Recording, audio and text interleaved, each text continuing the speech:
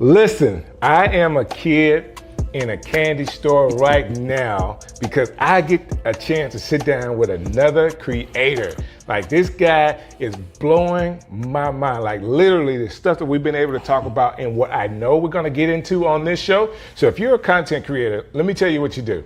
Not only do you watch this, I need you to take notes, go to the description, get the transcript, the whole nine. This one, like this show right here, is gonna inspire you and encourage you to get up and get to work. So without any further ado, you know I'm DJ Strick. This is Strick City Live, and I have Des Wilson right here from 1987. Yes, sir.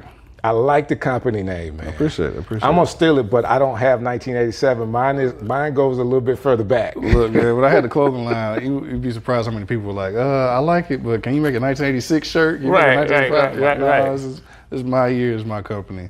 I got the logo, tattooed on me. Are you still working it? Yeah, man. I mean, my company has been, majority part of my livelihood. That's what's up. I left college in 2008. Where'd you go? Went to UAB. I had a full music scholarship to UAB. What instrument did you play? Saxophone, piano, and percussion. So, cool. Yeah, they got their money's worth out of me. I was doing saxophone and concert and jazz band. I was doing drumline in the marching band. That's crazy. Still had theory lessons, private lessons, and my core classes on top of that. So, are you a product of Birmingham? I'm actually from Tuscaloosa originally. I'm from sorry Alberta City. It's all right. No, roll tide. From Alberta City, pre-tornado, but went to Central High School when it was the real Central before it got split up into Paul Bryan and Northridge. So, I had a great time in Tuscaloosa. Moved to Birmingham halfway through high school. Ended up graduating from Oak Mountain and got a full scholarship to UAB. Man, that's crazy. Now, I'm going to tell you this. It's not an easy feat to get into UAB. A lot of people don't know this, especially around that time. UAB had a very high threshold to allow students to get in, especially from this area. I actually received the Stevie Wonder scholarship at that time. Yeah. So you connected with Dr. Pinion at all? I did. I connected with Dr. Pinion during my time at UAB. I think he was part of the selection committee for me to receive the scholarship, but I think they just took it into account. Me being a multi-instrumentalist, and that I think heavily influenced their decision. But I had been in music since about middle school. Before that, my parents noticed I had a really strong ear for music. That's how I really picked up so many different instruments. I play by ear. If I hear it, I can play it back. I did not know that, but that explains a lot of stuff. So my wife is a musician, right? Oh yeah. And I just know, like, real good musicians, they know how to speak another language through the music. And the intellect that you get out of that is multifaceted. And that kind of explains a lot of what you're able to do creatively. Most people would remember during the pandemic, you actually released some Netflix type banners for the Addams Family, done in African American style. Yeah. So the background with that is before the AI wave took off. I was part of a beta testing group who had access to Midjourney. And this is before Midjourney went public. And I was getting my chops wet with prompting, and this was right around the time when the first season of Wednesday came out on Netflix, and I just loved that new modern interpretation of it. I was a huge fan of Addams Family, when it first came out back in the day, and I was, you liked the regenerated version. Yeah, because the first version came out in the classic. 60s. Yeah, the regenerated version. Yes. So I guess the second iteration is the one I saw. But I liked the modern interpretation of it, and I was testing the Midjourney platform and AI to see how well it would respond to black imagery. So a lot of people are familiar with Midjourney now, but explain to me like a beta part of Midjourney, like before they ever came out. Yeah, they were still testing and building, the machine learning model. And if you were just a tech kind of nerd, like me, then you were familiar that this new wave of AI was coming. Right. We already had language learning models, which were like ChatGPT. Right. Those were just starting to roll out, but the idea of generative AI, was still being explored and tested at the time. And so they were still building their libraries and Right. models with it. And so just from, being subscribed to different, newsletters, blogs, and my timeline kind of being catered towards, tech-driven stuff and creative, visuals. I kind of stumbled on Midjourney and spent months learning prompting and testing it out. I mean, I thought it was awesome. And I mean, in the first I evolved with Midjourney, so I tested the very first iteration of it. And those images were rough. I mean, faces, people, they weren't fully formed yet. And, it was really abstract. And so I really watched it evolve over time to the point to where it is now, to where you can get, it's hard to determine fake from, an AI image from a real image now. Some good stuff now. And so I'm thankful I was part of that, evolution of seeing the platform grow. But the Addams Family was just kind of an experiment. I was like, let me see how the machine responds to a pre-existing image that I know is in its library, and make it black. And the results, I mean, it went viral. It did go viral. What was it, all the way to Russia? Yeah, Russia, Brazil. There's a huge Brazilian horror community that just loved it. And so once I saw the traction happen online, I put the designs on some T-shirts, and I didn't know that. Yeah. So how did that change what you were doing? At the time, I was in between main gigs, and so it was perfect timing.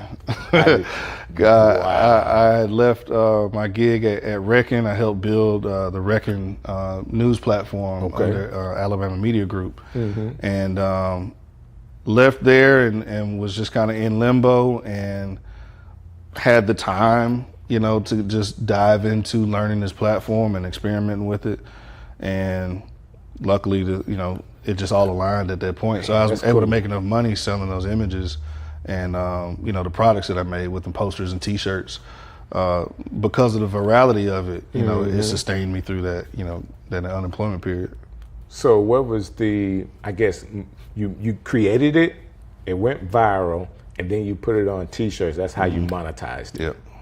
And people, like, at the end of the day, y'all need to know this, that when you're being a content creator, finding ways to monetize what you're doing with your creativity is one of the first steps to going from a full-time content creator and not just a hobbyist. I'll be honest, I'm still a hobbyist. Oh man, no. You're in the transition now. I'm in the transition. You're transitioning now, and it's also difficult as a creative too. And that's why you hadn't seen me do that since then, right? Right. I didn't want to be known as the AI guy, I get it. And when I released it, because the generative AI platforms hadn't been made public yet, no one really knew how I made the images. Did you draw them? Right. Is this really coming out with Netflix? I didn't have a clue. What I didn't know he did that. That's cool. Yeah. It wasn't till I didn't think it was Midjourney. It wasn't until later on that I figured out that I mean, this may be 2 years later. Oh man, that was AI. But when it came out, I was just blown away. Yeah. I thought it was cool. I thought seeing the images there, I'm like, man, did he get a Netflix deal? Yeah. Like, are they coming out with a Black Addams Family like that? Who, like, a TV producer would have to have seen that and say, that's a great idea. I had what production company was that? The production company that did Stranger Things. After I did the Addams Family release, I did a few other kind of experiments, like Dennis the Menace. And I seen that too. A few other ones, and I eventually ended up in this space of really exploring like the intersection of African culture and Japanese culture through samurai and Yasuke, the Yasuke story of the African samurai that was adopted to the Japanese culture and became samurai. And so really started getting deep into that imagery, and the production company that did Stranger Things actually reached out and was like, hey, what are you doing with this African samurai stuff? Because we're working on a Yasuke movie.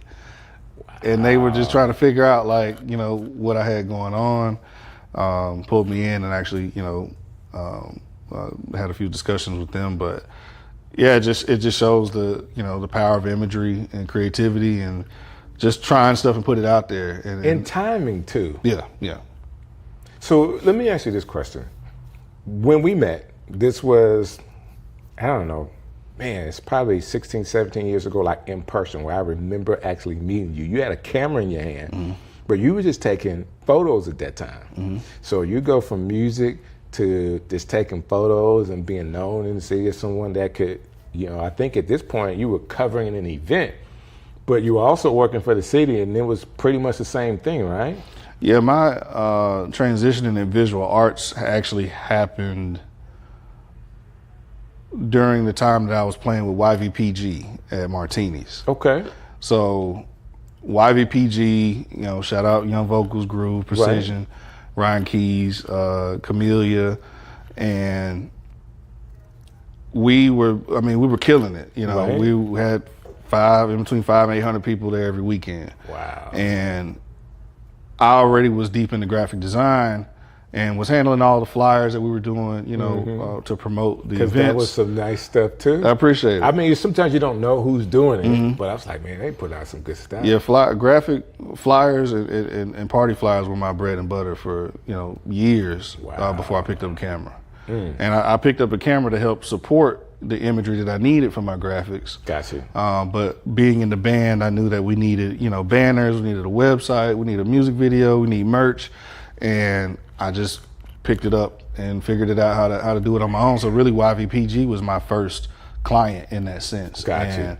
And got my feet wet with trying out different assets and visual branding as a whole. And so it started there, and it just kind of evolved into different businesses. And graphic design, and then I picked up photography, and after photography, I picked up film. Right now you're really blowing my mind because you're a person that don't have limits. Like how you think that, hey, I can do this, I can do that. Creatively, how did you get to that space the way you say, I know you said in this case they needed it, but what would be they needed to what I'll do it? Like how did you get to the point where you say, well, I can do that? Just pure interest, and So are you a player? Like, do you go in and play with certain things? Or are you a YouTube University person? Oh yeah, YouTube. YouTube. I spent 10,000 hours, learning Photoshop and learning Premiere Pro. Oh my God. Same way I did to learn Logic when I was heavy into music production, and Fruity Loops before that. Right. So it was remaining creative, allowing myself to remain in that creative space, to not box myself in, and being open to learning something new. How are you still in Birmingham? I've traveled a lot. I didn't say why. I'm like, yeah. how? Because we have so many creators here, but a lot of people don't know that people are creating out of Birmingham all over the world for major things. So we're going to get into what you're doing recently, like right now, but how are you still here? Really, what brought me back to Birmingham, I spent a lot of time in Atlanta, and I've traveled, around the world, filming and working with different folks, celebrities, athletes. Went to Africa the first time with David West. Okay. Played with Golden State, and currently working on a documentary with him now about his AAU basketball program in North Carolina. Cool. So spent a lot of time in the music industry in Atlanta, and actually had an opportunity to work at Jesse Lewis's advertising agency. And that's right. Ricky White, shout out to Ricky White, set me up with my first opportunity to work there. Advertising and the agency world was something I had been interested in, but didn't have I didn't have a way in at that point. Right. And so when that jumped up, I hopped on it and came back to Birmingham. And so why not, right? Yeah. I was like, I dropped out of UAB my junior year, and just went full force independent in the creative arts. And after kind of going through that journey, missed some parts of the structure, Got you. After freelancing and, not picking up as much business acumen as I should have been over that time, because I was just so heavily involved with the creative process. And, the money will come. Right.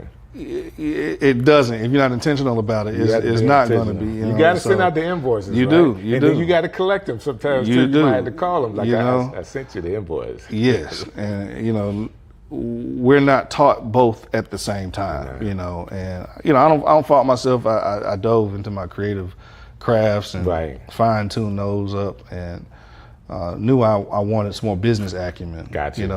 That I knew I needed to evolve and into my next chapter. And so my time at Jesse Lewis's agency, I rebranded them into Agency 54. Okay.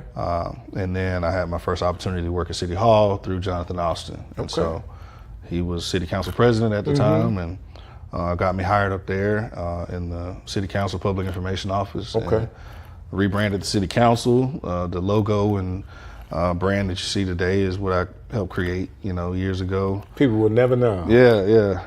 Wow. So help integrate update their video integration system, got them integrated into Facebook Live, and help make a lot of those meetings more accessible to the general public.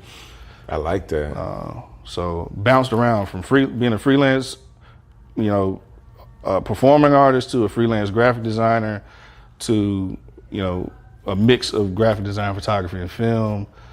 Then I went into advertising, from advertising into government communications, from government communications into journalism at Alabama Media Group.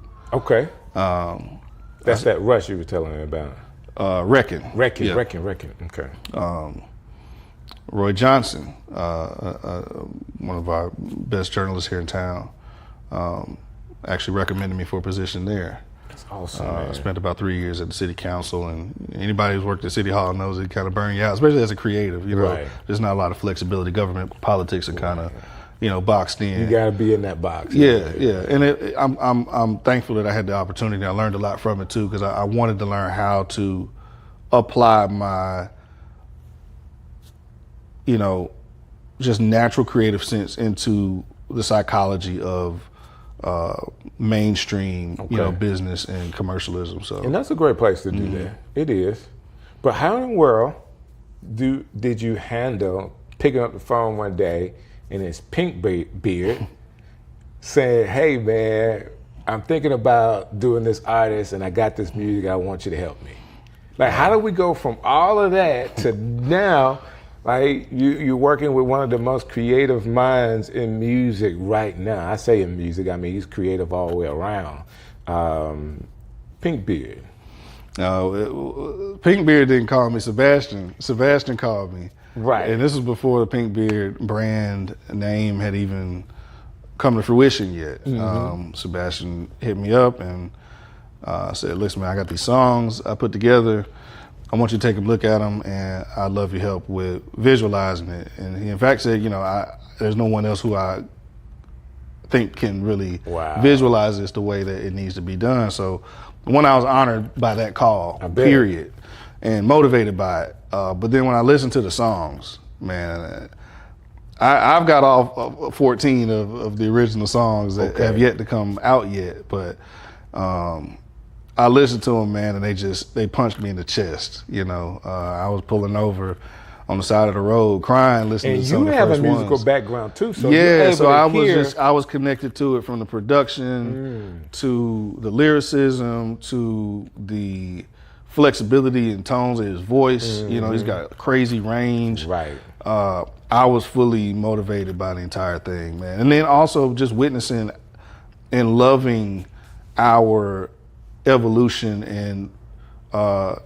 exploration into country music and other genres that we typically have felt, we're not for us. Right, you know, like that door hadn't been open. Exactly. That door is open now. It's wide open. We kicked it open. I mean, Definitely it was kicked open. Yeah. Like Shout out to Beyonce. You know? Right. They were behind the door talking about y'all can't get in. Yeah.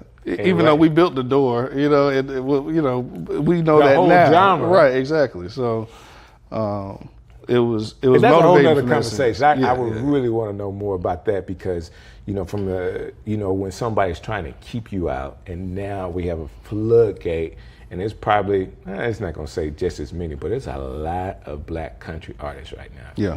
And a lot of them are doing some major things. Like this one black guy, I don't even know his name, but he's doing commercials and everything. Yeah. Yeah, Shabuzi. And I mean, if we go back, I mean, Darius Rucker, Hootie and the Blowfish, you know, True. In terms of kind of a modern sense, really, right. You know, set the tone early. But I love to see our blackness unlimited, you know, and why not, right? I mean, you know, we're global, you know, and I'm blessed to have seen that, you know, going to Ghana the first time, I mean, was life-changing just to see that many black folks at once in every facet of society, from the doctors to the, you know, cashiers at the register to the police to the, you know, it was beautiful to see. And I think on the heels of that, you know, when Sebastian sent me the songs, I saw the potential for, I felt the effect that I knew the music was going to have on people.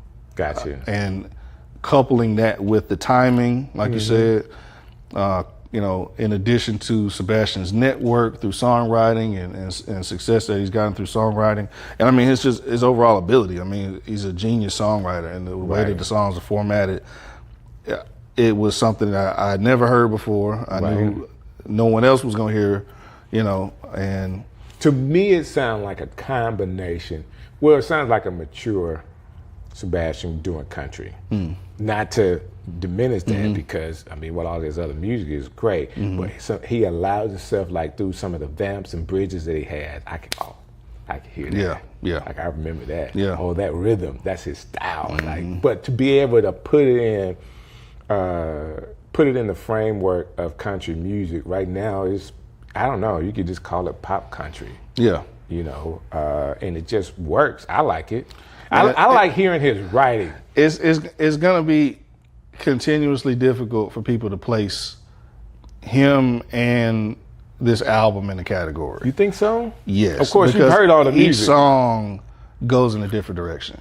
No two songs sound alike. Wow. And you'll see as they roll out. I mean, the album could be a soundtrack to a movie because it has that much flexibility and versatility to it. Have y'all completed like a lot of the visuals already, or are y'all still working? No, we're still building. Yeah, we're building as we go. The timeline has been really interesting. I mean, we started shooting clips less than a year ago, and you know, within the first 3 months of us releasing clips, I think we generated about 20 million organic views. What are you filming on, like, for those clips? I shot those on a red Komodo with the DZO 20 to 55 cinema lens mostly, and 35? 20 to 55. 20 to 59. And then one of my favorite lenses is a Canon 70 to 200 L3. Okay. And so a lot of my more intimate stuff, I like shooting real dirty shots with stuff kind of, you know, in front of the frame, shooting through things. And I use that lens a lot for that. I get it. I'm sorry, we're nerding out a little bit. Yeah. You know, we're speaking Spanish to a lot of folks right now. Hey, but it works for me, man. I always want to know because, you know, as a creator, sometimes good creatives, not to take away from using great equipment, but you can shoot it on a cell phone. We get stuck on equipment, man. You know, and it was more important 10 years ago than it is now. Right. You know, we didn't have the quality. I mean, we got 4K and 6K on our phones now. So in terms of resolution, that's not the concern anymore. Now it's about aesthetics, depth, you know. Creativity. So this is what I'm learning. So in this set, it looks good. The video quality is good, but I'm still trying to develop more identity for Strick. So and that's all it's about now. It's about your own signature, what you like. Right. So if someone wanted to duplicate it, some of the stuff they could, but the next lens, it would be hard to duplicate. Right. You know, you can, but you got to step up. And my brother is deep into cinematography as well, and one of the things he told me a while back stuck with me is it's less about the sensor and more about the lenses. More about the lenses. Yeah, how you stack those lenses, and I mean testing stuff out. I just bought one of those cheap 3D printed. They make it's a 3D printed lens. I call it a lens mount, but it's a lens. Okay. But it emulates the look of a disposable camera. I've heard about those. Yeah, it's like $30. Yeah, real tiny like lens. Yeah, super small. You don't have any. You don't have any control over your exposure, but you know you work your frame rate and your ISOs. You can get what you need, but you know it's not being limited to the rules of cinematography. But also understanding the rules of cinematography and like diving, knee deep into understanding what it takes to create a cinematic image. Gotcha. And I think that there needs to be a bolder line drawn between videographers and cinematographers, and there's no shade to either one. It is a difference. It is a big difference. Picking up a camera, turning it on, and hitting record is not the same as it's not. Understanding color grading, shooting in log, frame rates, framing, symmetry. I'm a huge Tarantino fan. And you can tell stories with cinematography. Yes. Videography allows you to tell a story. Does that make sense? I could see. I would say cinematography is the aesthetic of telling a story. Gotcha. You can tell some people are better storytellers than others, right? Right. Or you can tell a story with no images. Right. You can. And it's all about how are you telling the story and how effective is the story being read and received. I get it. And I think thankful that Tyler Perry made the transition from screenplays, from stage plays into screenplays, but we, and obviously like the gatekeeping of Hollywood also is part of that too. The knowledge of cinematography, how to meet that pre-existing standard that had already been created, right? Had been gatekept from a lot of us for a long time. And so Tyler Perry broke the door down. We saw that, independently produced black films do really well. Right. People started throwing money behind it, but a lot of people still didn't take the time to really study cinematography in that sense. And I don't think a lot of people really understood that Tyler Perry made the transition from stage plays, which you can cut corners. You are throwing wigs on and doing quick stuff. You know what I mean? Right. You're not behind the camera nitpicking about, ISOs and zebra charts and everything. Right. And so I think it took off, that industry took off faster than we studied it. Yeah. And so with that, you saw the Tubi, trend where a lot of independent black filmmakers are making good money, and a lot of people like a lot of the Tubi movies. It's hard for me to watch a lot of them because I'm looking at it from a cinematographer's lens, and I'm like, that lighting could have been different, or this framing is not liking it or watching it. It's my wife having to listen to me say, "Baby, look at that! No, stop it right there. Look at this. Right? You should never do that." There's a continuity issue right there, So, but it's still no shade because I'm glad to see black folks telling stories, black folks making money. That's true. And so there's no hate there, but from a purist perspective, and somebody who, spent that time, YouTube University and still studying and trying to be better with my craft in that sense. It's something that I want more. If we're picking up a camera, I want all of us to be as invested in learning how to better our shot each time we pick it up. So I want to get back to this thing that you're doing as a creator with Pink Beard. For whatever reason, I saw the connection between the two of you guys different. So I have a lot of clients, and guess what? You'll never know that they're my clients, because they're sharing it on their platform, and I built it, they paid me, they put it out.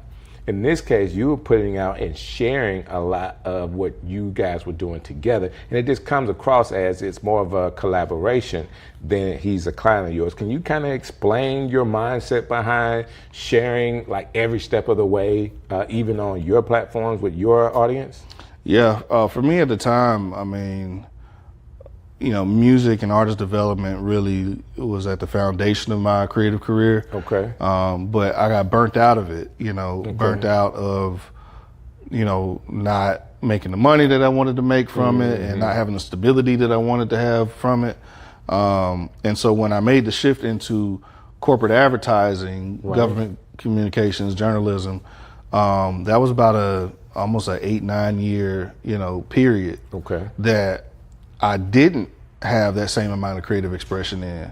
I wasn't shooting music videos like that, you know what I mean? And so a large piece of my creativity was lost during that period of time. I get it. I gained a lot of knowledge in terms of how to, market and create, commercial advertisements. Shot a lot of big name clients and stuff like that.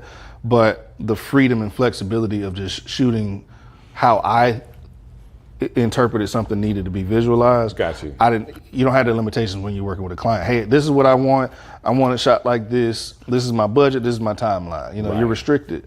And so when Sebastian came with the music, I saw that opportunity. One, he presented it as a collaboration. He didn't say, hey man, I got X amount of dollars and I can spend this much on each video. He was like, listen man, I ain't got no money. I just got these songs. Right. And I truly believe that you're the only person who can take this to the next level for me. Wow. And it was that combination. I mean, Sebastian and I have known each other, 15 plus years, going all the way back to Amani Raha, I think. Got you. But we didn't grow up together. We didn't go to school together. We just knew each other through the work that we had produced in the city. And I was blessed to be director of photography of the first, major video he put together, which was Hey God. Okay. Unfortunately, the label that he was on at the time didn't release that.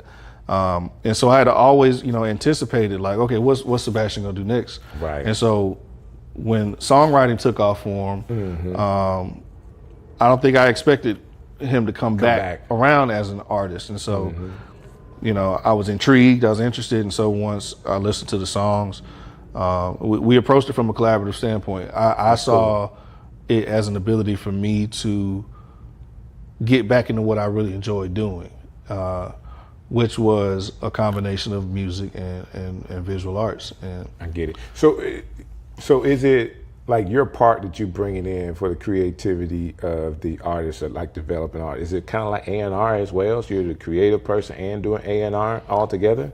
Yeah, he'll have ideas that we'll, kind of collaborate on. If he doesn't have any ideas, he'll just completely take my direction. And that's input that's been from styling to locations to how he performs a certain type of song. And over time, I mean, my role has evolved, to now like being his creative director, and I'm hired under the record label now to continue doing what I've been doing. Yeah, so he took me with him. I mean, that's the way to do it. He right? was not going to sign the deal if I wasn't part of the deal. And that loyalty and trust is what really, man, you can't beat that, brought us to this point here, man. So who came up with the idea that he'll run for mayor? That was him. Listen, that was definitely all this Big talking Biz hadn't did anything for us. I create and you know what stands out for the commercials that he's doing with that? I don't know how he did the voiceovers or how that worked out. The way he sounds to me stands out more than anything else. The way he pronounced the words. We're gonna have a battle royale. Like, I'm a talker and DJ and all that other kind of stuff. So I'm listening to not just what he said it, but how he said it. And I'm like, this stuff is A1. Listen, and this is just a testament, I think, to full blown creatives, right? Right. I showed him the DJI Osmo Pocket 3 that I had gotten, and we shoot a lot of run and gun, social content with that. He was like, man, I got to get one of those. He bought one. He figured out how to use it, and he took off with it. And all of that social content you see is him. He's been shooting it. He's been editing it. He's been coming up with the scripts on the fly. So the entire mayor campaign was not thought about. It wasn't like a pre-planned I think it's a hot execution. idea, by the way. I'm with anybody that is any type of an artist or anything like that running for any kind of office unofficially. Unofficially, right, yeah. Is a cool thing around that time because there's so much activity around the mayor. Guess what? The algorithm picks that up. It's timing and paying attention to the landscape, and being tuned in enough to see where you can kind of fit interject in. Same way with the AI Adams Family stuff, Yeah.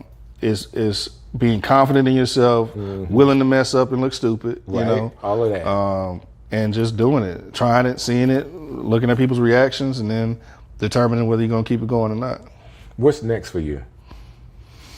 It's a great question. I'm about 3 months into a new position with Create Birmingham. Okay. So I'm the communications and growth manager at Create Birmingham now, and that's a local nonprofit that literally just serves the creative community through grant resources. We have networking events. We have a co-starters program where we've helped, build and launch several creative businesses in the city. Okay. We're also our subsidiary is Film Birmingham, which does the same thing in the film community. We provide workshops, networks, resources, and we have a film location crew and location database called Real Scout, where any large productions that come to the city, they'll go through our database to find local crew, resources, etc. That's what's up. So I didn't do it last summer, but the 2 summers just before, my nonprofit is called Urban Avenues, and we do a summer camp. And we've used a lot of people through the film part of that nonprofit to kind of help us be able to teach the kids. It is my plan to do it this summer. I'll be sure that we talk more about that. Please do. Get some help. I don't want to have to, we're not trying to serve 100 kids, but we're trying to serve the kids that we do have the resources for very well. And they make films, and you can look it up on YouTube, Urban Ham Film Camp, and there's some stuff out. There's some little vignettes that we help them go through, which is really, really cool. We've had some people come in and kind of run that camp for us, and they've been great. And I want to keep trying. We missed it last summer, just too busy. My wife's schedule was ridiculous. Yeah, and she's doing her thing, man. She's doing her shout thing. out to her. And I get to carry the flute back. Yeah, man, as you should. So we've been enjoying that, but we definitely want to dive deeper into it, especially because of the show, the interview show is just going well. Strick City Live is doing really well right now. We're trying to keep that going. That being said, if there was a young creative, maybe you 20 years ago, what would you tell yourself as you know what you experience and what people could be experiencing in the creative space? What would you say to kind of encourage somebody that is looking to be creative now? To learn the business as much as you learn your craft.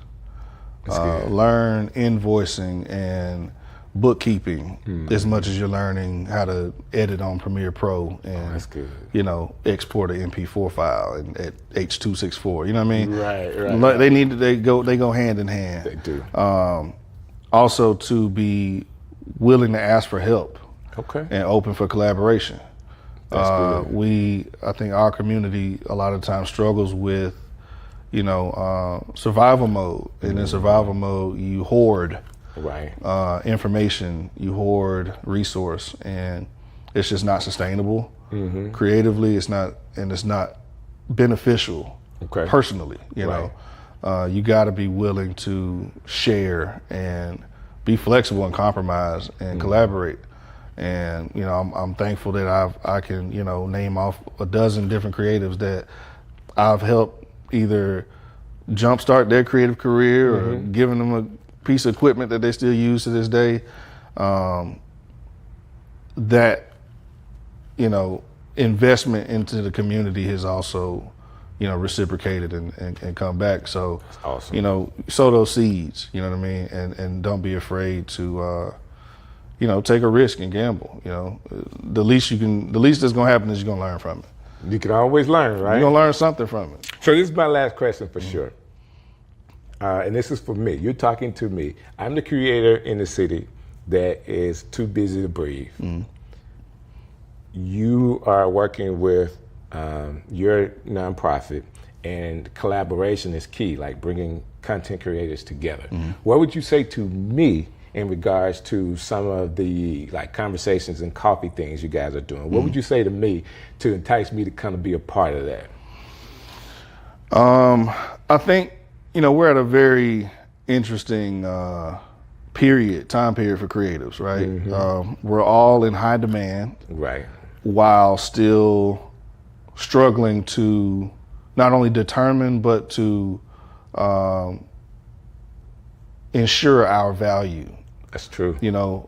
Every corporate entity needs some level of creative services. Right. From website design to photography to video storytelling to training videos, social media graphics. Everyone needs a creative right now. Right. But a lot of people don't want to pay what creatives need. Right. They don't consider the amount of investment that we've taken into our equipment. They don't take account the amount of investment we've put into our skills and crafts, and how that's it's you have to constantly continue learning, just like you have to a nurse practitioner or a doctor has to take their boards every several years. That's right. We're always studying, right? But I think now, especially in Birmingham, which is a growing creative industry, we're not Nashville and we're not Atlanta, but we're right in between. Right. And the world is slow. Hey man, how the folks doing, man? Oh man, my folks are great. Yeah, they do me a favor, man. Please tell them I said hello. I will. Tell them you had a chance to sit down with Strick, and he said I told my hello. mom. I told my mom when I was on the way. She was like, "Strick, like, yeah." So, so all love. Man, I'll never forget playing softball. We was in a little softball league with your dad. Hit that home run. This dude. Yeah, competitive home run, like. No, I mean, still very athletic. Oh, for sure. Still very athletic, sure. and to this day. To this day. To this day. He won't sit down with it. No, not at all. Not at all. Man, that's what's up, man. That's what family is like. And the wife is cool with you taking out this time to hang out with me? Oh, most definitely. Like my girl's there dance, so she making sure they good. And so, we here to hang out. She don't know no better. Hey, listen, I'm good. You going to do what? Be on whose podcast? Strick City coming live. Hey, man, I want to thank you guys for all that you've done to support Strick City Live. Let me tell you this. To me, this has been phenomenal. Like watching you guys actually talk about the show. I've gotten calls from people to want to be on the show, which is a big deal. I can't interview everybody, but I promise you, I have brought some of my friends, people that I know in the city of Birmingham, to you. Why is that important? You need to know who I know, not just because I know them, but because they are great people. That being said, I have an award-winning person in the studio today, you know what I'm saying, just so happens to be going to Fruita Bowl or City Bowls, I think it's called, in Charlottesville, and I ran into him, hadn't seen him in years. And he said he'll come to the show, so I got him right here at Strick City Live. Yes, sir. Mr. Why Not? In the building. Here it is. Tony, man, thank you so very much for hanging out with me, man, sir. all day. Look, I was honored. You said, hey, come on my show. I'm like, me? You want me? Man. So I'm here. Listen, let's just start with the award-winning stuff, because everybody may not know that you are a Stellar Award winner.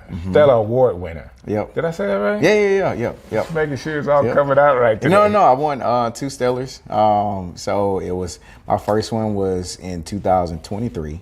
I directed directed and was like the DP. More so the DP on that project for Mr. McClure. That was 2023, and then recently I directed creative concept, the Amen video. For Pastor Mike Jr. On the bus and all Yeah, that? we were on the bus. So it's crazy thing is like I got that inspiration. I love to travel. So I was in Colombia, in Colombia. And we were riding up to the mountains, like, well, not really necessarily the mountains, but it was like an area where like they have like a whole bunch of graffiti and all that kind of stuff. So we did like the public transportation system. And so we got on the bus there, and the guy, it's like, this is how they like make money. He got his radio, his boom box, and literally got on the bus with it and started rapping. Got you. And so we're on the bus, this guy rapping, and he's like doing in Spanish. Don't have a clue what he's saying. You know, but like the beat, the aesthetic, the vibe was cool. The experience, the vibe was there. And so I was like, man, this would be a dope video. So I literally put it in my notes. I have like a whole like notes of like just ideas. I notes? Notes. Yeah, notes in my phone. Like I was just like, making sure it was that you're an iPhone user. Yeah, I am an iPhone user. I was just that was gonna let me know how long the interview's going. Right.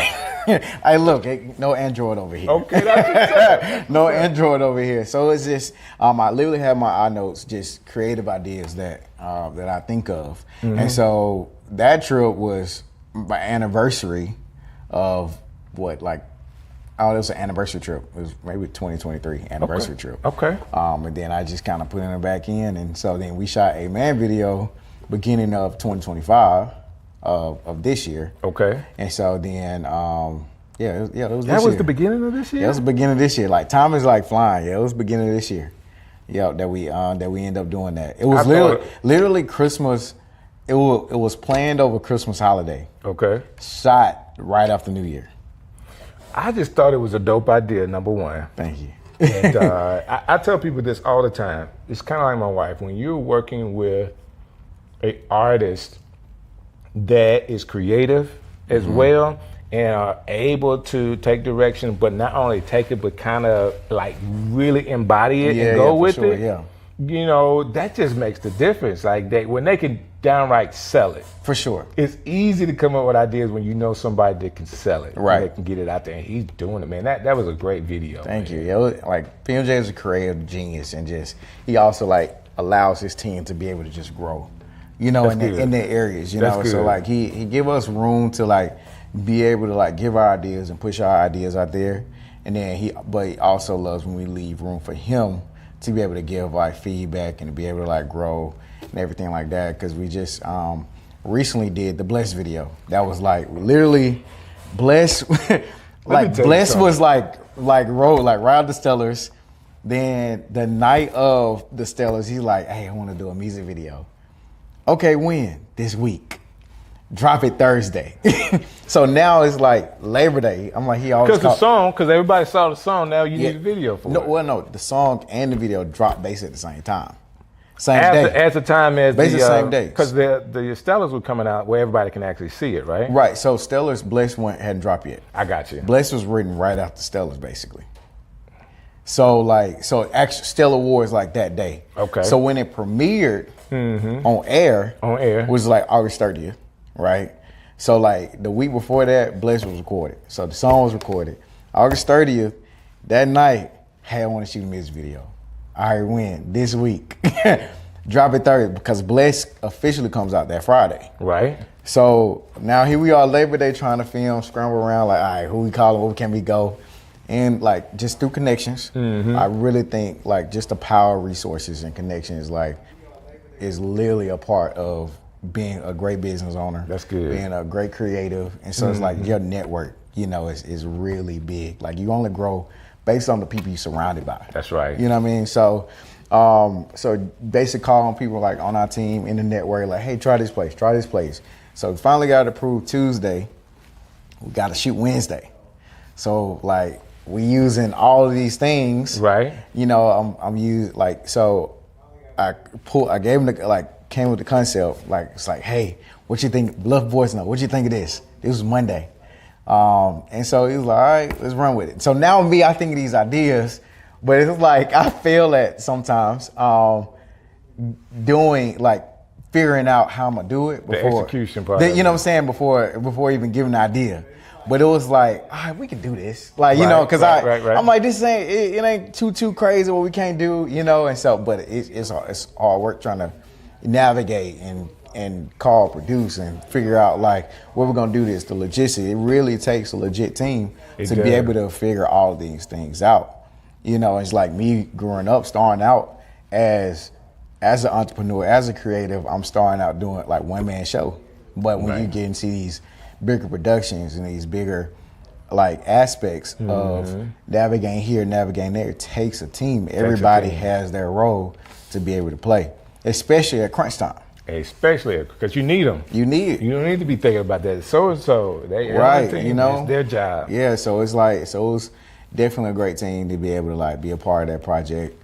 The creative part is what I want to know. Yeah. All right. So the whole was it G University or B University? It was God State University. God State University. That was for the Stellars, but y'all used that God State University for the video shoot as well. Correct. So it was like God State is basically was to push out the new album, new EP, things like that. So it's similar to like, you know how Super Bowl, like those, like with Super Bowl Sunday, those performers that perform for halftime, they don't get paid for that. Right. They push their agenda. Right. Rihanna. Right. She put on lipstick and started like from old Fenty Beauty. Right. You know what I mean? I think Kendrick Lamar, he just did his, and guess what? His tour was being released. So it's like, you know, being able to navigate and utilize these platforms to utilize on, like, okay, how can I push out, you know, this exposure is a big deal. Exposure can be a big deal if done correctly. If done the right way. You know what I mean? If done the right way, when the right platform, because every platform is not your platform. That's true. You know, so you gotta use discernment on like, okay, which platform should I use? Which one is best for me? You know, because you don't just say yes to every single opportunity. Tell me, like, from a creative standpoint, because now I want to go back. How did you learn all this stuff? Because I know you started, like we talked about this earlier, Tuskegee. Right. You had a camera in Tuskegee. Right. And I as a guy, you know, I grew up in that area. I understand why you would have a camera in Tuskegee. Absolutely no. We didn't have cameras. We didn't have phones back then. It was like 12-1. I understand why you have a camera. Cool idea. But that experience allows you to do so much more. Like, most definitely. Explain that for me. I picked up my first camera at Tuskegee. Okay. It was 2010. I was doing an intern. Well, no, I was taking summer classes in Texas, and a guy who actually still shoots his day. He's in Texas. Okay. Shout out to JCI Creatives. Like he inspired me to get Canon, because he was shooting like in some like the clubs, things like that. I was like, man, I really want to get into photography. So my birthday, August 2010, I asked my folks like, hey, can I have, you know, for a camera for my birthday? They literally took me to Best Buy, got me my first starter kit, T3i Rebel. You had T3i Rebel with the 18 and 55 starter with the kit lens. With the kit lens. And my starter flash, my Canon flash, you know, started out. I did my first photo shoot in Target parking lot. No way. Target parking lot. Didn't know what I was doing. Shooting on auto and JPEG. Like all the things. Right. All the things a beginning photographer. That's what you all start. the things a beginning photographer does. Like that's where I started. Because it could be worse. Could be worse. Like, you know, you can look back at like what I shot then compared to what I shoot now. Is night and day. You know, even the retouching, even the lighting. You know, so I was out there, but the aspect of we were legit just having fun. Man, that's cool. And so that's how I started the base of my business. It's like I want to be able to have fun while doing this. You know, I started in college. A lot of people, I started doing photo shoots by just having fun, just doing creative shoots. I was part of the Ray Review Modeling Truth, so I was able to connect with some of like modeling friends. Like, hey, y'all want to create? Y'all want to like, you know, create some creative concepts. So I used to have a backdrop in my apartment. No way. Yeah, for real. And I used to utilize the studio that my architecture studio. That's my degree is in. Usually set up backdrops in my architect studio and then do photo shoots in there or on campus. Just creative concepts just to be able to create, you know? Man, that's cool. So how did that start like a real passion for you though? Like doing all of that? Like how did you really get passionate about that? Art is my passion. You know, when my first hustle was actually drawing people, like in cartoons. Okay. So I used to like draw cartoons and draw people, and I used to sell them as like portraits. Okay. Right, and then that was like my first hustle, just get paid. And then photography came about. Here I am, Tuskegee, college student, no money. Right. I had my parents, but it was like I was tired of just asking my parents for coins. I'm tired of overdrafting her account. You know what I'm saying? Counts overdrafting, you know? Right. So it's like, so when I picked up a camera, had SGA, Student Government Association. It was like a huge thing when it came down to campaigning.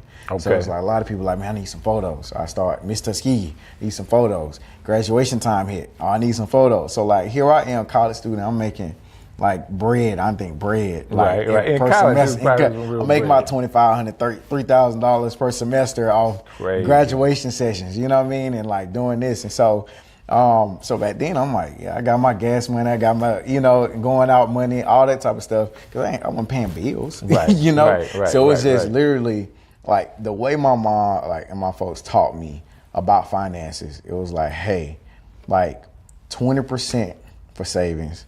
And you gotta make sure you 10% tithe. You got to tithe. So I literally had a bag. Like I used to get paid cash sometimes, like with people. So I had like a bag. So like now I'm in my on-campus apartment with bags and walls of money and plastic Ziploc bags. One labeled tithe, the other one savings. Oh man, they got you doing an envelope system. Like too. I had the envelope system, bro. So like literally like that was my base. I still live on that base to this day, That's you know. Awesome, and sometimes like I think as entrepreneurs, we go through those seasons of like, you making this money, that money, right? And then like, so like now you kind of, sometimes you get carried away, like let me just spend. Yeah. And then but now guys sometimes take you in a season where like, let's get back to the basics. Remember the place that you started out at, and go back there so you won't forget where you came from. And it gives you an idea. I say it like this, God, remind me of how you humbled me. Like the beginnings of me getting to a place where I was really mature and doing things the right way. Those things are important. Yeah. And I also think that in what you're doing now, showing how creative you could be and not being stuck with just doing photography. Now, we hadn't talked about all of photography because you prolific wedding photographer. Thank you. Like you talk about shooting pictures in Tuskegee. Like I remember the first time that you had one of your wedding photos in a wedding magazine. I think it's Bride magazine or something. Black Bride magazine. It's like my man's doing it. And when I tell you, like, big shout out to Black Bride magazine. I work with them to this day. Okay. And so Mary, when I was working in an architecture firm, I remember my first conversation with Mary. She's the owner of Black Bride. Okay. And in my first conversation, it was like 2014. And like we got on the phone, like my whole lunch break. I was working in an architecture firm at the time. On lunch break, and she was just saying, like, I see so much in you. Wow. You know, it's like you just truly have a gift, and I see a light in you. And she was just like just pouring all this stuff into me. She still to this day pours into me, and like, that's awesome. Like you're uncommon. You know, it's how she talks about me. It's like she's really like just family nowadays. You know, and she gave me my first opportunity to shoot my first cover. And so I had my first magazine cover through Black Bride magazine. That's awesome. And I've shot total 3 or 4 covers with them. And so she's just always pouring into it. We're in the process of planning like a gala now. Okay. And so like that's a big thing that's gonna be in Atlanta coming up beginning of next year. So, you know, just doing those things and like being on the committee for voting and all that. And so just these different experiences of life just propelling me of what God wants me to be. So all of this I'm asking you, I don't have a clue about. I got bits, and where everybody's doing their thing, but I got bits and pieces. A lot of stuff I don't even share on social media. You know, I think like there's opportunity God presents to where like, no, like it's time now. Like vocalize it. You know, I don't think everything is for social media. And I understand, man, but you cannot hide the fact that you got 2 Stellars. I mean, that's all out there. Like, that's all out there. Yeah. No, that's been a true blessing for sure. Has it been a calling card for you? Like, have the phone calls been coming in, people wanting to know what opportunities they may have with working with you? Like when we announced it was like DMs flooded, like, oh, like you dope. Like, let me, how can I work with you? How can I do this? You know, it's just like, you know, projects here and there. Like, but I just know like it's one of those things where I think we talked about earlier. Is like you never know like who the right person mention your name in the right room. That's right. You know, I can be at home maybe editing, somebody put my name into a room. You just never know. You know, so it's just level like. The level of exposure, giving the levels of opportunity, you know, and so whatever comes from it, you know, I feel like whatever door is open for me, God has for me. That's awesome, man. And that's a great place to be, because I do believe sometimes people allow the next thing to control them. Yeah. And they're going after. This is what I told my wife a long time ago. In her career, it's like, we don't want the career to drive us. Yeah. We want to drive the career. Right. Which means you have to be in control. Like, every opportunity is not your opportunity. Yeah. Every gig is not your gig. It is the right gig at the right time. Right. Because sometimes people get into it and they just flood their schedule up with stuff to do. Right. Well, I'm shooting here, I'm shooting there. You know, when you do that, a lot of times people charge less. Mm-hmm. And you don't get an opportunity to, number one, charge more, right, or to enjoy the process, right, because you're working all the time. Yeah. I do believe in that mindset of, it's just me, man. I'm gonna charge more. I'm gonna charge more, have less clients, less and work, and do more quality work. Right. More quality things to help whatever client that I'm with. For sure. Because I'm not a photographer. I'm not a videographer. I'm your coach. Yeah. That's the way I do my business, where I can coach people through the process. And, you know, it is what it is. I honestly feel that, though, because I remember I went full-time 2017. Mm-hmm. I was working at the architecture firm. Crazy thing is, I was actually laid off from my job. Wow. And because they saw that I wasn't necessarily passionate about it, but at the same time, like my wife and I, we had just got engaged at the time. Okay. Planning the wedding. 20, like, you know, had just proposed. And I remember, like, we were riding the car. I was like, God, like, the door is gonna have to open up so, like, wide, so big. It's gonna have to get, you know, for me to say I'm gonna leave, because I was so scared. I was scared to jump. Right. Absolutely afraid to jump. I get it. And sometimes we're afraid of the solution. So you had to be. We're afraid of the opportunity and the solution. So God had to kick me. He had to kick the door down. So I remember one time I was like in that meeting. It was close to the end of the day. I had a photo shoot to go to anyway. I was trying to leave my job early anyway to go to a photo shoot that was scheduled. And so they called me into the office, and it's like, yo, we're gonna have to let you go. And I remember everybody in the office like boohooing, crying, because they was like, they didn't want to see me leave. They enjoyed who I was, right? But they also saw like that architecture wasn't necessarily my passion, you know. And I told them thank you, and I was able to like let it. I was looking to leave. Oh my God! But I just did not know how. And so they were so relieved that I said that, because they didn't want to feel like I was letting, they were letting me down too. Right. And they knew I had just got engaged, just like, so now I am with a fiance, no job, like corporate job. I still, I had photography. And that whole time I was like trying to find other opportunities. I remember I got an opportunity to work for Apple. Like I was working at the Apple store. Right. I didn't make it through the training period, because I was like, hey, because I was looking at my schedule. Right. You knew what was coming up. God had me booked and busy for the fall, right? So it was like, this is coming up. And I was like, yeah, I'm not going to be able to do this. Wow. And so in that moment, it was like, no, God was like, I got you. Like, lean on me. All these opportunities. And I remember my wife, like, when I told her that day, I was laid off, she said, I'm with you 1,000%. Oh my goodness. And so to be able to have a someone I'm about to call my wife at the time, say, yo, there I'm with here. you. I'm here with you 1,000%. I'm like, oh, it's time to ride. I'm ready to go. Oh like, let's my go. Let's get it. God. You know. And so it was. And then the crazy part is they hired me to be their architecture photographer. No way. Yes, the very first, the project that I designed, like for the most part, the exterior I designed, that was the first project I had with them. So I got to photograph the project I had worked on as far as like intricate design of bricks, a brick layout in Tuscaloosa. And so just to see like them having the opportunity, shooting their headshots. I didn't burn bridges. They just used me on another opportunity as a contract. So I got to ask you this question because you've already kind of said it in so many different ways, but somebody may be in a situation, like we're creators and we can talk creation all the time. Right. But we're also creators that believe in God. For like sure. Creators of faith. And it's such a different thing to rely on your faith inside your content creation and inside of your business. And say, okay, God, this is your business. I am your guy. Right. So if somebody's out there really, really struggling with that, what would you tell them? If they're struggling. If they're struggling with trying to figure out exactly what you said. You know, I don't know when it's time to leave. Right. I mean, I think, I feel like you're gonna feel it in your spirit.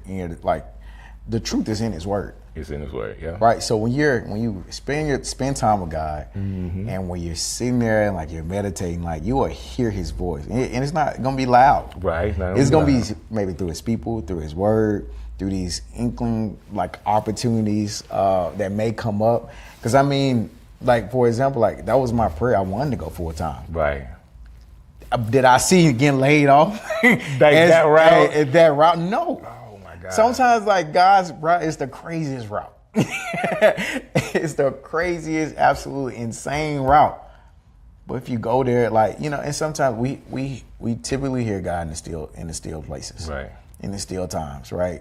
And like our plan is way less than His plan. His plans are way higher than ours. You know, and so being able to just sit there and say, okay, no, that was a part of my route. That route got me here. Then that route took me here. And oftentimes when we try to do it ourselves, it delays where He wants us to go. At any point, did you see yourself doing what you're doing now? I never thought photography would be my career. I was in high school, architect, construction engineering program. I had a goal to be an architect. My first goal was to actually be a vet. You know, and so to be in high school doing all this, getting scholarships for architecture and doing that, like I never thought photography would be my career. And then you say photography, but you got awards in videography, cinematography. Like, you know, I was a photographer first. Right. Then I wanted to get in cinematography. And then I just started studying and learning, like, okay, different ways of lighting. YouTube University. We've all been there. I got my degree, you know what I'm saying? You know, put in my hours. Exactly. Put in your hours. And it's just like practicing, doing collaborative opportunities to be able to, like, okay, I want to learn something different. Like, versus try it on a client, let me try it on someone that also need photos or need video or want to create, you know? So just collaborative opportunities to be able to just grow. Man, I hope somebody listening to this really hear what you're saying and inspired, that they are inspired by who you are and what you're doing. Let me say it this way. I know you as a kid. For sure. Since you was a kid. You like my great uncle. Yeah, I know, right? But the man that God has allowed you to grow into is like blowing my mind. Yeah. Like, I think it's really cool that you're getting a chance to do some of the things that you're doing, but more importantly, I believe that when you're in certain places doing certain things, it's only because God trusts you to be there. For sure. Most definitely. Like, we don't always get it right, but it's huge for God to trust us to be in the room in the first place. Yeah. So He's trusting you, but dude, based off the last video you did, the sky's still the limit. Like like the Mr. McClure video was hot. Great concept, great idea, right? That was Mr. McClure was PMJ. Mr. McClure, yeah. He was like, I want to be 3 people. So his old album was based off of like 3 different parts of him. That's crazy. And so Mr. McClure was one like, he's like, I got this, and we just had like the vision to be able to like come up with the framing and the concept of like bringing it all to life for him. You know, so but that's stepping out to be yeah. able to do it, because you still have a way of capturing his ideas. Yeah. This last video, like, that's Strick City to me. Like, I love that. I love the DJ thing, the turntable stuff. I literally that concept. I because we were like short on time, I didn't have the opportunity, the time to just explain, right? So I'm literally Monday night, I'm probably up to about 3, almost 4 in the morning. Wow. Doing my shot list. And I use AI. Why not? I use AI to be able to help me create my visuals and concept, like to come up, okay, I want this type of shot, I want overhead shot, I want dirty shot, medium, like just to be able to navigate so that my DP on the project. Exactly. Are you gonna release any of those sketches? I am. Like I released some of them on my social media already. So yeah. You know, I love talking to content creators. I even love more when content creators, you know, we can be on the same playing field as far as our faith. You know what I'm saying? I just love that. But more importantly, people that are very thoughtful and allow the creativity to flow through them. Yeah. Because the concepts you come up with is just mind blowing. If you just, I call it get out of the way. Okay. Yeah. Like if you just find a way, get out of the way, and yeah, you want to say I thought of this, but a lot of times if you're really honest, you don't know where that came from. Like I was sitting here and I saw this.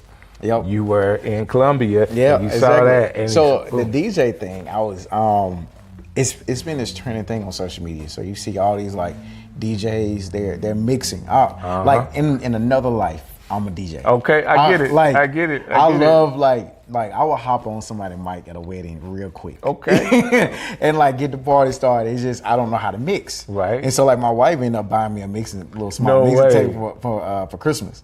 So I've been like trying to practice, but I follow these different DJs and saying like how they transition. Mm-hmm. Transitions are so important. They're important. If you don't have the right transition, you're gonna miss the whole thing. You're gonna mess the song up. You're gonna mess the song up, but the right transition, even with life, it goes up. If you miss the right transition in life, oh man, that's a good point. You'll go in the wrong direction. That's a real good point. Or you'll delay it. So it's like transitions are so important to me, and understanding, okay, all right, the transition, how do they go to that song? And they were like having people around them, and so like they make something real crazy, and you know somebody good when they make that. They make that face. Oh and yeah, they do that, and so I've been looking at it, I'm like, okay, DJ. So that's how that concept came about, just seeing like different viral videos about DJs and all that kind of stuff. Hey, you know I can't mix either. Really? And what's your name? DJ Strick. My name, I don't mix. I've always just had the microphone, but I'm not like a mixed DJ. So you like the Kirk Franklin gospel? Can't sing, but no. I can't sing. Okay, you sing. I can personally sing. You can't say, I'm a DJ. I get it. I'm a DJ that don't DJ. No, what I'm saying is Kirk Franklin can't sing, but he write and produce the music, right? Everybody else sing for him. Everybody else sing. You just on the mic and just have everybody else mixing. I literally travel. A lot of the times when people wanted me to DJ something, I travel with a DJ. Wow. And I just had the microphone. Yeah. And I learned that because I would have so much anxiety about mixing music, picking the right song and all that kind of stuff. I was like, I don't want that. You good at that? Boom. I set my prices where I could get paid and they could get paid. And everybody is happy because Strick came in and we had a good time. So I'm not even behind the booth sometimes. Like if I really want it to really jump, then I'll go around and be around the people with a mic in my hand, and we're killing it together. I just have learned that, and it's part of what I do. But for sure, it's part of what I've done in the past. I don't really do that much anymore, But this has been a cool conversation, man. I really appreciate you taking the time to kind of hang out with us. Yeah, for sure. If people were watching this and they're like, man, I really like Mr. Why Not, how can they get in contact with you? Man, look, they can follow me on social media on Instagram. It's Why Not Tony Backwards. So it's YNOT_images on Instagram. Also on TikTok, Mr. Why Not. on TikTok, and then I also have a YouTube channel. You can look up Why Not Images on YouTube. I gotta subscribe to you. You got to. Subscribe. I'm gonna be dropping more behind the scenes content, more life content, all the things, and hopefully I'll be able to do a class one day. Hey, man, if you do a class, I'm coming. Okay, I'm coming. I really don't. I'm not a photographer. Right. But I'm not a whole bunch of other stuff. I just do it too. Do it. So I'm gonna figure that out. Sure. I'm gonna figure that out. For sure, Is there something that you got going on that I haven't asked you about before we get out of here? Because I feel like I'm leaving a lot of stuff on the table. Like, it could be so much. I know it could be so much. It could be so much. I mean, can you tell us about the project you haven't done yet that you're planning? Is it not top secret? No, I mean, I don't necessarily have like crazy outside of like the gala, but I mean, just like opportunities to travel. I just did a wedding in Africa and Spain, so like those were super dope. The one in Africa actually was a cover of Black Bride. It was one of the covers. Yeah, it was literally on an African safari, like with elephants, giraffes. We can see that stuff on your Instagram, or have you already dropped it? Yeah. You can drop like so the cover is dropped on my Instagram. Some BTS of it is dropped. Yep. So it was crazy. So I'm gonna end. And I went to Tuskegee with the bride. So like Tuskegee always show love. Man, it's something else to have a good network, right? For sure. And to be known, and everybody wants the best person to do it. Somebody I know that's doing it really, really big, you're gonna get a phone call. That being said, man, I just lost my last question. But it's gonna come back to me, and it may be the next time you come through. I appreciate you spending the time with me, man, because I really want to support. This was the question. You're doing all that traveling around the world, and you're right here in Birmingham. Right here in Birmingham, in my city. How do you feel about that? You never wanted to move? I mean, I moved shortly. I was in Chattanooga. I moved during the pandemic. But I went there to actually be a filmmaker and creative director for a church locally in Chat during the pandemic. I told you, it's a lot to unpack. Like between 2017 to now, it's like I can literally like write a book on like how God has navigated me in these different periods of my life. And it's like now it's to a point where I'm like, God, I'm in a still place right now. Not necessarily knowing like what's next, what next project, where you want me to be. I'm over here, I'm over there. Like I'm in a still place. And so it's just, that's awesome. Literally just, okay, God. Like sometimes the still places, we can be very impatient. We can be. I'm very impatient right now because because I have so many goals. Like, outside of photography, I still use my architecture stuff with flipping homes, So I had an opportunity to recently flip a home with my parents. So we did that. So I used like my architecture skills with design to be able to work with that. Awesome, so man. it's just so much that. So let me tell you my wisdom. Is that everything you want is going to come to you. Yeah. And you've already said it, man. Being patient and waiting on God is really, really important because His timing is better than yours. For sure. And we may not even understand it at that point. May not even understand it until it hits at the right time, because you can have all the money in the world right now, and guess what? You can spend it. Yeah. But when it's the right time, guess what? You know exactly what to do, when to do it, and how to keep the money and not spend it all. Yeah. And those things are going to be important to you. But more importantly, enjoy the ride. Most definitely. Enjoy it, because there's going to be some highs and lows. If you can figure out, okay, God, when I'm doing this big project, I don't want it to be tedious for me. I want to enjoy this. Right. And not that you don't work hard, but you can enjoy hard work. Yeah. And I think it's just also like just being planted to where we are at that time. And I think like the places that we've endured, the places we've been in, is how we develop. That's right. And the crazy thing is, if we look at life, our life is often like butterflies. Okay. Butterflies often get their colors by the environment they grew up in. I didn't know that. By the environment that they were developed in, it's oftentimes the colors they give, and those colors that they have on there often equals their survival tactic.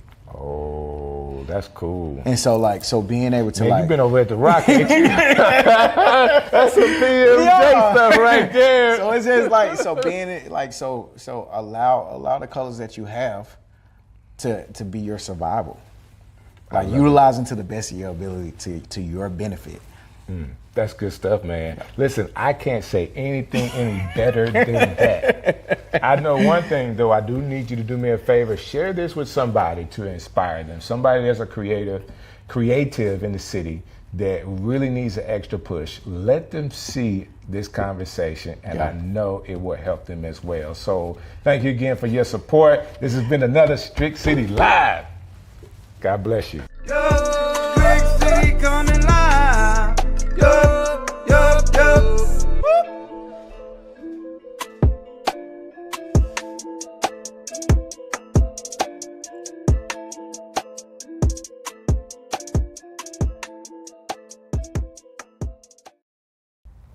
So I'm going to go through and just talk to all of the personalities and the people that I can. As many people as I can talk to, I'm going to interview them. And then from there, we'll build to, now let's talk about the issues. Well, you got a lot of credibility. I don't typically do this. This will be the first interview I've done. What's up, man? I appreciate that. And I don't know how long, but this was an easy yes. Part of this is I'm also moving into a zone where I'm promoting this film, and I'm just moving. There's just a shift that's happening with me in general anyway. Man, that's what's up. And I don't think it's age. I don't think it's 50. I think it's just maturation and leadership in a lot of spaces. But it's also because of the absence of what we've had. We lost 2 prominent foot soldiers this year. So the conversation I have with my peers and some younger folks who are coming up behind us is, okay, there are no more new foot soldiers being created. Right. We are them. We are them. We are them. So we have to start showing up differently. That means all of us have to be stretched a little bit. And so God's equipped me with a lot. And I have a certain capacity. And I've just taken some time to reevaluate that capacity lately. I get it. So, you know, we're saying the same thing. Saying the same thing. I didn't say, hey, I recognize I want to be a foot soldier. I recognize that I want to be able to have a voice in a city that is respected, not just because I want respect, but because of the work. Yeah. Because of the work. So we took time to invest in good stuff, figure out how to use this, and how can we build a good product that if I wanted to, I could throw it up on TV. Yeah. And that's what we're building, something that, you know, they're doing this in the city. Yeah. There's a lot of voices, and there's not a competition. It's just, how would Strick do this? Yeah. And this is how Strick would do it. I got you. All right. This is how Strick would do it. Do me one favor on this. The line is coming out underneath. If you just pull that mic cable. Yeah. I got you. And we're going to jump right in. All right. Yo, Strick City coming live. Yo, yo, yo. Hey, everybody. First of all, I got to say thank you.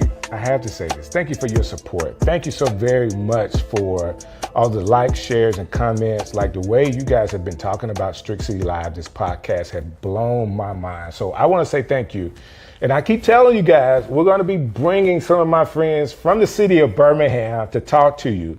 Now, I am stretching my wings just a little bit on this interview, but I'm so excited to have this young man with me today because I am so respect what he is doing in the city and also having an opportunity to promote what he's doing in cinema. Oh my gosh, this documentary is going to be something to really impact the city of Birmingham. So without any further ado, he is the Chief Advisor Strategist, and he's going to correct me with the right title for the city of Birmingham out of the mayor's office, Mr. Ed Fields. Hey, sir, how you doing, Peace, man?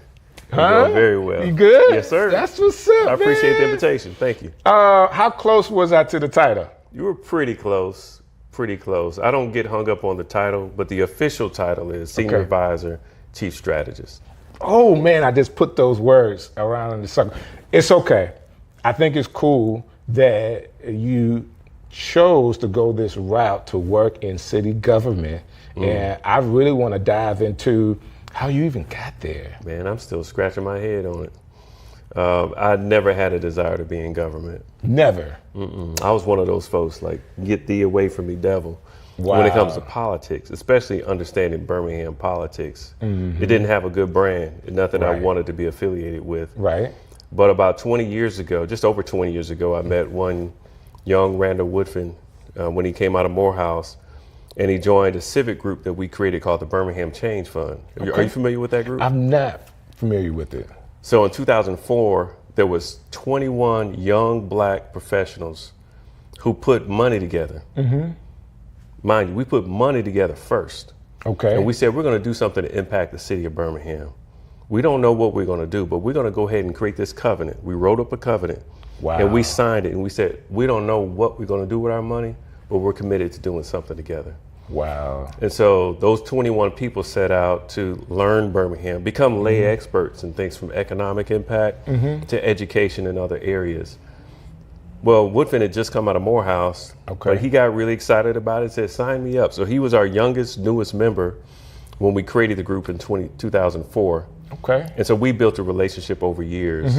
And there's a bigger backstory, but the long and short of it is, in 2015, I got this random call from him. Hey, big brother, thinking about running for the mayor of Birmingham, and I'd love for you to, I'd be honored if you would be my campaign manager. Wow. And I was like, what? I've never done anything political. I hadn't been knocking on doors, phone calls, nothing. I don't do host committees, none of that. And by that time, I'd had some relative success here. I'd done the 40 under 40. I'd won some national awards for the business I was in. Sold the company. I kind of done some pretty cool things already. Okay. And so he was asking me to basically help pick a fight with the big guy on the block at the time. Right. The previous the mayor. powers that be. Yeah. And we knew what some of the risks were in that. But there's something about Randall Woodfin. There was something about him then. There's something about him now. And it happened to come at a time in life when I could take some risks. Okay. And I just felt called to do something different. So the long and short of it is we ran that campaign. We were successful ultimately in winning. And I've been with him ever since in my capacity in the city. I have two titles, Senior Advisor, Chief Strategist. So the Chief Strategist is more of a governing role. And we can get into that if you want to in terms of what I do. Like, what does it mean? People, I'm getting paid. I really want to know what it means. I'm getting paid with these tax dollars, but what do you actually do for people? Right. Real people, what do you do? So I can get into that, but the senior advisor role is what is probably the extension of my previous role as campaign manager. So in that role, it's a little bit more of ensuring that we're nurturing and stewarding the mayor's political network, local, national. He also has a really phenomenal national network. So. Because of his Morehouse days. His Morehouse days, but just since that time, I mean, he's just grown. He has just elevated, continued to elevate. So I spend a lot of time in what I call Woodfin worlds because he's got his family, he's got his Morehouse network, Spell House, that is. He's got for the last several years, he's had the White House. He's got folks all over the country. And part of my job is to make sure that I'm not directing that at all. He is. But somebody needs to understand what's happening in each one of those ciphers because there are different dynamics at play. What's permissible over here may not be permissible over there. Whether you're talking about ethics law and understanding what the rules of the road are in these different ciphers, or even just from a cultural standpoint, knowing who you can and can't vibe with. There's certain circles that just don't blend well. So that's very interesting. And then there's others that should be connected but aren't. So I spend time in that world. That's the one that's harder to define because senior advisor is whatever it needs to be when it needs to be. All right, so now let's dive into the other part. Could you explain that? Because you mentioned, hey man, I do get paid from the tax dollars. I do. I'm people want to know. Yes, the people deserve to know. So I am in the background. I don't have an operational role. The way we're set up today, we have a chief of staff, a chief of operations, and a chief strategist. We also have a chief accountability officer. In my role, I do three primary things. One is, it's in the title, strategy. So the mayor does have a strategic plan. He does have goals. He does have things that he promised that he would do. Right. And other things that have been presented to him that he says, yeah, that sounds good. We'll fold that in. We call that the Woodfin way. He has 6 goals that he's really trying to achieve for the city of Birmingham. There are a lot of initiatives underneath that. Most of those initiatives are being driven by the departments across the city. All right. So just for a little bit of civic education, The city of Birmingham has about 3,500 employees. All right. All right. There are about 35 different departments of the city. So that's the library and the police department and the city attorney's office and the city clerk and the city council and a bunch of others. I mean, the fire department. Most of you all know those departments. You're just experiencing them in isolation. Get it. Part of my job is to look across the entire enterprise and see how does it sing together in terms of the mayor advancing his agenda, for instance, on revitalization. I get it. Because permits is really important to revitalization, right? As is enforcement with police or the courts, as is grass cutting. So we can go on and on and on. So to give you an example of my lens that might be a little bit different than others, the city of Birmingham has 150,000 square miles, okay? We are exactly double the size of the city of Boston, physical landmass. Okay. The city of Birmingham is twice the size of the city of Boston. Okay. But we have a third of the population. I get that. Think about that. We're complaining about streets and potholes for good reason, because we got an enormous amount of ground to cover. Right? But an enormously small population, which means that the revenue, can you imagine us having 3 times the population? What that would mean for revenue? Right. What that would mean for productive lots that you don't have to pay with public dollars to get cut? You know, we had 340,000 people in this city in 1960. 340,000. We're just under 200,000 now. Like, do the math. We're talking about almost 150,000. Our land mass hadn't changed. It's only gotten bigger. Right. Right? Annexation and all that. So we've got a lot of unproductive land and properties, a lot of pressure on a small team to get that done. So the mayor has to make really big decisions. Yeah, it's a big budget, but it's nowhere near the size it could be if we were fully loaded in terms of our population, in terms of productive properties. So the chief strategist for the city is responsible for understanding those dynamics, partnering well with the other chiefs, with the department heads, and making sure that we're constantly thinking about the horizon. The mayor puts it really simply, as he does with so many beautiful things. His chief of staff and his chief of operations are responsible for the trees. His chief strategist, his chief accountability officer are responsible for the forest. I get it. So the hardest part of my job is to not get into the trees, because I built my career being really, really good at chopping trees. Get it. I get it. But if I start chopping trees, then who's going to hold the forest down? Yeah. It's just like in our families, right? If you step out of your role and you start leaning into somebody else's role, nobody else can replace your role. That's right. That's true in the church. That's true in every organization, including our families. It's the same way in the city. So the mayor had the vision to make sure that somebody's in a position to hold that space. So in your previous profession and your experience as a youth, do you think all of those things kind of helped you to build to who you are now? Yeah, it really did. It all connects. I'm from Milwaukee, Wisconsin. Okay. I came down to Alabama by way of Alabama State. Go Hornets. Okay, that's what's up. Yeah, happy classic. And I'm really proud of that. My mom used to take my sister and I everywhere in Milwaukee.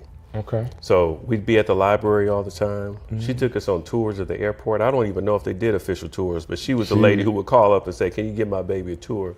Wow. And I'll never forget learning about cumulonimbus clouds, and as a young poet, you know, when she put me in these spaces, it really helped me see cities and civic engagement from a sort of I won't say a romantic space, but it's kind of dreamy for me. So I love this space. Because she was doing it, and that connection. Yeah, getting us on the public transportation. So it all connects a lot more now for me, because I think about back in the 80s when we were kids, public resources, public infrastructure really did serve us well. I mean, it wasn't perfect, but particularly where I'm from, it was a big defining part of my youth.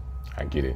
Does that make sense? It does. So now, as a city leader, I think about, well, how are we making sure that these kids are getting the full benefit of these millions of dollars of tax money that we put into the libraries and to every other place? Right. So when the mayor demands of the Waterworks Board, this new organization, that they need to do this, that, and the other in order for them to get a $100 million bond, $183 million bond, No, these are the conditions that we require Right. for you to get our money or our credit, because it's for the benefit of our people. Right. So it does matter being feet on the ground or being from a place where you can relate and that it's in your body. So when you're out there responsible for people, you know how to show up. Right. Yeah, it's not just an intellectual exercise. Leadership is also about what's in your spirit.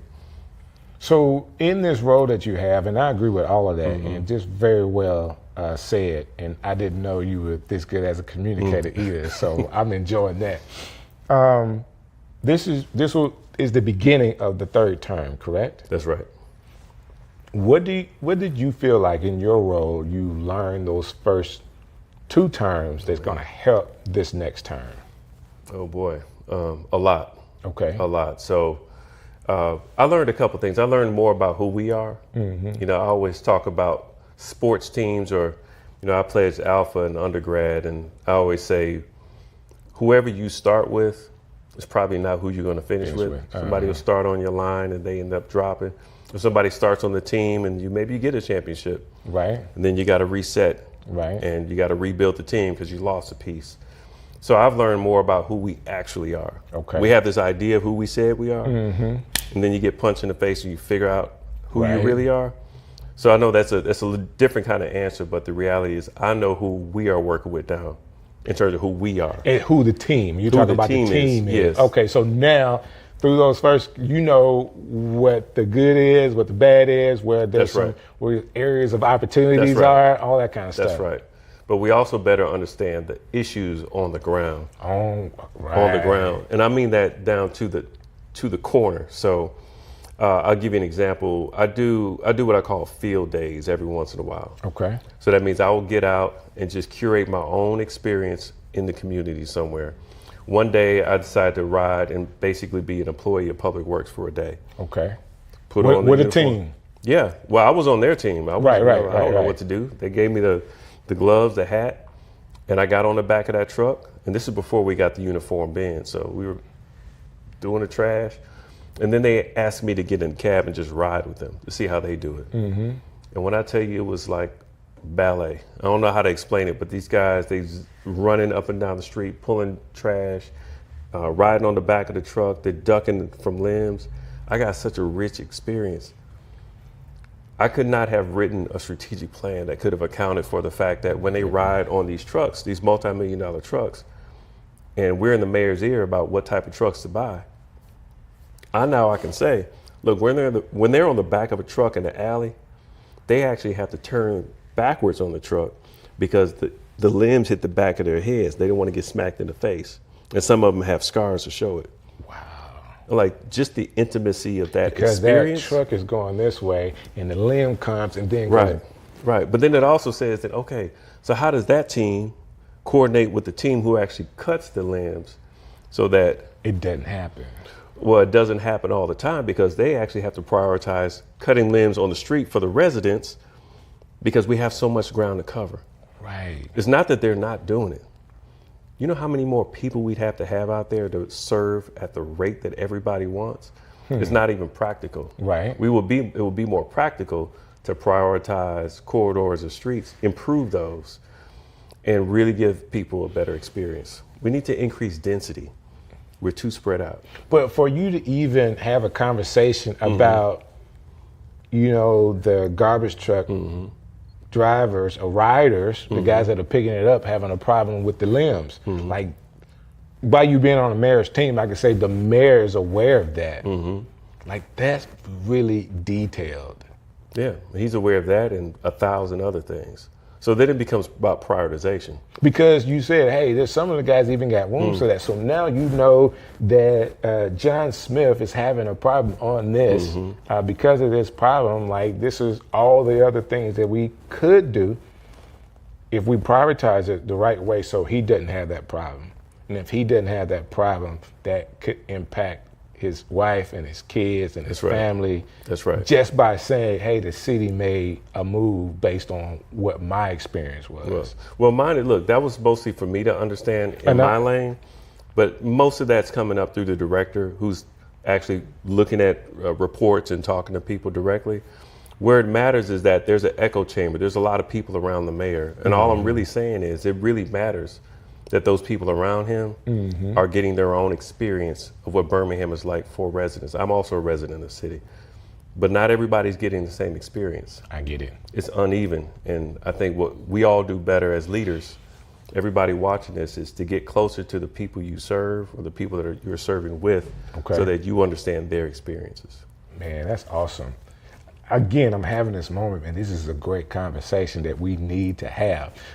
It's something to be in the city, and the city is big and small at the same time. It is. So I've known of you, but I don't know if we ever had, maybe once had a conversation, and I'm thinking that conversation may have been in passing. Man, look, I actually met you. Obviously, I was a fan. I listened to your show. In fact, I'm trying to remember the gospel rap, because I was, I'm a hip hop head. I'm a bona fide hip hop head. And one of the first really credible Christian rappers I heard, I remember driving down 280 headed to church, and I heard it on your show.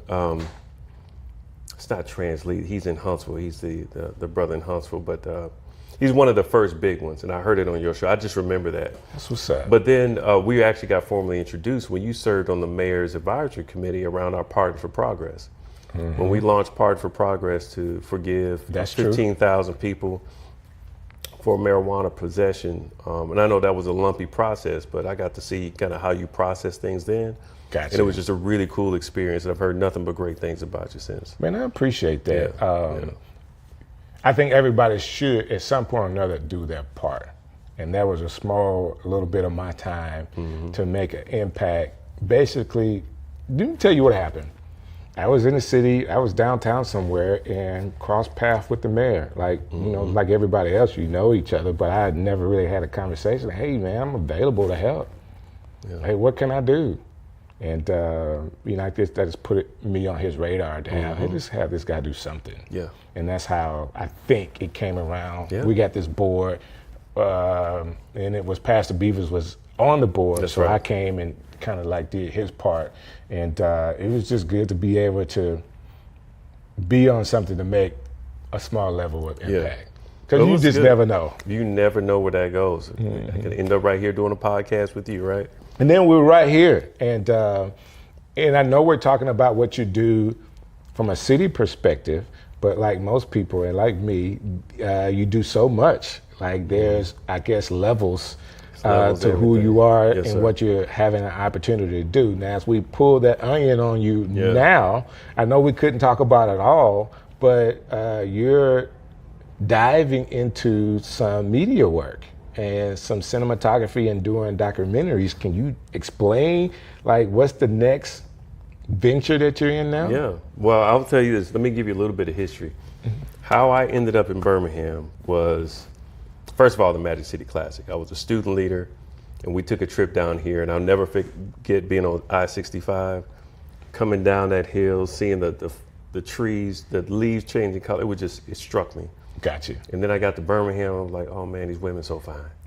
And so I was like, I'm moving to Birmingham. Right. So I did. I ended up coming here. But the other thing that got me here, where I was experiencing Birmingham before I moved, was spoken word.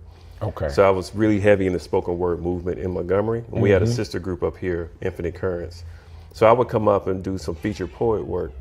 And I ended up handing my resume out to one of our colleagues who gave my resume to somebody who gave it to somebody. That's how I got a job here. Oh, that's cool. So just know I kind of came here by way of the arts as well. So I haven't stopped writing. So I'm an essayist as well. So I have a very active Substack and Medium blog, Honestly Ed.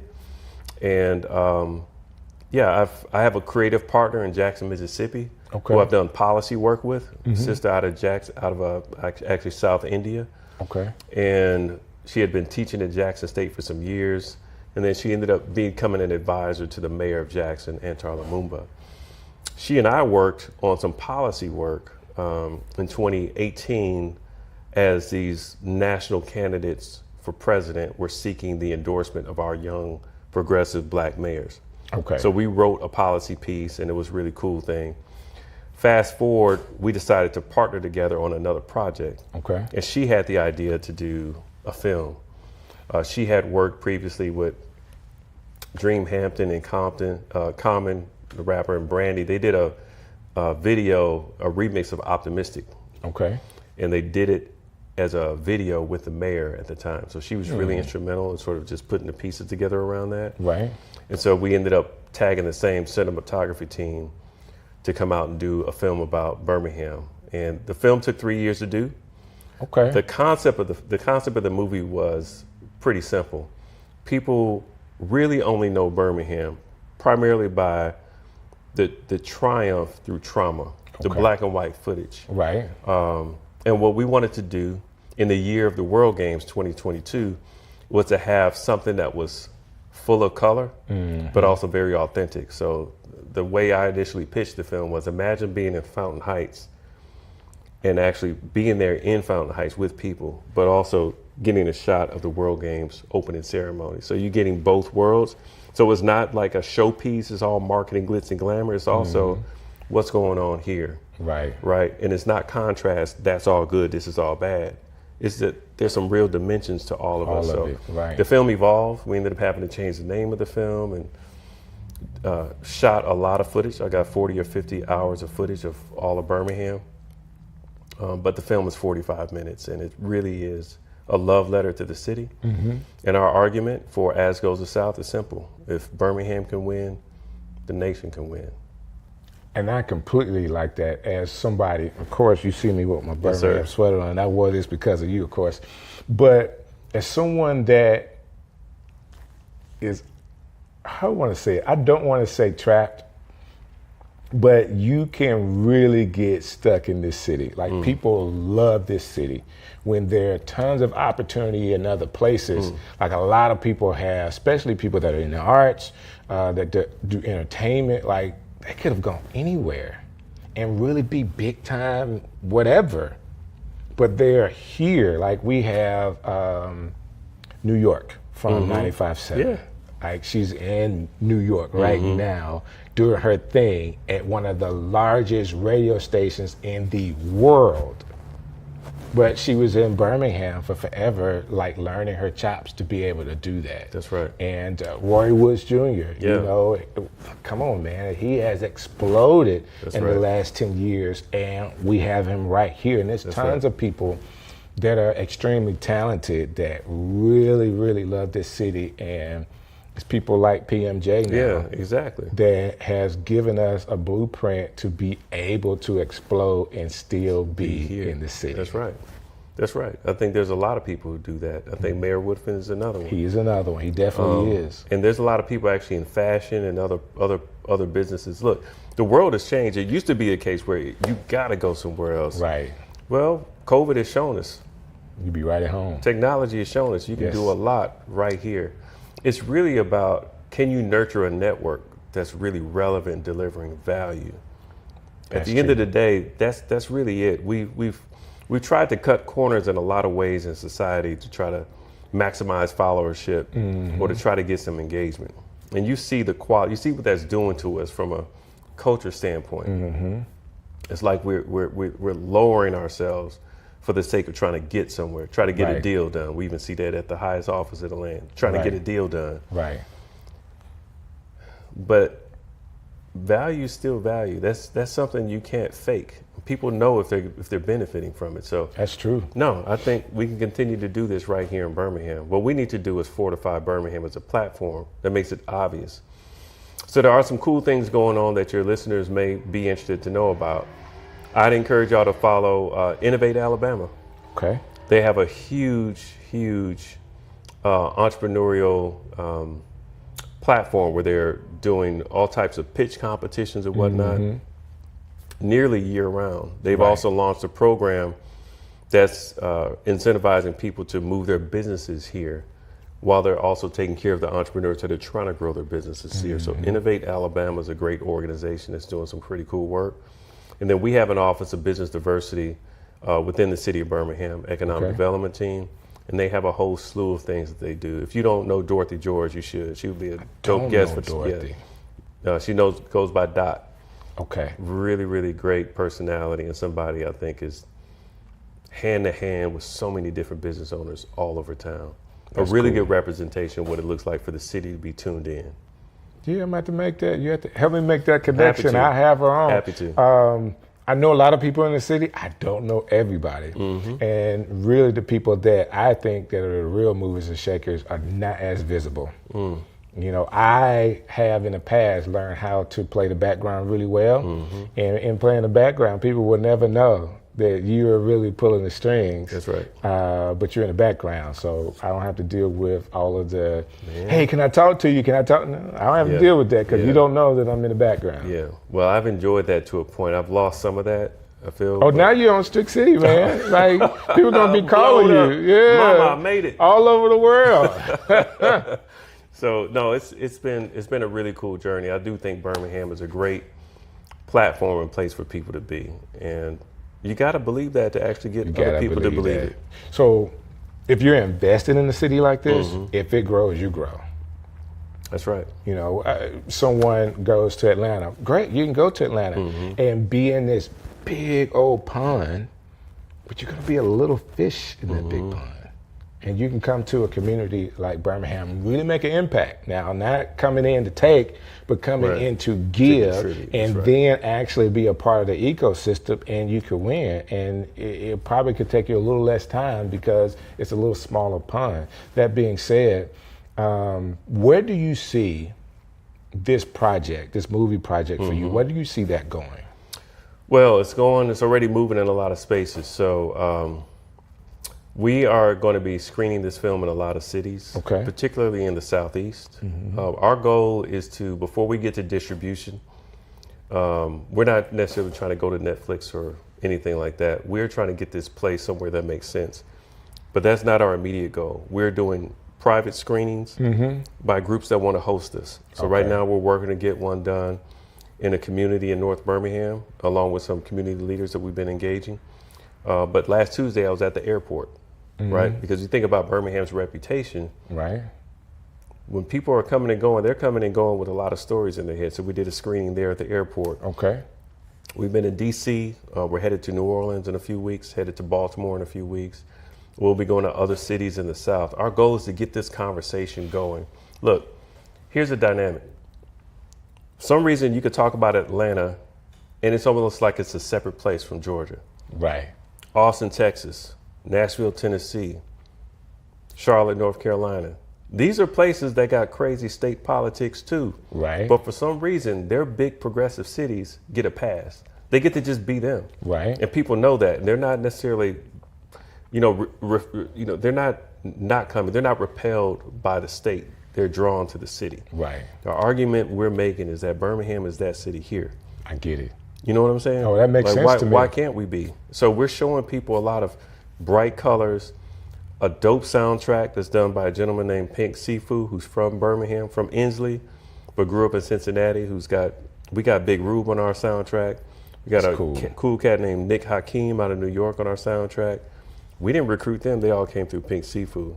So we got I got to get with Pink. It's really cool. Because there's a flute player in the city that needs to be heard. Yeah, no doubt, no doubt. So I really like it. I did get a chance to watch the movie. Was really, really engaged by it. What was your favorite part?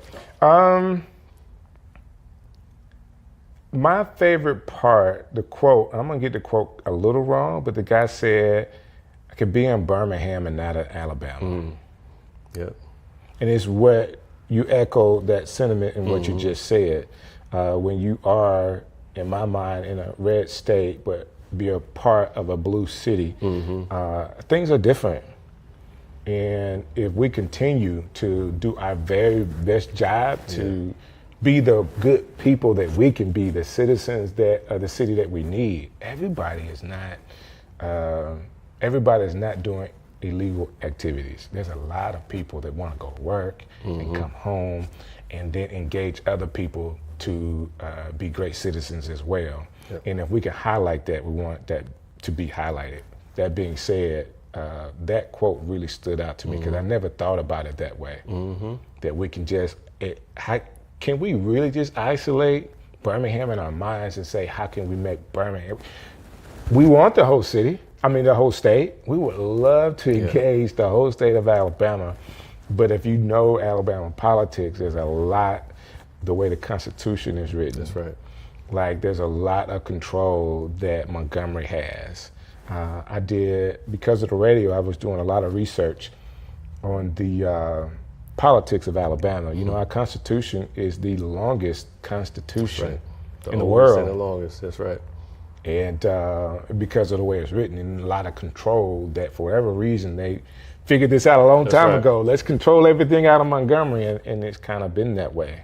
Well, think about it. There was a scene in the film where we talk about the bus rapid transit system, which sounds kind of a wonky thing to talk about until you connect it with the history of Alabama, where there's a reason why we're only one of 2 states in the entire nation that doesn't fund public transportation in cities, right? Us in Mississippi. I didn't know that. But you know, one of the reasons why, if you go back and look at the history of it, is because of the success of the Montgomery bus boycott. Get it? We use public transit to really affect the economics of the cities. Right. And so they clamped down on that. But there's a lot of other things that are in the Constitution, to your point. It's pretty bad, but my point is we're not the only state with some really bad policy. We're not. But for some reason, we haven't overcome the brand of Alabama. Right. And I say that with all due respect to people that are trying to improve the brand of Alabama, because we know there's good people trying to do that. Right. But I think we have an advantage here with Birmingham, and we need to double down on our strength and really level up on it. So that's what we're focused on. This is what, I'm going to say this, and you're in like the vehicle to make this happen. I believe that Mayor Woodfin is a great vehicle of change for us. I think that in this 3rd term, he'll get an opportunity to mature even more to what he wants his policies to be, and actually put some of that to action, to implement some things that he probably talked about the 1st term, and it's taken them some time to be able to get it. But now you say, hey, now we know our team, we know what we want to do. I just believe that from what I have a chance to witness him as a person, and things that from an intellectual place he was able to articulate in the podcast that he did with Pastor Beavers. I'm like, this guy's got it. He does. Like, how do we now, if he has the information, how do we get this to people to start making these things change? Well, I'll give you this. We actually have done a lot in 8 years, right? We got 2,000 students that are Birmingham Promise graduates. Oh man, that's a big deal. That's a big number too, right? So we've been moving on that for a while. The number of homes that have gone up. So we've been moving. But yeah, we got some work to do. We got to finish the deal on a couple projects. And I wasn't saying that as things were not happening, and it may have came out that way. I just know that in every term, like from a political standpoint, you always got something that's undone, and a lot of times it's not your fault. Right. You got city council's got to be on board. The people got to be on board. The money has to be available. All those things. All of it. I'm with you. I follow you. And yes, there are definitely some other things on the horizon that he wants to tackle. And some of those things won't come to fruition during his time, no matter how long his time is, because we're trying to make transformational, generational change. Right. And so I think that Mayor Woodfin gives us the best opportunity for that, because he's proven that he's willing to spend his political capital. That's cool. When you're elected with a 75% mandate, that means you got really, really significant political capital. And he's proven that he's willing to spend it. And I think that's the gift that we want to continue to pull from. My final comment on the administration and the city and just progress. I love the fact that I work with someone I consider a friend and a brother who's a transformational leader. But we're also clear that we're not going to be here forever. As we said early on, we've lost a couple of notable people. And by the time we celebrate the 70th commemoration of the Civil Rights Movement, we would have lost more. Right. So my point is this. It's going to take more than one transformational leader to get it done. I agree. And so what we're looking for, specifically what I'm looking for, is evidence that there are other really dynamic leaders in their respective sectors. So whether that's you in communication role, Pastor Beavers and PMJ in among faith leaders, and my pastor, Pastor McClure Sr., Revelation Church Ministries, there are a lot of other ciphers that we've got to make sure are healthy. Because if we have an over-reliance on one, that's not healthy either. That's right. It's good, and it's what we have, and I'm really proud of it. But man, we've got to be healthier in other spaces. So I'm proud of the progress in Birmingham City Schools. I'm proud of some of these entrepreneurs that are really doing a great job. But we got to fortify our institutions like the Birmingham Civil Rights Institute. At the same time, we're growing new institutions like the Birmingham Promise. Right. So I'm looking at the whole piece and ensuring that maybe one of these kids who finished the Birmingham Promise will be the next CEO of the city or this organization. Well said. Well said. I was actually thinking it, and you answered it. I love where the conversation has gone. Let's go with the movie first. All right. If people want to be able to see this movie, how can they do it? Follow us on social, particularly on Instagram. We're on Instagram and we're on LinkedIn. It's As Goes the South documentary. Okay. We also have a website that's pretty active. We are rolling out a discussion guide that goes along with it. So if people want us to screen the film at their schools, at their church, at their organization, they can email us at asgoesthesouth@gmail.com or just hit us up on the website. I'm pretty much directly connected to that, and we'll follow up. That's awesome, man. So that's the movie. How if someone is seeing you for the first time, it works at the City of Birmingham. I want to be connected to this guy. Like, he just seems like a cool dude. How can they get in contact with you? I live on LinkedIn most of the time, so find me there. Find me on Instagram. I will not do DMs on Facebook. I get it. No, but I'm at Honestly Ed everywhere. Honestly, Ed. Honestly Ed on all platforms. Oh, man. Listen, I appreciate your time. Yeah, man. Thank you for the invitation. No, we got to do this again. I'm sure there's something you're working on that you haven't talked about yet. There's a lot I'm working on. Yeah, I get it. I get it. So let's give ourselves a couple of months and we'll just have another topic. We'll talk about how the movie release screening has gone. Okay. And then we'll talk about the new stuff. Okay. Because I believe we need to talk again. And in between there, that's what we talked about. We talked about doing lunch. Let's make it happen, man. Yes, sir. All right. All right. Appreciate Hey, it. listen, I love this. Man, so when I started doing a podcast or even doing Strick City or gospel jams, having people come into the studio, and really it was the communication and talks we had off the air that really connected me with people. And I get a chance to do on air and off the air in front of you for Strick City Live. So I hope you guys have enjoyed this. Please make comments or anything you want to say. I want to see them. And thank you again for all the support you've given us through this podcast. So thank you again, and I'll see you next time. Yo, Strick City coming live. Yo, yo, yo. Woo.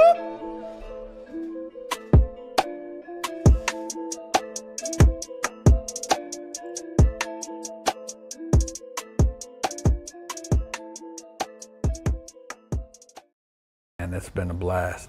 So when I was a kid, I spent 2 years, 3rd and 4th grade in Cleveland, Ohio. Okay. And formative years for me as well. And that being up north, down south, we say you talk proper. Yes. Okay. So I had a little bit of my diction changed because I was up there for a little bit, but it allowed me to learn how to communicate better. Yeah. I still say all kinds. I make up words all the time. I just do. Like if I said it, I'm just like, hey, you know what I meant. You know, this is what the word is now. But I do understand when you go to different areas how that could change. Yeah. Well, and you know, broadcasting, man, they love the Ohio accent. That is considered the best thing. Yeah, that's what everybody wants in broadcasting. They want you to sound like you were from Ohio, because that's about as no accent as there is. I can give you this. Not Boston. It's definitely not New York. It's not California. And it's not Illinois. It doesn't have that sound to it. It's not that classic Midwest thing either. It is just right in the seat of no accent land. Wow. Wow. Strick City coming live. Yo, yo, yo. Wow. Wow. Hey, listen, guys, I know we're talking about accents and diction and all that other kind of stuff, but I got a crazy show for you today. Listen, I'm excited that I have an opportunity to talk to this gentleman today. Just like all the guests that I have, these are people that I know that I want to share with you. The information about who they are, what they've been through, and what they're doing right now. But this show is special to me because we are have developed a relationship over time of just being friends, and I appreciate that. We talk about all kind of stuff, including diction. But more importantly, he has a heart for people, and he's working in the city of Birmingham to really make a difference for people. His work has allowed him to travel all over the world, and I'm glad to have none other than Tal Prince here with me today. Hey, sir. How's it going, man? So good to see you. Listen, you know why I like you so much? That's loaded. I will make it really simple. All right. You have like one of the coolest names. There's no way people don't remember who you are. There's absolutely no way that once you say Tal Prince and they meet you, like that's it. You're stuck in their brain. Well, that's funny because my dad taught me that. Did he? Because I'm a junior. My full name, James Talbert Prince Jr. Okay. You know me enough to know I'm not that formula cat, so that was not going to be my thing. Okay, you couldn't be Talbot, huh? No, man. And so, but I wanted to be like my dad, like a lot of boys do when they're a little kid. And so I went by Jim. Okay. So only family called me Tal.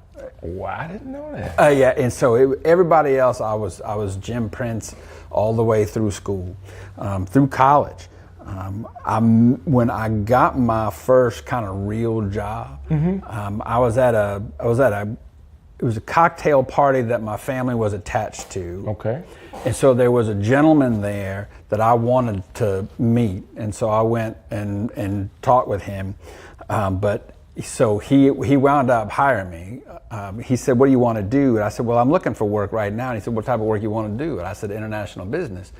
And he said, "Well, I'm in international business," which I knew. And he was the CEO of a company called Riverwood International at the time. And I said, "Well, hey, so listen, what I'd really like to do is your job. I probably need a couple weeks training, but after that, I think I'm good." A couple weeks. And he loved that.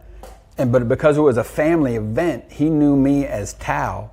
Okay. He hired me as Tal, and I was like, "Ooh, no, that is not me." Right. And my dad was like, "You do not change that. If you go by Jim, everybody gonna forget you, because there's a million Jims." So he said exactly what you said, man, and he was right, and so are you. So normally I am right, but that's a whole nother story. So where does this Prince last name come from? What's the history behind your last name? We are descendants straight out of England. Okay. Yeah, that is our family line. I don't know. I've seen stories that say we descend from some type of royalty. I doubt that. You can be royal, man. No, it's okay. I mean, you are a prince. Well, yeah, but not like that. Okay. So I am wearing purple, though. You know. There you go. There you go. The Tal, formerly known as Prince. Yeah, exactly right. Let's jump into it. Go. You have been in ministry a large portion of your life, but you started in the biggest way anybody could, working with Billy Graham. Could you explain that part of your life, beginning working with Billy Graham? And I say the beginning, that probably wasn't like your first job, but help me out here. So my dad died. He was a young man. He was 53 when he died. We had some mutual connections with the Billy Graham Association. We lived in Atlanta at the time that he died. So a guy named Cliff Barrows, who was Billy's right hand for 70 years. Okay. Program director, choir director. If you've ever seen a Billy Graham show on television and you heard that voice of, Charlotte, North Carolina, that's all the address you'll need. That was Cliff. So phenomenal man. But his wife was dying of the same type of cancer my dad was dying of. So cancer, man, those communities are tight. You hear from people you never knew. Right.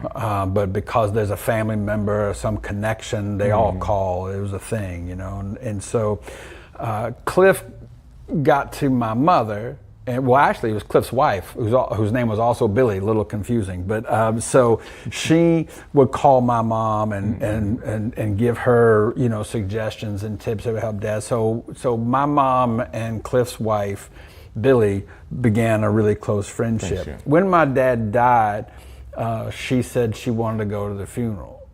So they came down from South Carolina, came to my dad's funeral. 3 speakers at my dad's funeral. My mom, me, and Cliff Barrows spoke at my dad's funeral. Then it was a little bit after that she passed. His wife passed. And so God just put the two of them together, man. And like, you don't know what it's like to have a phone call from Cliff Barrows asking if it's okay if he takes your mother out. Wow. So that was a wild little conversation there, man. And so they started dating, they got married, and then so I started working with the Billy Graham Association. Just volunteer, but I was working crusades. You know, so I'd be at the crusades. I would take care of Cliff Barrows, and then another man named George Beverly Shea. He was the main singer for the Billy Graham Association. Sweet man. And so I got to be around all those 3 gentlemen a good bit, you know, and working the crusades and helping put all those together. It was a lot of fun. I bet. I know through some of that, you've probably seen a lot. Yeah. I got 2 questions. I'm gonna start with the first one. With that experience, or did that experience in any way shake or shape, two words, shake or shape your Christianity at all, or your walk with God? I would say, yeah, it really helped shape more than shake. You know, I've been around a lot of ministries that would, I think, shake it. Right. You know, in ministry world, you get behind the curtain, you see some things. You see some things. It's like, what are y'all doing? I don't want no parts of that. I did not want to see that, man. Right. Don't go that way. The thing about Billy, Cliff, and Bev is that those 3 men were as sincere and solid as anything I've ever seen in my life. Man, they were genuine, and they were so focused on how do we protect ourselves, how do we maintain the integrity of the ministry. I get it. From way back in the day. They made one mistake early. This was way back in the 40s, 50s. They were in Atlanta, did an event at Piedmont Park. Okay.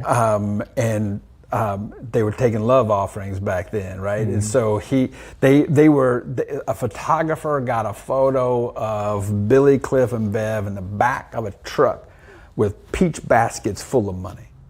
Wow. And that was a terrible look. It was. I can see that. And so those guys got together and said, look, what do we need to do to guard against and make sure that we don't ever get a hint of scandal on us? And they came up with a document called the Modesto Manifesto. Modesto is where Cliff was from, Modesto, California, and they went out there to do it. They were out there and they separated and prayed for hours and got back together and they wrote lists of things that they felt God impress upon them to, like, these are the rules, you know. I want to stop right there. Yeah. Because you saying this and my mind is going 100 miles per hour because stories like this intrigue me so much. Yeah. For whatever reason, I know the Modesto Manifesto, but I don't know it in regards to Billy Graham. Oh, yeah, no, that's it. And that's the maybe origin. Other people, like some movies or something, have taken that and made it something different, and then I can hear, I can hear in my mind, like, I've heard those words put together before, but this is a Billy Graham thing. Yep, absolutely right. It goes way back to those 3. And several others there, that were a part of it. Grady Wilson, T.W. Wilson, but that was the core, and they came up with the Modesto Manifesto. In there are things like you'll hear people talk about in ministry circles the Billy Graham rule. Well, so I have the Billy Graham book, which has the rule in it. Yep. And I understand, like we put it as a rule with no S, but there is an S on the end, so it's Billy Graham rules. Right. Okay. Right. But that's the Modesto Manifesto, man. That's where that came from. You know, during that time, I'm not sure, you said 40s, but I know by the time of the 50s and the 60s, a lot of the Christian leaders, let me say it from an African American standpoint, man, it was tough as far as the integrity behind the scenes wasn't, you know, what they presented out front was not what they were doing behind the scenes. And this is at the highest levels. Oh, yeah. Okay. But to hear this story, not to put anybody on any pedestals, because we're all just men. Everybody. But it's good to hear that, you know, what people will understand about Billy Graham for the most part. Someone that worked with him as a young age had a good experience. Yeah, that goes a long way. Well, they were so sincere and you know, genuinely, like, I drove these guys out in a golf cart into the stadium every night. You know, I would drive them to the stadium in a you know, usually in a minivan. We would drive, and I'm telling you, like, every time. These guys were just amazed that people showed up. Wow. And it was genuine. It wasn't like a false thing. Like, it was so real that they were just like, I can't believe all these people continue to show up all these years, you know, and then look at all these people standing out in line. A lot of times they want me to stop the van and just roll down the window, and they would just try and say hi to people. Wow. You know, they would just, and thank them for coming, just so sincere. And people ask me all the time, like, what was it, what's the thing you noticed most about them, or what do you think made them so successful? And other than just sheer anointing of God, the real main thing that I saw from them is each one of them was always trying to make the other two look better. Okay, I like that. That's kind of deferential, sacrificial, like, look, man, I don't need the spotlight. I want to spotlight you. You know, that was just amazing. Wow. You know, that you don't see a whole lot of today, right? There's a lot of ego. But those guys were built different. Man, that's awesome. So you worked with them, and what was the next thing that you had an opportunity to do? Well, I left international business before them. I left international business to go to seminary. Now, I knew I was called to ministry when I was 18. Okay. But I told God no. I understand that as well. I'm like, no, there are things about my lifestyle that are not compatible with ministry. Now, lots have tried to prove me wrong.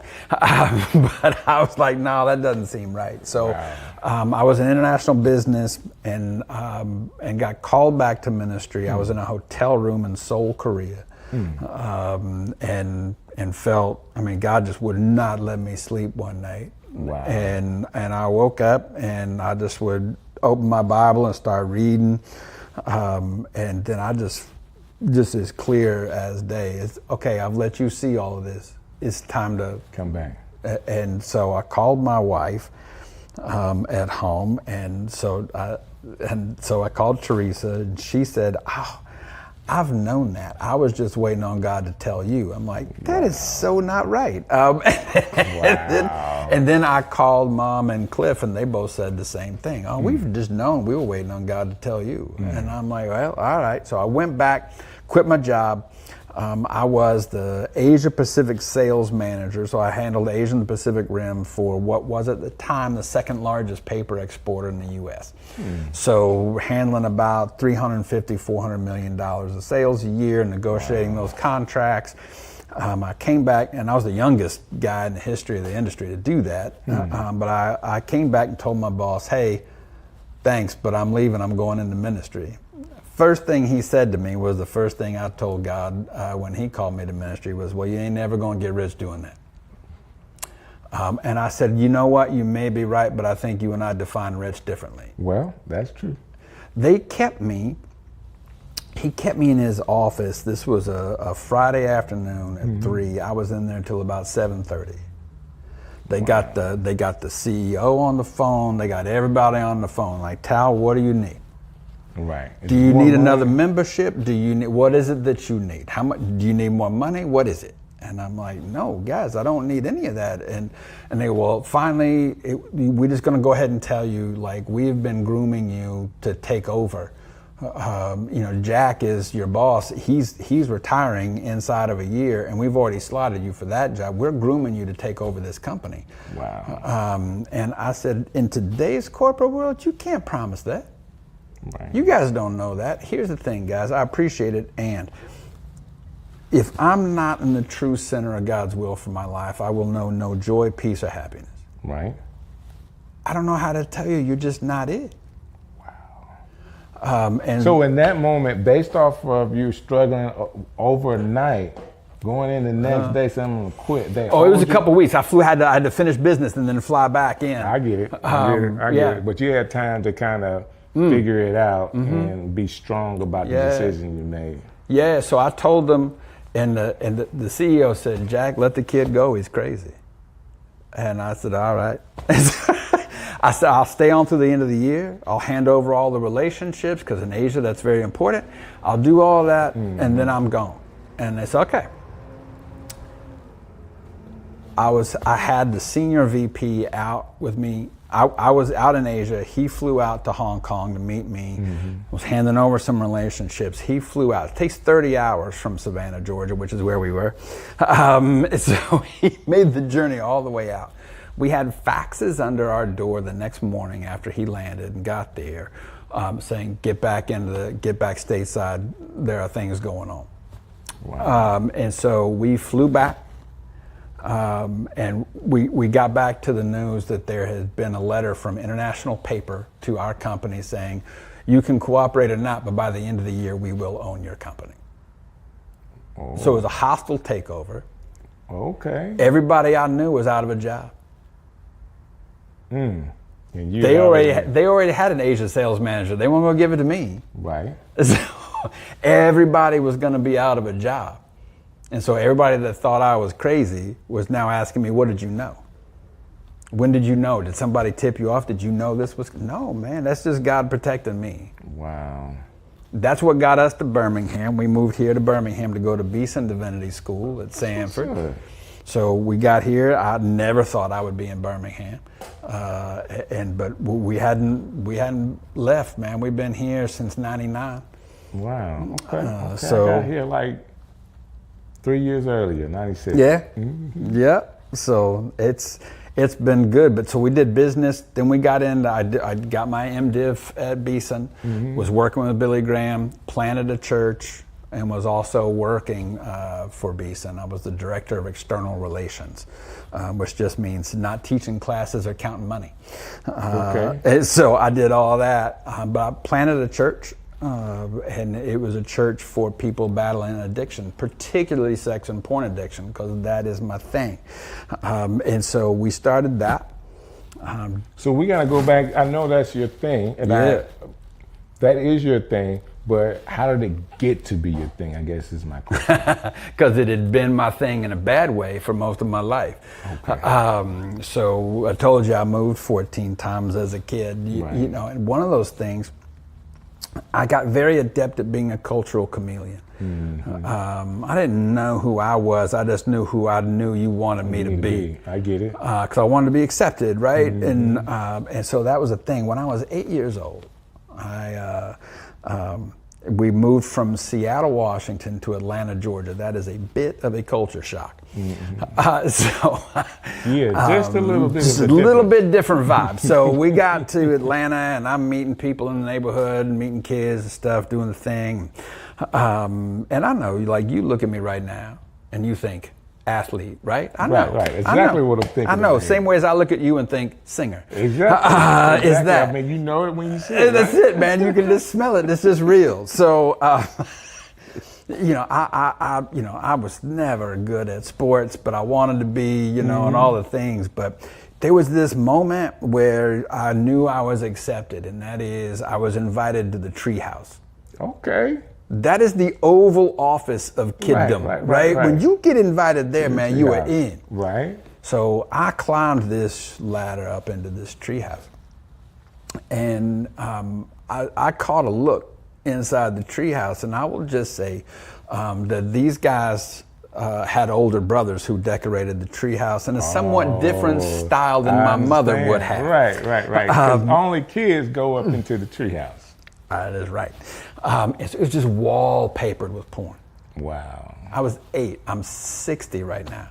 I was 8. I can tell you what I was wearing. Wow. It was that so intense of a thing. When you view something like that, your brain gives you an amazingly potent cocktail of dopamine, serotonin, and oxytocin. Dopamine is how we experience pleasure. Serotonin is how we get that pleasant, content, relaxed sensation. And oxytocin is how we bond. Right. That's what's in a mother's breast milk. That makes mother and child bond. It's that. You also get it in sexual contact. If you're having sexual intercourse with anybody, and the studies show you get more oxytocin in a committed monogamous relationship than you do in a hookup. So it's very, very different, right? God's design, shockingly correct. So, I got hit with this dopamine, serotonin, oxytocin, and man, I was like, this is amazing. My dad, we had a good relationship at times and a tough one at others. And he got really mad at me one day. We were playing one-on-one basketball again. Athlete. So we were playing basketball, and I don't know, man, he must have had a bad week at work, something, I don't know. But like, he would not let me get a shot off. Like, he was just just swatting everything. And I finally, because I'm 8, after about 10, 15 minutes, I just collapsed. He knocked one shot off into the shrubs and was walking over to get it. He turned around, saw me crying on the driveway. He lost it. And he reared back and he yelled. He said, "You are such a baby, and I don't even like you." Wow. And then he threw the basketball, hit me just dead in the face, knocked my head back on the concrete. My dad stepped over my limp body to go in the house. Wow. And so what did I do? I'm in great pain. I'm in distress. I'm upset. I jumped the fence and climbed the treehouse. Get that hit. Where there's pain, there's porn, man. It's that simple. Wow. And so. Okay, hold on now. Because a lot of people don't know that. I think that is what do you call it? A fundamental fact that is missing with people that have addiction. Yeah. Because a lot of times people only see the addiction. They don't see the pain. Right. They don't see the pain, they don't see the anxiety, they don't see the trauma, they don't see the shame, they don't see the terror. There are 4 addictive neural pathways in the brain. Okay, they are arousal, numbing, deprivation, and fantasy. Okay, everybody's got these. Okay, it's just that addicts, we just drive deep ruts in them. Okay. So just think 4 highways running through the brain. Those are the 4. Arousal is to deal with pain. To deal with pain. Numbing is to deal with anxiety. Okay. And then fantasy is to deal with shame. Okay. And deprivation is to deal with terror. All right, you're depriving yourself because of the terror. Yeah, so it's an out of control way of being in control. Think of an anorexic, somebody who restricts their food. They're in complete control, but in a really out of control way. And so that's an addictive process. Listen, people are not going to be able to watch this in fast mode. They're going to have to slow this down. It's a little, I can speak like a fire hydrant at times. So help me out with this, with these 4 things, because I really want to, like, how does it apply to the different things? We used the anorexic one for the deprivation. For the numbing, which I think was 2 or 3. Yeah, numbing's 2. Numbing, weed, alcohol, opiates. Numb pain. It numbs the pain. So but it actually is numbing anxiety. It's distraction from the anxiety. Was the alcohol go into that one? Yeah. Alcohol, so booze, weed, pain meds, opiates, heroin, fentanyl, all that. That's numbing stuff. Numbing. Yeah, and that's to deal with just kind of a core anxiety. I got you. Then there's numbing. There's arousal. Arousal. Arousal, cocaine, amphetamines, Adderall. Uppers. Anything that runs the system up. Nicotine, caffeine, processed sugar. So with arousal, like what would be, people are getting aroused, it's kind of like, I just need to go faster. You say caffeine and sugar, that's arousal. That's just getting you up. Processed sugar, 8 times more addictive than cocaine. Oh yeah, brother, I know it. I'm addicted to it. Yes, I'm addicted. Quite literally, it is the world's largest legal drug. It is 8 times more addictive than cocaine. From the moment it hits a taste bud, it is inside the center of your brain in less than 12 nanoseconds. It's crazy. Only thing we could do to make processed sugar more addictive is to vaporize it and smoke it.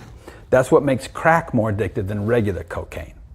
Because you can vaporize it. You vaporize it, you smoke it. And so the smoke gets into the center of your brain faster than snorting the powder. So we got one, which is arousal. Arousal. We got the numbing. Then fantasy is the one we haven't talked about. Fantasy, the fourth one. Yeah, that is, that's to deal with shame. Think about LSD, acid, ecstasy. Get you go into a fantasy or a different way of thinking for a little while. My current view of reality is terrible. I need to change it. Wow. So here's the trick. Everything we do addictively also includes the fantasy neural pathway because it's all about escaping reality. A guy named Scott Peck said, mental health is a commitment to reality at all costs. This is lesson 1 for anybody with addiction, man. We got to commit to reality. We got to quit escaping it. We got to commit to reality. Take it what it is. Commit to reality. At all costs. At all costs. And the cost is not to numb it, not to deprive it, not to be in fantasy world, and not to arouse it. Yeah, not to distract through arousal or numbing, and all that. I'm getting it, brother. It's soaking in. It's soaking in. Yeah. Because we got to set the plane for people that the foundation in this conversation for people to get free from some of this stuff. I don't want to like set the grounds for you to say, okay, because we're talking for a couple of minutes that people can get free. But I do think that when you open certain topics up, it doesn't take much for somebody to say what God pushing them and God giving the increase of them saying, man, I heard you guys talk about this. I saw myself in one of those things and I wanted to get better. Yeah. Go ahead. That being said, you had an incident with your father. Yeah. Went to a place where you can have your own freedom and to get arousal, and that started a scene for you, a battle for you for a while. Yep. Years and years and years and years and decades, and so I was heavy into porn.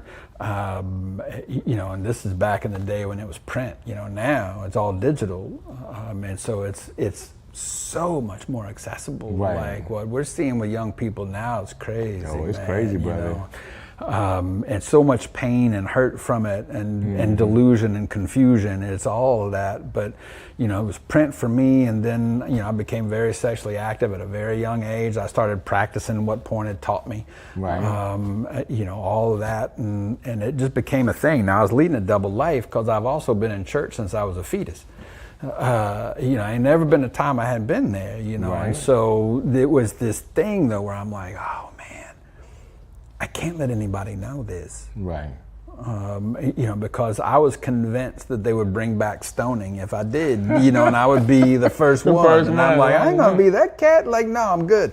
I'll just keep this to myself, But that's shame. Guilt and shame are two very different emotions. Guilt is a fear of punishment. That's about my activity. Okay. Shame is a fear of abandonment. That's my identity. If you know who I am and where I've been and what I've done and what I've thought about, you would not be in the same zip code with me. Right. And so I got to keep this from you.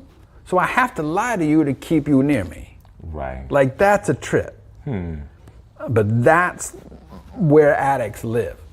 You know, if you're talking with an addict, man, who's especially an active addict, and if they're talking, they're lying. I mean, it's just what it is. Right.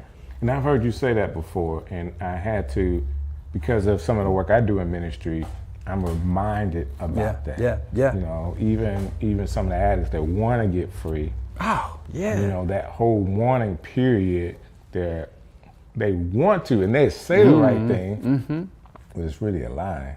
Because they can't act it out. They can't get to the next point. They can't come to church. You know, no matter how much they want to, coming there means they have to face whatever it is they got going on. That and the shame, just the fear of walking into a room and being judged, figuratively stoned, all of that is so overwhelming that it's hard to walk in there because it doesn't feel safe. It feels like, no, somebody's going to find out and they're going to judge me and they will excommunicate me, shun me, reject me, whatever that's going to be. And so that's really hard to deal with. Also, I think there's a fair amount of conviction, you know, from the Holy Spirit that a lot of folk don't want to really feel. So there's a piece of that. My experience is it's mostly shame that keeps people out. That are people that are battling addiction. It's mostly shame that keeps them out. Now, a lot of them too have a lot of religious trauma. They got a lot of church abuse and church hurt out there. A lot of addicts, myself included. You know, there's a long line of sexual abuse for a lot of us. And some of that's happened at church, in church, by the church. And so that makes the church a confusing place to go for a lot of people that battle addiction. It's a real mix of emotion there that's hard because they can activate that trauma. When somebody has any form of like PTSD response, when they have that, they're not remembering what happened, their body's experiencing it real time. Their body's experiencing, that is so true. Yeah, so I do a lot of trauma work, and I've worked with combat vets. You know what, a combat vet who was in like the Middle East and his convoy drove over an IED, you know what they will not do? They will not drive under an overpass, will not do it, because that's when it happened. Wow. And so they plan their routes. They check it, make sure there's not an overpass. If there is one and it's got a ramp, they'll do that. But if they see an overpass coming they weren't counting on or didn't know about, or they're in the car with you and you driving and you didn't know, man, their bodies freak out. And then their brain goes, wait a minute, we're in Birmingham. There's not going to be anyone hop up behind that overpass and drop a bomb on us. We're fine. But their body's going, I ain't risking that. Like, wow. And so then the thought is, I'm going crazy. I can't say this to anybody. So they're trapped in this by themselves. It's brutal, man. That is so interesting. And I'm slowing up because I want people to catch up with us because this is some good stuff. I do have a question for you though, because I want to talk about you and your counseling. Do you remember the first time you counseled somebody and they got free? Like it was one of those things that you felt like, okay, God put you in the timeline where you can actually see the freedom happen? You know, yeah. I don't know if I remember the very first, you know, but I've been traveling and speaking on this for a long time, and I had a show on Sirius satellite radio for a while, and we talked about this a bunch, and people would call in, it was live, and so speaking in a lot of places, I think there's a couple that stand out to me because actually both females that were really trapped, you know, in their addictive places, both suicidal, just on the end, just done, and in so much pain, and so freaked out and stressed. That I was able to, you know, God put me in a position to be able to talk with them. And one of them came to the church we were pastoring at that time because it was for addicts and trauma, like that was our thing. and so she came there and was asking for help, and I was able to talk with her and do some really good work with her, not at a professional level, but at a pastoral level. And man, it's like she is just, she's doing great, man. That's awesome.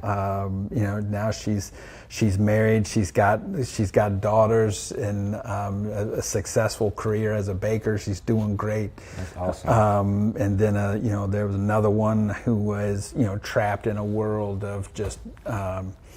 There's a whole world out there a lot of people don't know about, man. There's a lot of them, but this one, she was trapped in one of those, and somebody told her about me, gave her my number, she called me, and I was able to direct her to some people that could help her, and I'm still in touch with her, and she's doing well. That's awesome. And a lot of guys, man, you know, Billy Graham has several kids, 5 kids. One is a daughter named Ruth. She was doing these large scale events, and so I was the speaker there, and it was about issues that the church don't want to talk about. Okay. And so there was a bunch of us, and so I handled the porn and sex stuff, right? And you know, so many times at those, there would be people that would come forward and talk with me, and I was able to help them. And I told you about the prison in Angola, Louisiana State Pen, man. There's a guy, there's probably my proudest and also most embarrassing moment in ministry. They allowed me to bring a band in anytime I wanted to come. And so I bring a band in. I just want them to play rhythm and blues, man. Just do a concert for these cats, like, you know. And so they would do that, but then we would flip it into a worship set. Then I'd get up and preach. And but one of our trips, the guards were not big fans of us, and that was okay. It was fairly mutual, but so I get it. I got authority problems, so like everybody with addiction does. So the guard was the gate was holding us back. They wouldn't let us in there, so we were about 20 minutes late into this main camp chapel. Main camp chapel. So one of the other church bands got up there and they just started filling in until we got there. So they were doing a worship set. We came walking in and everybody was excited, you know, to see us down at Angola. They called me White Chocolate. So everybody's screaming, and we're having a great time walking down there. Get to the front. It's this one cat, man. He was the editor of the prison magazine. It's called The Angolite. And I had done a lot of work with him, you know, on because porn is allowed in prison. It's black market currency. It's just how they buy things. So he had a real problem.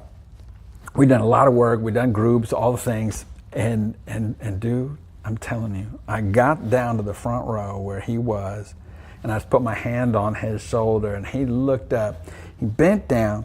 And he wrapped his arms around my thighs, lifted me up in the air. It was a little frightening, you know, because here's a killer. But he lifted me up right as the band stopped, and he yelled, "I hadn't masturbated since the last time you were here." Oh my God. And I said, "Let me explain." Oh my God. Yeah, but I mean, those moments for me are just precious. Does man. it feel like when you have those moments that God allowed you to justify some decisions you made, like to do that work? Does it justify it to you? Help me out. What do you mean? When you just feel accomplished, like this is what God called me to do, and I got a chance to witness it all the way through. Now, I'm saying that because I did youth ministry for a very long time. When youth ministry, you're planting seeds. Right. You really don't see that till later. Now, I feel vindicated, but my kids are 30 plus years old with families. You know, it was 15 years before, you know, I saw some of the fruits of that labor. But, and I'm asking that question just for you to be able to say, man, God used me in such an awesome way. It's, you know, it's very confirming. And it's just, it's so nice to experience redemption at that level. Of that, like, look, I don't care where you've been and what you've done, God can and will use all of that. And you know, addiction is a terrible place to be. It is. I think this is people ask me all the time, like, what are y'all thinking when y'all are doing this? Like, what is wrong? What are y'all thinking? And I'm thinking, well, how the brain works. There's a middle part of the brain, and that's all you have making your decisions for you until your mid-20s. Okay. Okay.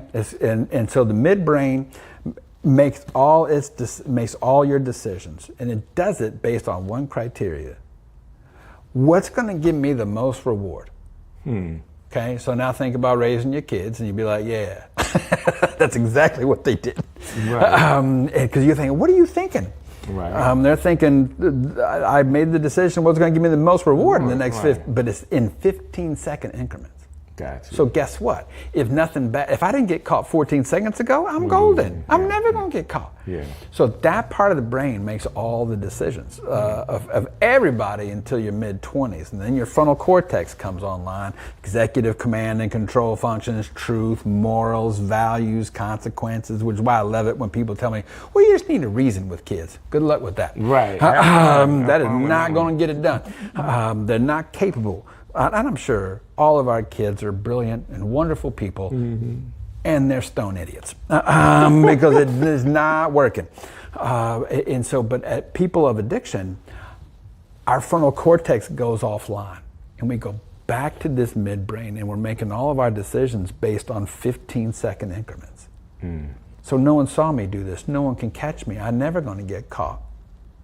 That's how we get here. So, because you think you're in the clear until the blue lights show up, right? And then you notice they've shut the water off, and then you're in trouble. It's a challenge, but that it's the way the brain's working. I mean, people of addiction, that's the thing, and so people that are around people of addiction. That's the important thing to get is, man, their brain's offline, man. They're not thinking. Don't ask what they're thinking. They're not. So it was a long time that I personally didn't like people that were addicted. Yeah. I had a dad that was an alcoholic. Man, yeah. And I did not like not seeing somebody not in control. All right, not in control. And it wasn't till recently, in the last 5 years, I had a friend of mine, his name is Big Prophet. Yeah. Big Prophet was friends with DMX, the Yep. rapper DMX. And I witnessed their friendship and what Prophet was doing for him. On the outside looking in, for most people, you would think DMX was just an addict. Yep. A huge addict, he missed it. But if you know more about his story, similar to you, he was exposed at 14 years old with marijuana laced with cocaine or whatever. Yep. Automatic, he was addicted. He spent the rest of his life being mad at the guy that gave it to him. Like, why would you give that to a 14-year-old that now struggled the rest of his life? Literally did not want to be an addict. He didn't want to be an addict for real. He didn't want that. He wanted to be enjoy life. Just some of the conversations that Prophet shared with me and what he was trying to do with him, it just overcame him. Like he wasn't strong enough to get out of that addiction. That being said, that's a real person. And if I can have compassion for just knowing a little bit of DMX story, I should be able to have compassion to the addict that's walking around the street, and not just to say you need to clean yourself up. Because if it was that simple, right, I'm sure they would have done it, or at least tried really, really hard to clean themselves up. That being said, the way you explain it, because you go to the brain, because it is in the brain that a lot of this stuff is going on. And I'm hoping that people hear the other part of what you're saying, of making it so simple, because people will be in that level of shame. Oh yeah. I've been trying, I just can't, I don't have the discipline to get out. And there's more than having discipline. Yeah. Yeah. Especially if you have already, if your brain has been rewired for that. Right. Even trying to stop on your own, depending on what addiction it is. Right. Is not, in some cases, may not be warranted for you to do it alone, right? No, your brain's working against you. And so there's the big debates, right? Of like, is addiction just a moral failure, or is it a disease? And so those are the two big camps that they war all the time. And I'm like, it's both. It's a disease of choice. Gotcha. Okay, it's the choice-making mechanism in my brain where this thing lives. You can't leave me alone to my midbrain, because it's not going to go well. It's not going to go well. In fact, the anonymous communities, 12-step meetings, what I think people miss about those, or what makes them work, is you go in that meeting, man, you are literally borrowing the frontal cortex of somebody else. If your midbrain's offline, you just need somebody to be like, no, that don't make any sense, man. Like, no. I get it. And so that community evolves and becomes this super supportive place of, hey, if you're in trouble, call me and borrow my frontal cortex. They don't know that's what they're doing, but that's what they're doing. So let me ask you this question then. Because you're explaining it from the brain standpoint, which is being extremely natural. Is there a spiritual aspect to it? I think so, because there is I think shame is a real spiritual battle at the end of the day.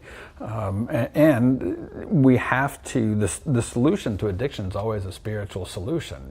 This was way back in the big book of Alcoholics Anonymous, the first crew that did this, this is a spiritual solution. Okay.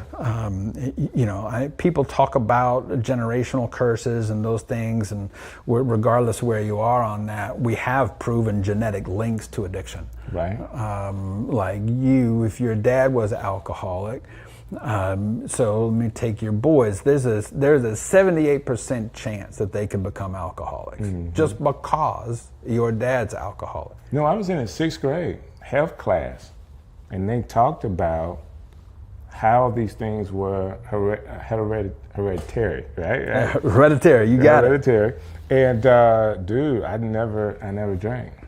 Yeah, it's like I did not want to be what I saw at all. Yeah. Now, as an adult, I do understand that addictive nature is still there, right? Just in other forms. Yeah.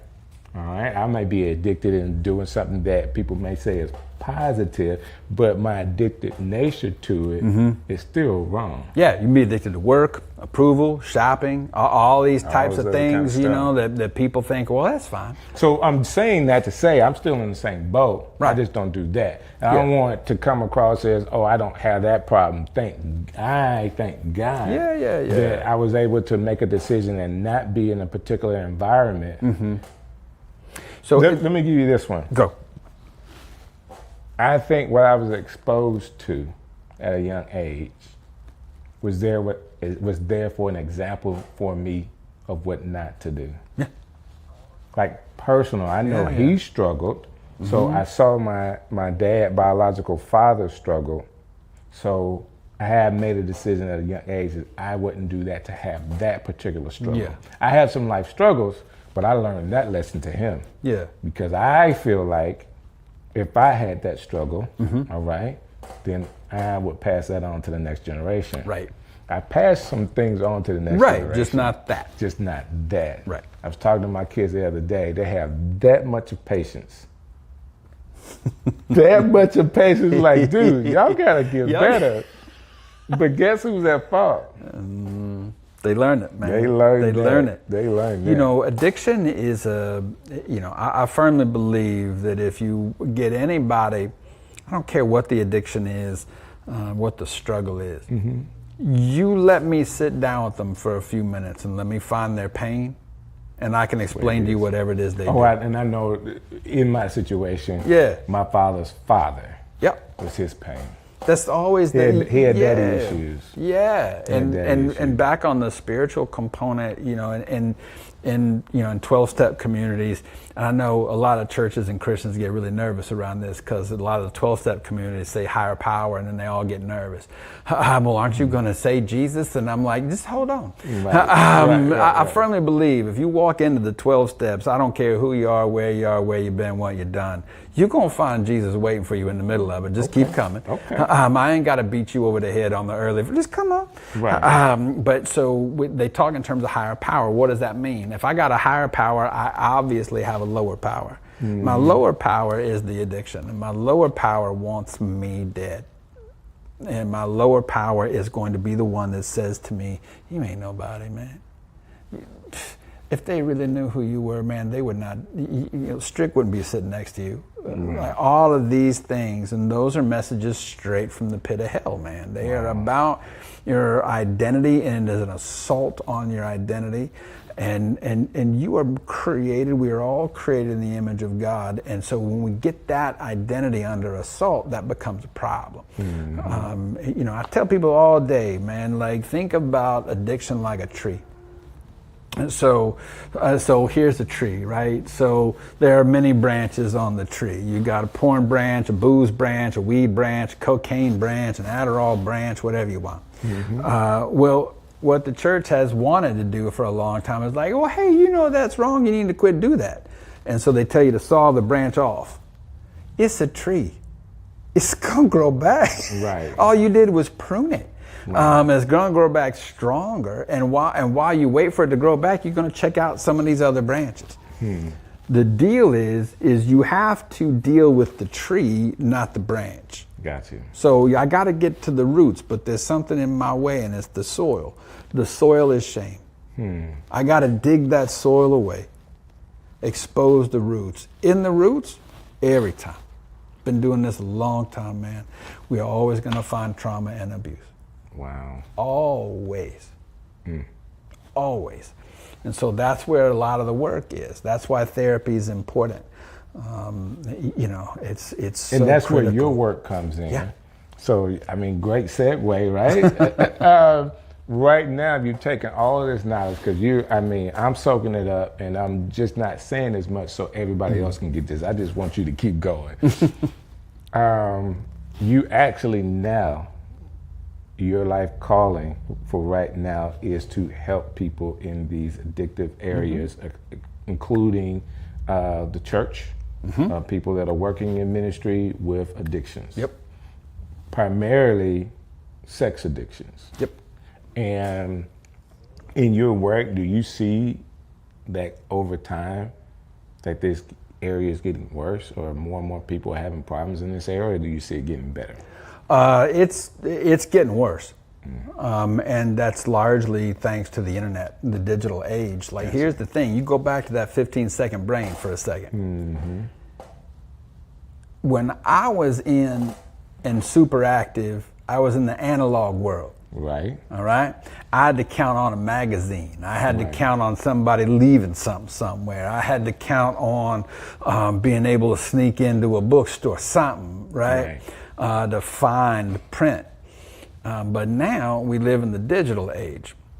The digital age, like the analog world, there was time between me and stupid. In the digital age, there ain't no speed bumps between you and stupid. Not at all. You want to find something, Google bring it to you in 0.3 seconds. Right. And Google ain't judging it. Right. Google don't care. Did not care at all. Man, that is so right. And so it's anonymous, it's easily accessible, it's free now. Like, you ain't, if you paying for it, you don't know where to look. Right. So it's everywhere, and so I've got a lot of pastors on my caseload that I work with that are struggling. It's hard, man. It's hard work out there. Because that's an instant dopamine hit. Yep. And you think about the stress of ministry, Right. The stress of that, the anxiety that comes with it, the constant approval, because depending upon your denomination, man, they can vote you out on Sunday. They don't like you. Right. The pressure. Yeah, man. And so there's anxiety and rejection, the fear of rejection, which is shame-based. All that stuff just kind of builds. It's not alcohol. It's not smoking. It's not marijuana or drugs. It's porn, because it's hard to tell if somebody's doing that. Well, you got to go take a urinalysis. It ain't gonna show. Right. What you got? Yeah, you're not gonna blood test me and find out. But it could still be just as devastating to a person's life. I've had pastors look at me just dead in the face. I get this argument all the time because I'm like, well, we're probably gonna need to talk with your wife, man. Like this, like, oh no, that ain't gonna happen. And here's the line of logic. Listen, I know if she knows everybody knows, and if everybody knows, I don't lose my job, I lose my career. Wow. So I may as well wait until I get caught or found out, because I'm going to lose everything anyway. Wow. So I may as well wait. And so you have a minister, someone who believes in the gospel, saying, I'm not going to believe that. Right. And I'm not going to believe in sovereignty, and I'm not going to believe that God's got me, and I'm not going to believe in repentance, which is kind of important. So how do you help somebody that don't want to get free? I tell them one very simple thing: come back when it hurts enough, man.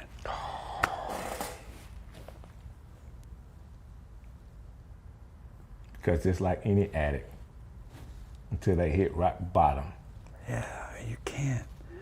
Like, it's just a thing. I've told so many guys, hey, listen, I can't believe this doesn't hurt enough. But it clearly doesn't. Wow. So you go ahead and go. You come back when it does. I ain't mad at you. I get it. All right, so I think we've tilled the ground a lot. I appreciate you and the work that you do, not just in the body of Christ, but period. Like, spending time with me today to be able to talk about this, for people to be able to get some freedom is a big deal. But you're doing this 24/7, like this is your life purpose. If someone's hearing this today and they need to get free, they want to talk to you, how can they get in contact with you? So you call Insights Counseling Center, or go to our website, Insight plural, so insightscc.com. Our phone number, 205-903-8262. So call us, and we'll get to you. That's the thing. Go to a meeting. Go to a Sex Addicts Anonymous meeting. There's phone meetings. Anything that you're willing to do. Right. But call us. Go to our. We have a YouTube channel. Look for Tal and Teresa Prince, because my wife is in this work with me. And if you think that you are done, if your wife finds out, man, I'm telling you, you don't know what love is until you confess these things and then do the work to heal both of you together. And so I became a therapist, a counseling professor when I was getting my Master's of Divinity at Beeson. He said, you are the best natural counselor I've ever seen. Wow. You're in the wrong program. Get out of here, go get a master's in counseling. And I'm like, it's a little late. So I'm gonna finish this, but thanks. Wow. That guy, I relapsed years later. So I had a relapse, and he did my intervention. Wow. And he said, then, I want you to quit your job. I want you to go to treatment. I want you to then enroll in a master's of counseling. I've chased you for 13 years, man. 13, and he did, man. 13 years, this man never quit. And so he said, you are the best counselor I've ever seen. You're better at it than I am, and I've been doing it for 30 years. So this is what I want, and I believe in you so much that if you need it, I'll pay for it. Wow. And that man changed my world in that moment, and I went to treatment. My wife and so I came out and got my master's in counseling, so I got 2 master's degrees because I'm a glutton for punishment. And so started my counseling practice. A couple years after that, my precious wife got the bug, so she got her counseling degree. So she is there and working with betrayed partners, because the pain of a betrayed partner is unique and destructive. And it is amazing what they go through. They meet all the diagnostic criteria for PTSD out of the gate, except having their life immediately threatened, but sometimes that's there too. through domestic violence or through STDs, anything like that. So she works betrayed partners and couples. I work with addicts, betrayed partners and couples. And we are both also sex therapists, because it's not enough to stop the unhealthy sex. You got to replace it with healthy, God-ordained, prescribed sex. Like, that's the thing. A lot of us get married thinking this will fix it. Right. I won't have this problem anymore because I'll have all the sex I want. Ain't nobody tell you it don't work like that. It don't work like that. All right. So we've talked a lot today, and you really help people. People can contact you, but I do feel like I want to just take a moment and to allow you to say to somebody, if they're really in need, what they can do, like right now as they're watching this. Man, if you're watching right now and you think this is you, I want you to know one thing, man. You're not gonna outgutter me, okay? You're not gonna get judged. You're gonna get helped. So reach out. There's a whole community of people that struggle with this. You're not alone. I can tell you this though. If you decide that you're going to try and beat this thing alone, you're going to end up beating it alone, and you know what I'm talking about. We've got you. We know the way, okay? God's not mad at you. He still loves you. He's already paid for this. It's all been paid for. You're not going to be punished. We've got you. You reach out, and we'll point you in the right directions, and we'll get you the help you want and that you need. Thank you so very much. And thank you guys for watching.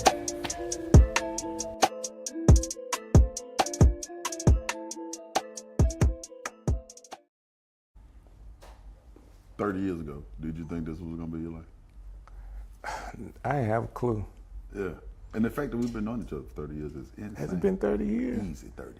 I think I met you when I was 13, 14. I'm 43. And I'm just like 29 though. I mean, yeah. But okay, so I knew when you was in Mother's Yeah, but yeah, it's been about that long. You know, we have another connection. I don't know if we ever talked about it. What the? Your connection to Opelika. Oh yeah. You from Opelika? Yeah. That's crazy. My daddy folk from Opelika. I spent a lot of time in Opelika.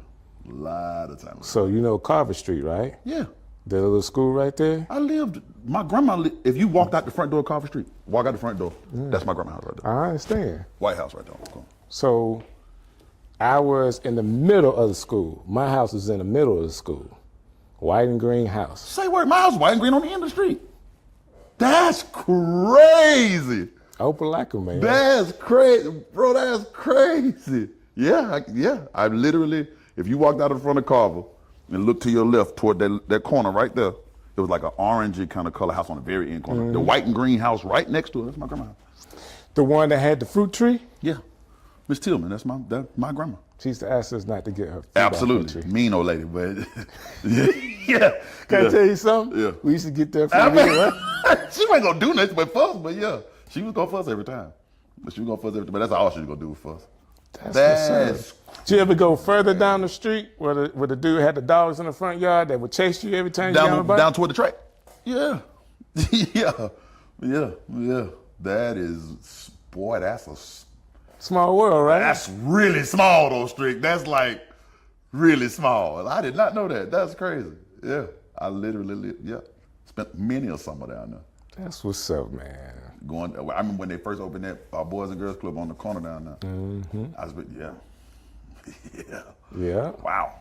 Small world. Man. So I played baseball up there when I was a kid. And yeah, of course, that field right there. That's a football country down there. Yeah. So that's all I wanted to do. I bet. That's all I wanted to do. Let me get to where you are, because otherwise we're going to look different. Hold on, don't. Oh, okay. I don't want to come back. Okay. How's that look now, Jason? We good? Yeah, that's good. So I'm down home country too. Yeah, man. That is, wow. Of all the places to know about, most people don't even know what Opelika is. Don't know where it is. Yeah, I have to just tell them it's next to Auburn. Right. You know what I'm saying? Like I call it like a twin cities. You know what I'm saying? Yeah. And you went to Auburn too, didn't you? Yeah, my freshman year. And then they lost the program that I was in, and so I transferred up to UAE, and then I transferred again with UAB. And my mama said, find something you like and stick with it. I liked college. So I just went to a bunch of them. Ain't nothing wrong with that. Yeah. Strick City coming live. So I was riding in the city, Birmingham. We was checking out this restaurant with my wife, and we were leaving out, and I just so happened to see somebody on a curb, like on the curb, just kind of just doing his thing. And I ran right into him, and I just asked a question like you should when you run into people that you know that you hadn't seen, hadn't called, but say, hey man, you mind come hanging out with me? And they said yes.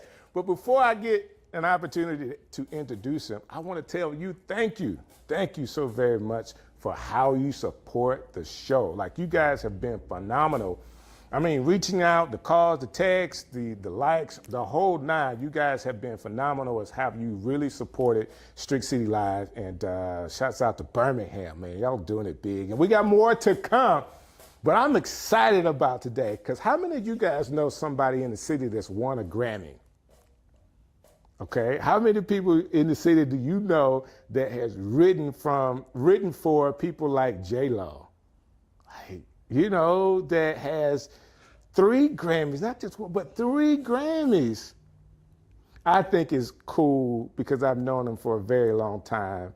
And it's awesome to be able to have the kind of relationship to where you can see somebody grow and support them and, you know, don't want nothing but the best for them.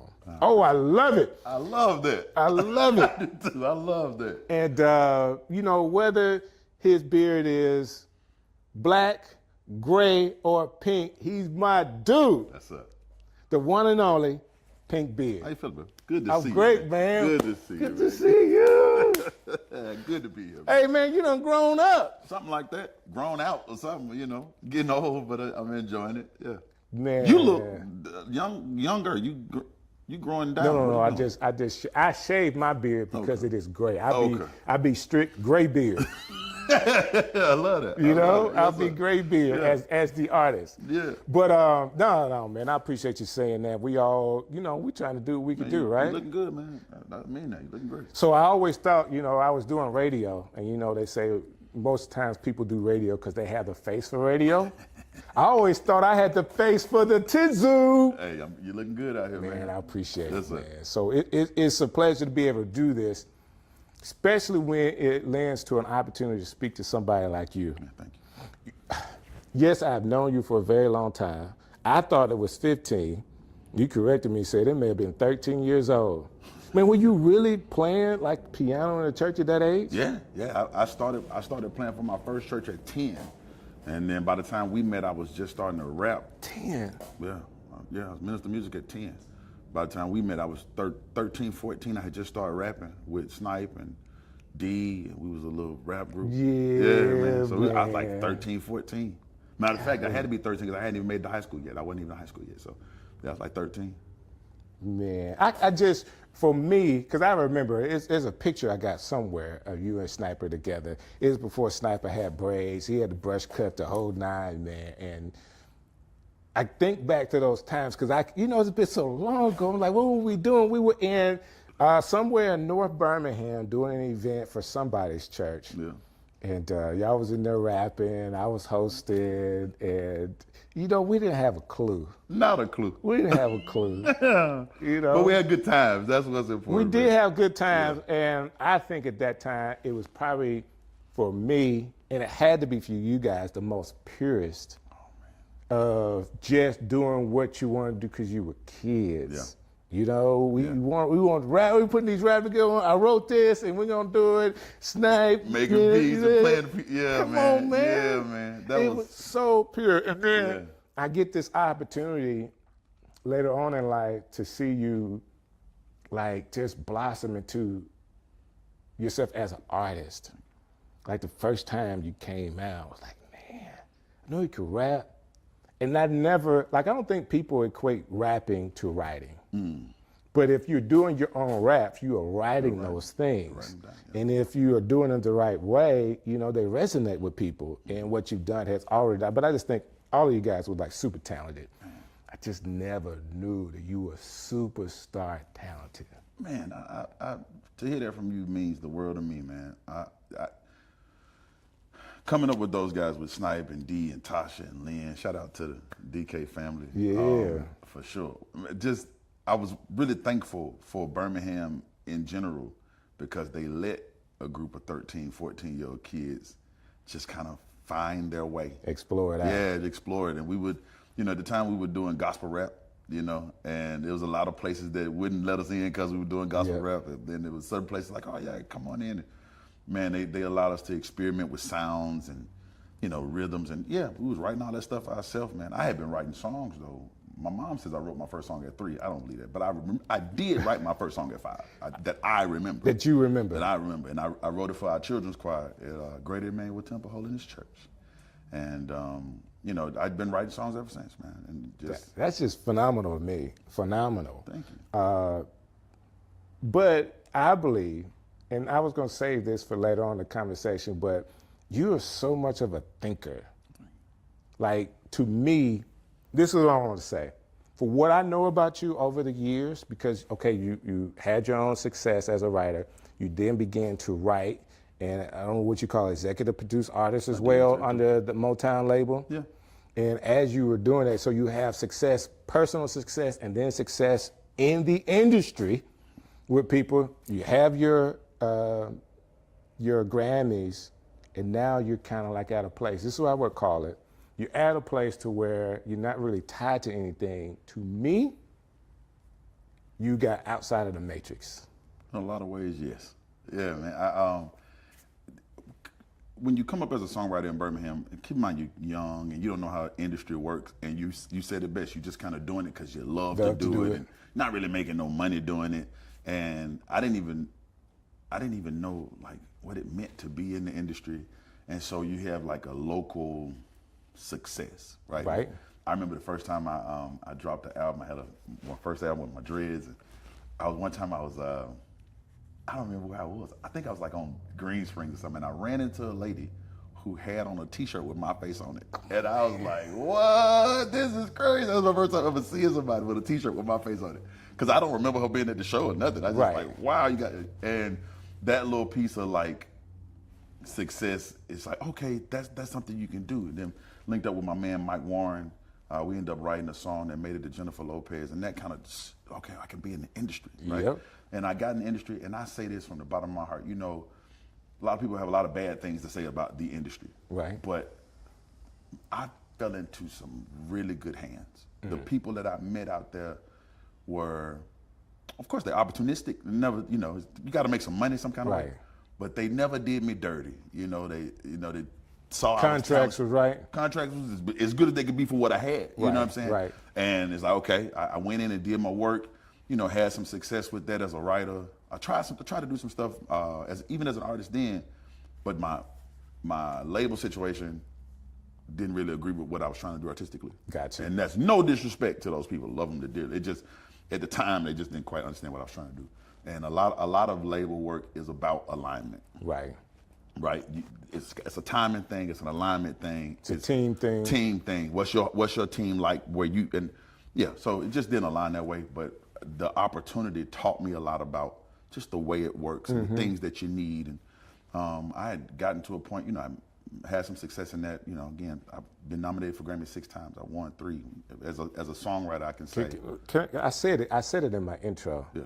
But dude, you got 3 Grammys, nominated 6 times. Being nominated is a title all on its own. Yeah.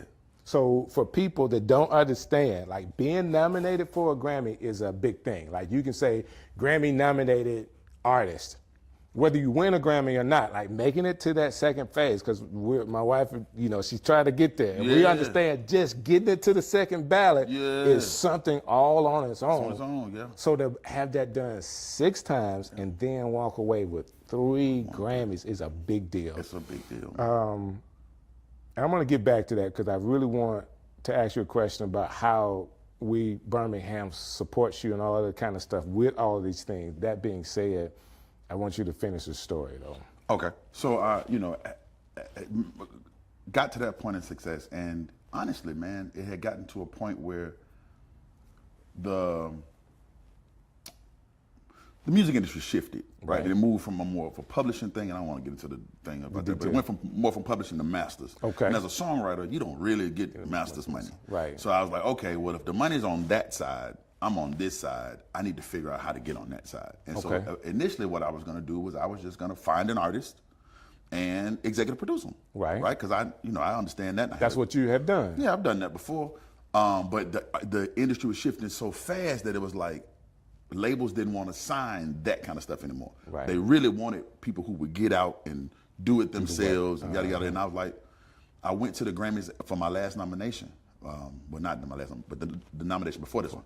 So I went to the Grammys to support the Halley's Angel. I got nominated for Best R&B Song for Halley's Angel. So I went but I went for the whole thing. Normally you just go for the TV portion, but I went for the whole thing. And so I sit there and I see Americana roots music, and I'm like, yeah, that feels right. Right? Like that's saying something to me. Okay. Yeah. Like that's what I like. And so I told my manager that night, I was like, I think I want to get back to making home music. I think I can do that. And he said, that's a lot harder than it looks. And I was like, not when you're from there, it's not. You know what I'm saying? Like this is second nature to me. Like this is really what I know. And so he's like, all right, well, if that's what you say you want to do. So I decided that I wanted to, get back to home, because home, like Birmingham as a place, is so special. Right.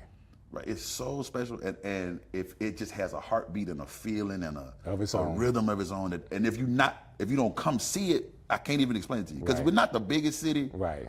But it's a great place. It's country enough, and it's hometown enough. But you got some opportunity. It's been great, man. So I'll say this, because you had an opportunity this year to work with PMJ. You guys did a concert together. Yeah.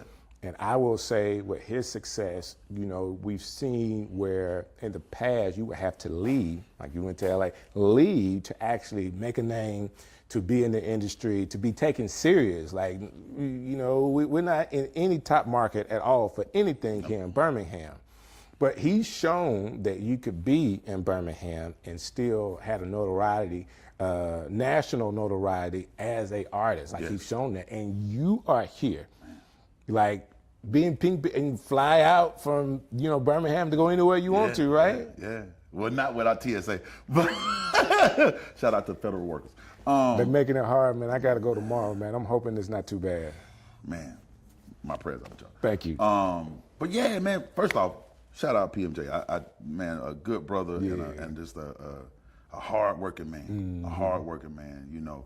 I feel like it's being a preacher is already that's a job in itself. It is. And people already, but he shows you that he still go out and work for his. You know what I'm saying? He not just out there just taking up folk. He gonna go out there and every dollar he make. I love the fact that he can show you what he did to do it. You know what I'm saying? He's not just out there mooching off people. So shout out to PMJ for that. But yeah, the internet made the world a stage. Right. And I think when I first moved, this was like right when that transition was really happening. And I didn't really know how to use the internet like that. Like I'm still not a techie. I mean, I'm getting But you were definitely trying. Trying. Boy, you were trying. Like I have never seen somebody spend so much time talking to their audience and having a community like you did. Like through the pandemic, man, you was just doing it. I was just doing stuff. But that's when I really that was about 2020 when I had really kind of locked in, okay, the internet is my friend. Before that, I treated the internet more like just a place to go get information. Right, just like a place to go get information. Right. And Facebook was really helpful. Birmingham really helped me get comfortable, just like look at the camera. Gotcha. Right, say something to the people. You might not know this about me because I'm only comfortable on stage. I didn't know that. Oh, I'm really an awkward person. Like I tell people all the time, the hardest sentence for me to say is "Hello, my name is." Wow. I get so intimidated by new people. But once you know me, It's fucking over fun. Yeah. But like that first initial hello. Hate that. So stage is really comfortable for me because I never have to introduce myself. Someone else is going to introduce me. Boy, let me tell you something, man. You know how to work that stage. Man, I just feel like all the stuff when you were younger that you did, like being able to see you in major like performances on a piano, just singing your heart out, man. I remember the time you were here, you did Old Car Heaven. Yeah. And I got a chance to witness you do When Thugs Cry. Oh yeah. Man, I've known you for a while, so it's not that you take anything away from any artist, but I was like, wow, man, that guy got it. Man, thank you. That guy got it. And then I just say, you're one of those kind of people I mentioned earlier. I feel like you're outside of the matrix because so many of us, and I can make it an individual thing, when you're tied to other people, other organizations, you can only say so much. True. Sometimes you can't be so honest because you have to play, and it's my personality, to kind of play both sides, so to kind of be neutral. But you have the ability, you have the resources to be able to say what's in your heart. Yeah. And man, I just think that's the most liberating thing you could ever have. Right, wrong, and indifferent. Right, wrong, and different. My mama told me that. My mama taught me that. She said, if you got the mic, you might as well say what you think is important. And that shout out to my mama, but she's always told me that. If you got the mic, you might as well say what you think is important. And if they don't like that, then be prepared to leave. Right? Like you say what you need to say and pack your bags. But also learn that most people that are liked or that can be the most popular are somewhat polarizing. Yes. To the fact that you like them or you don't. Yeah. It just so happens that the people that like them support them. Yeah. So much to the fact that Birmingham is just now going country. Yes. Come on, man. How you gonna do a whole concert in the city and everybody's wearing hats and boots? They weren't wearing hats and boots in 24. They weren't doing that, man. But shout out to Birmingham for supporting me like that, man. It moved my first show when I did back in January. My first show I did in January, I was like, man, I don't know how this is gonna work out. I was really looking for a little venue to hold, like maybe but first I was just gonna do it for like 25 people. I was just gonna do a little thing out in my neighborhood. And then like the support just kept coming in, and before you knew it, man, we were at Regents Park, bro. I know, man. I know. What is this, right? And people was wearing cowboy hats and boots, and I'm like, okay, Birmingham, like, okay. And this whole movement, let me say this, I'm trying to figure out the best way to say this. It's weird. You know how you say you from Opelika, right? Sometimes, like when I hear the word Opelika, it just, Opelika. It make you feel good. Yeah. Cause it's like, wait, how you know about that? Right? I thought I didn't think nobody even knew about that little place, right? And so when you hear somebody else that nobody, you're like, oh, like you feel a certain connection. And I feel like this new kind of move back towards country music feels like that to me. Got you. Cause, bro, 80% of the black people in America live in the Southeast. Right. And most of us don't live in Atlanta or Birmingham or Nashville. We live in Rural Lochapoka and the Smith Well, what Station. you know about poker? Lochapoka. You got to be from down there to know that. You got to know about Lochapoka. But you from We Snow Hill, Tonka. Camden. We Tonka. Right? So most of us, you know about back roads and creeks, but for so long, you've been almost ashamed to sing that you knew that. Right. You had to tell people that you knew the projects or that you knew Right. the club. But most of us, that's not how we really Right. live, man. Most of us just good old church folk that, get out and go fish with our daddies every now and then. Yeah, right? So it's something that's really inviting and like welcoming to when you hear that back. That's true. That's true. And Birmingham has a way, like since I've been here, I think I got here in 96, 95, 96. And, and it never, like, it's a magnet. Like I could have went to Atlanta, man. I just thought I would have been 10 times bigger artist or DJ if I went to Atlanta. I just couldn't. Welcome home, man. I couldn't. I'm just here. I'm a Birmingham boy now. Yeah. Like I remember when I thought Birmingham was a big city. Come from Come Opelika, like it is.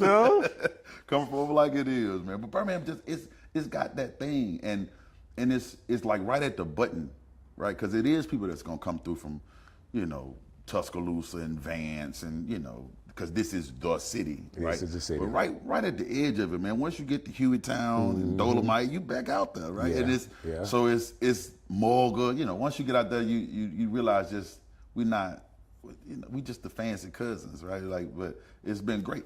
I say that to say, one of the things that kind of egged this on remember when you first heard Nelly?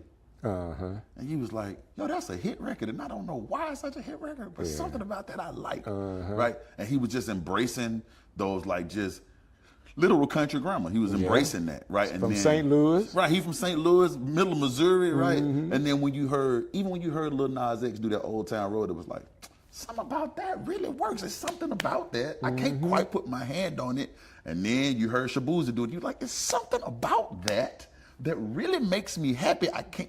But it's because it's so relatable. You from them places, you drove them roads, you know that feeling. You just hadn't heard it in so long. Like when you hear the word Opelika, you hadn't heard it in so long. You're like, man, I like that. You know, and so that was what called me back to it. So when I was growing up, man, this had to be middle school, so 6th, 7th, 8th grade. One of the biggest songs at that time was a country song. And I'm talking about everybody. And Opelika was like, all the kids was singing this country song. So just because we knew rap was big or whatever, I mean, we still had those influences. Absolutely. Because you go to the gas station. You've been to a truck stop, right? You go in. Yeah, and then go to college, right? When I went to a bunch of colleges. But at Auburn, you was destined to hear. At Alabama, you destined to hear, you know, and you go out on them lake trips and, right, like, that's the thing, though. We kind of got walled off from it in the city, but the moment you get on the road, you start taking them road trips, man, you pull into them gas stations, you go see your cousins, and, you know, you're like, okay, yeah, this is a thing. It's country. Yeah. That being said, this album, like the theme, like what you were thinking about when you were writing it, you know, did you write it all at one time? Tell me the details on this album that you've made. Okay. Well, it started off, I was writing some songs for somebody else, right? Like I won't say the artist, but I was trying to send this person some songs. And I used to smoke. I quit smoking about a little over 2 years ago now. No, almost 2 years ago. Okay. And, you know, I had been smoking for years, and my voice had got to sound like a truck. And so about 6 months later, I started writing these songs. So I'm cutting these little demos and sending them off. And every time somebody would call me back and be like, yo, who that singing? And I go, that's me. And they'll say, you should do this yourself. And I thought they were saying, we don't want it. We don't want it. But then I kept listening to it, and I played it for my girl. And she was like, oh, these are really good. Like, you really should do this yourself. And I was like, I got this great beard. You're like, you passed that. You're Yeah, like, I'm heavy. I'm 80 pounds heavier than I am now. Like, I can't do this. And then I sent it to my man, my producer friend, Oak, and he was like, nah, man, my wife said you should do this yourself. And she hates everything. Wow. And so I'm like, okay, right? Wow. And so I had like 2-3 songs. And I was like, okay, I'm gonna try to do this. But my plan was to not treat it like a songwriter. I wanted to treat myself like an artist. So I didn't just go to the studio and start writing. What I did was I just drove around, and whatever hit me, I just sung it into my phone.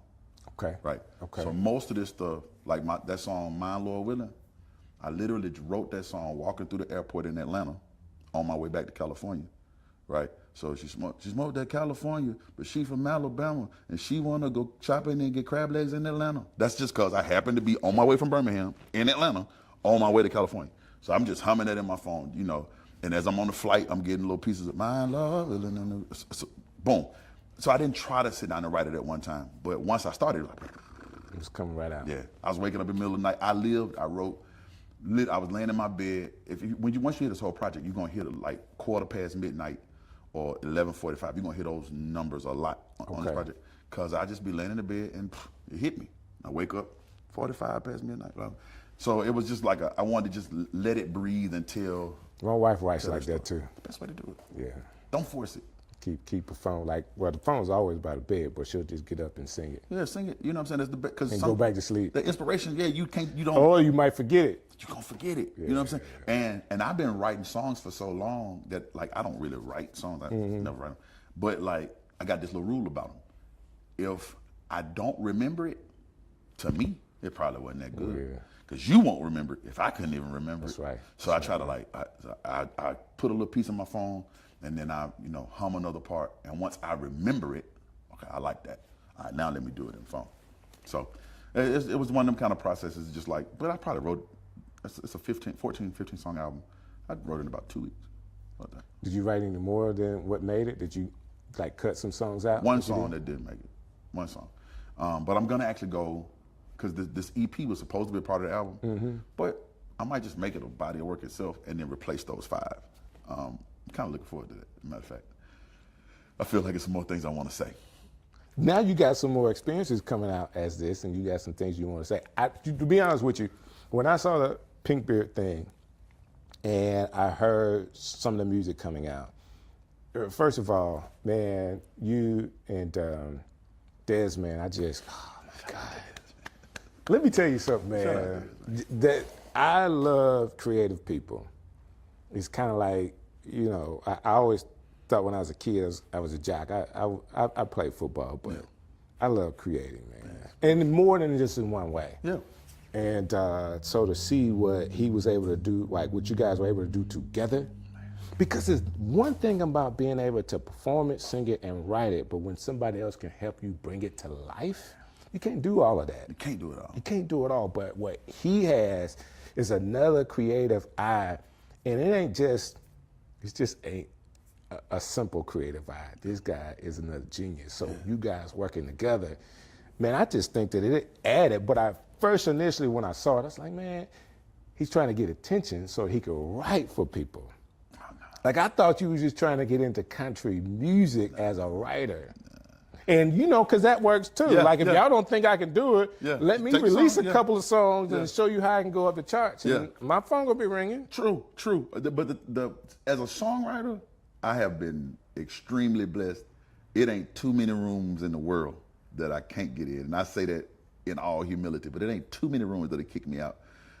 This was more or less, I did this pink beard thing because, you know, again, my beard was black and white. And I was like, you know, I'm gonna do this. I'm gonna hop out here and do this. And again, laying in my bed, some guys came, I was having a birthday party for a friend of mine back home, back in LA. And she had some pastors, twin brothers. They do fashion out in LA, but they moved to, they do fashion in LA, they're from New York. They had this color in their hair. I got you. And I was like, man, I really like the hair color. I used to, you know, I had dreads, I had all kinds of color. I was like, man, if I still had hair, I'd do it to mine. And they was like, you do got hair, it's just on your face.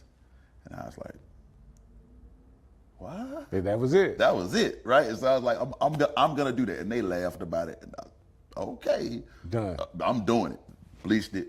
And once this was kind of my kick out of the nest. Because once you do this, you got to do something. You can't turn around, right? Now you just look foolish, right? So you got to have a reason for it because you know people going to ask, and you got to have something to say when they ask, right? Like, why is your beard pink?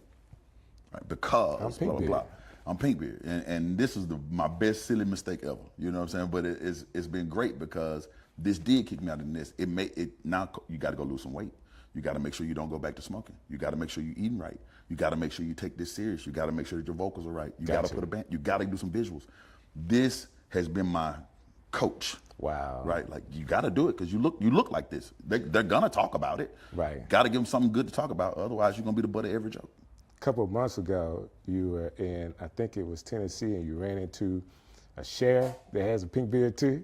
That happened just a couple of weeks ago. I saw the picture about a month ago. Sheriff Brunson down in Macon County, Tuskegee. No way. The picture popped up on my Facebook page because somebody tagged me in the picture, check this out, this guy got a pink beard. So I'm like, oh, I gotta be this dude for Halloween because what's the odds, right? Lo and behold, just a week and a half ago, I'm at Duluth Trading Company out in Hoover. He in the Duluth. No way. What are the odds? Like, I'm like, what? He looked up at me, I was like, he knew who you were. He had heard who I was because one of his deputies down there had told him about me once he dyed his beard pink. But he dyed his beard pink just to support for breast cancer. I got you. Right. And so his deputy, he was like, man, I heard about you, blah, blah, blah. And I had just seen him. I had just bought the outfit to be him. No way. Yeah. That's crazy, man. Yeah, I loved it. So far, let's get back to the music. So far in the music that you've released, how has it gone? Now, I've seen over the months that you've been doing this, I've seen you release all kind of stories from country music support, from country music halfway support, you know, they like you, but, you know, don't really show your picture, all that kind of stuff. How has it really been for you as an artist doing country now? It's been the best time of my adult life.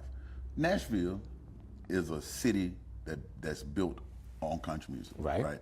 And you know, no different than you can't just come to Alabama talking football. Right. You gotta know football. Right. You know, and the same thing is true about country music in Nashville. If you gotta show me that you mean it, Gotcha. right? And so Nashville has been actually really kind in a lot of ways, but cautious.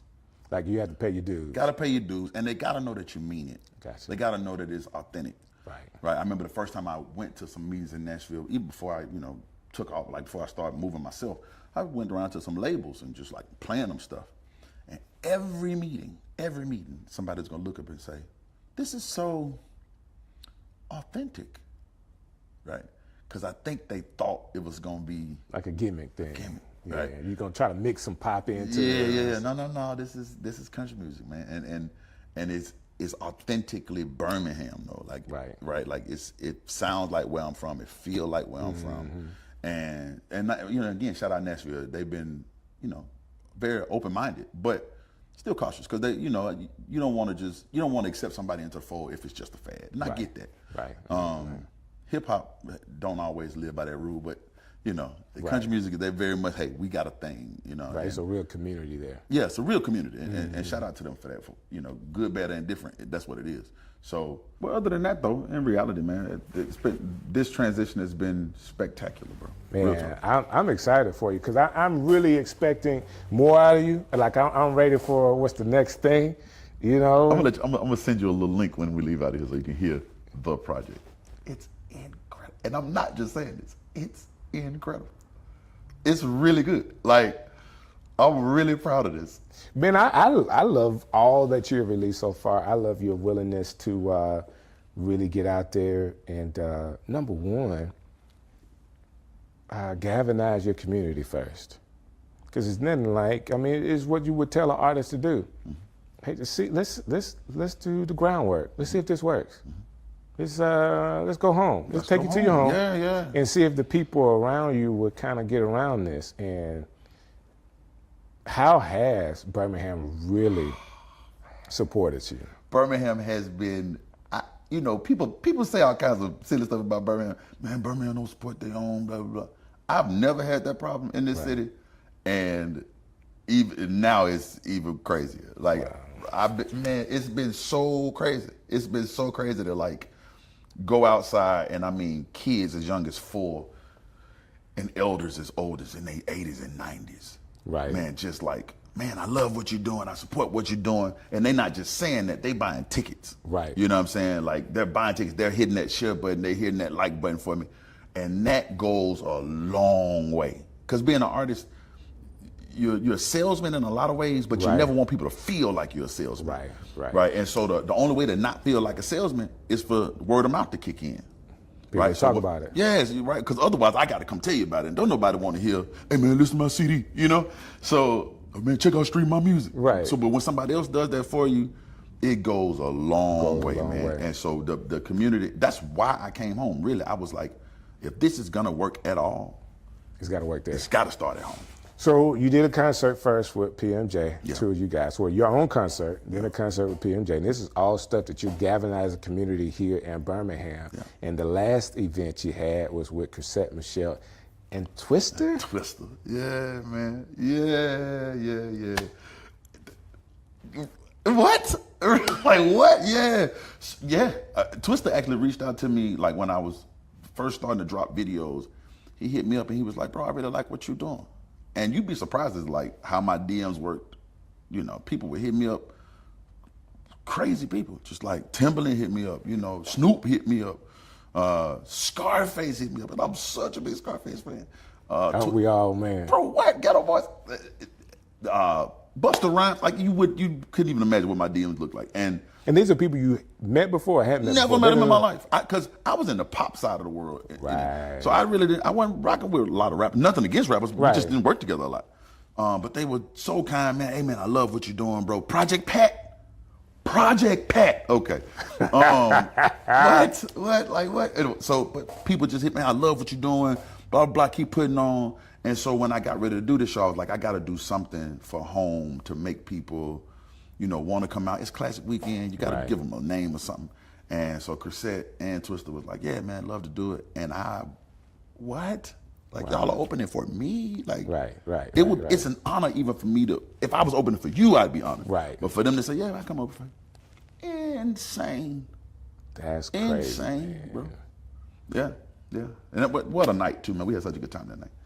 And Birmingham showing love. Is there anything like you would say, hey, Birmingham, could you do this for me?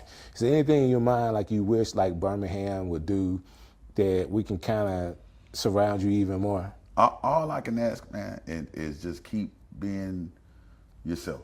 I like Birmingham because Birmingham is brutally honest.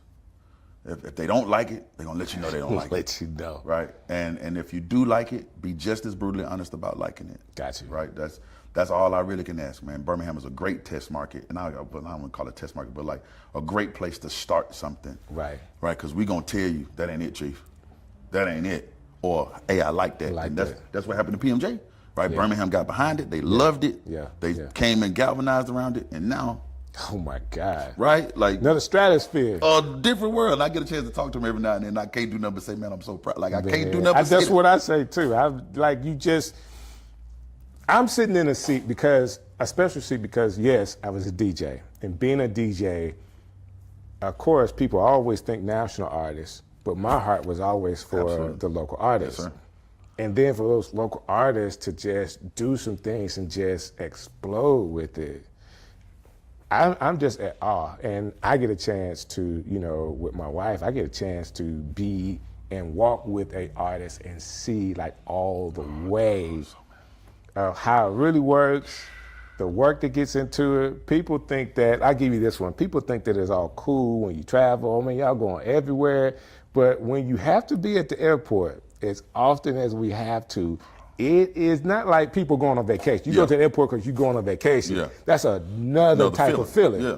But when you go into the airport because you got to go to Philadelphia and then you got to go here, you got to go there, it's just different. Not that it's bad, because she is living her dream, and I get to live in that dream with her, man. It's just the coolest thing, man. It's just the coolest thing. And imagine when you don't even get to go to the airport, where you have to just go get a 15-passenger van, pull that seat out the back, link you a trailer to it, and just go. Put a bunch of grown men in there. And just go. And go, man. But it's a blast because you're hanging out with guys you love and you're playing music that you really love. And this, sometimes you make some good money. Sometimes you do. Right. Sometimes the trip was the money. Right. But hey, you get a chance to go meet some new people and make some new smiles. And that's another reason why I'd be glad to be in Birmingham, because I don't have to pay for hotels and I don't have to pay for hotel.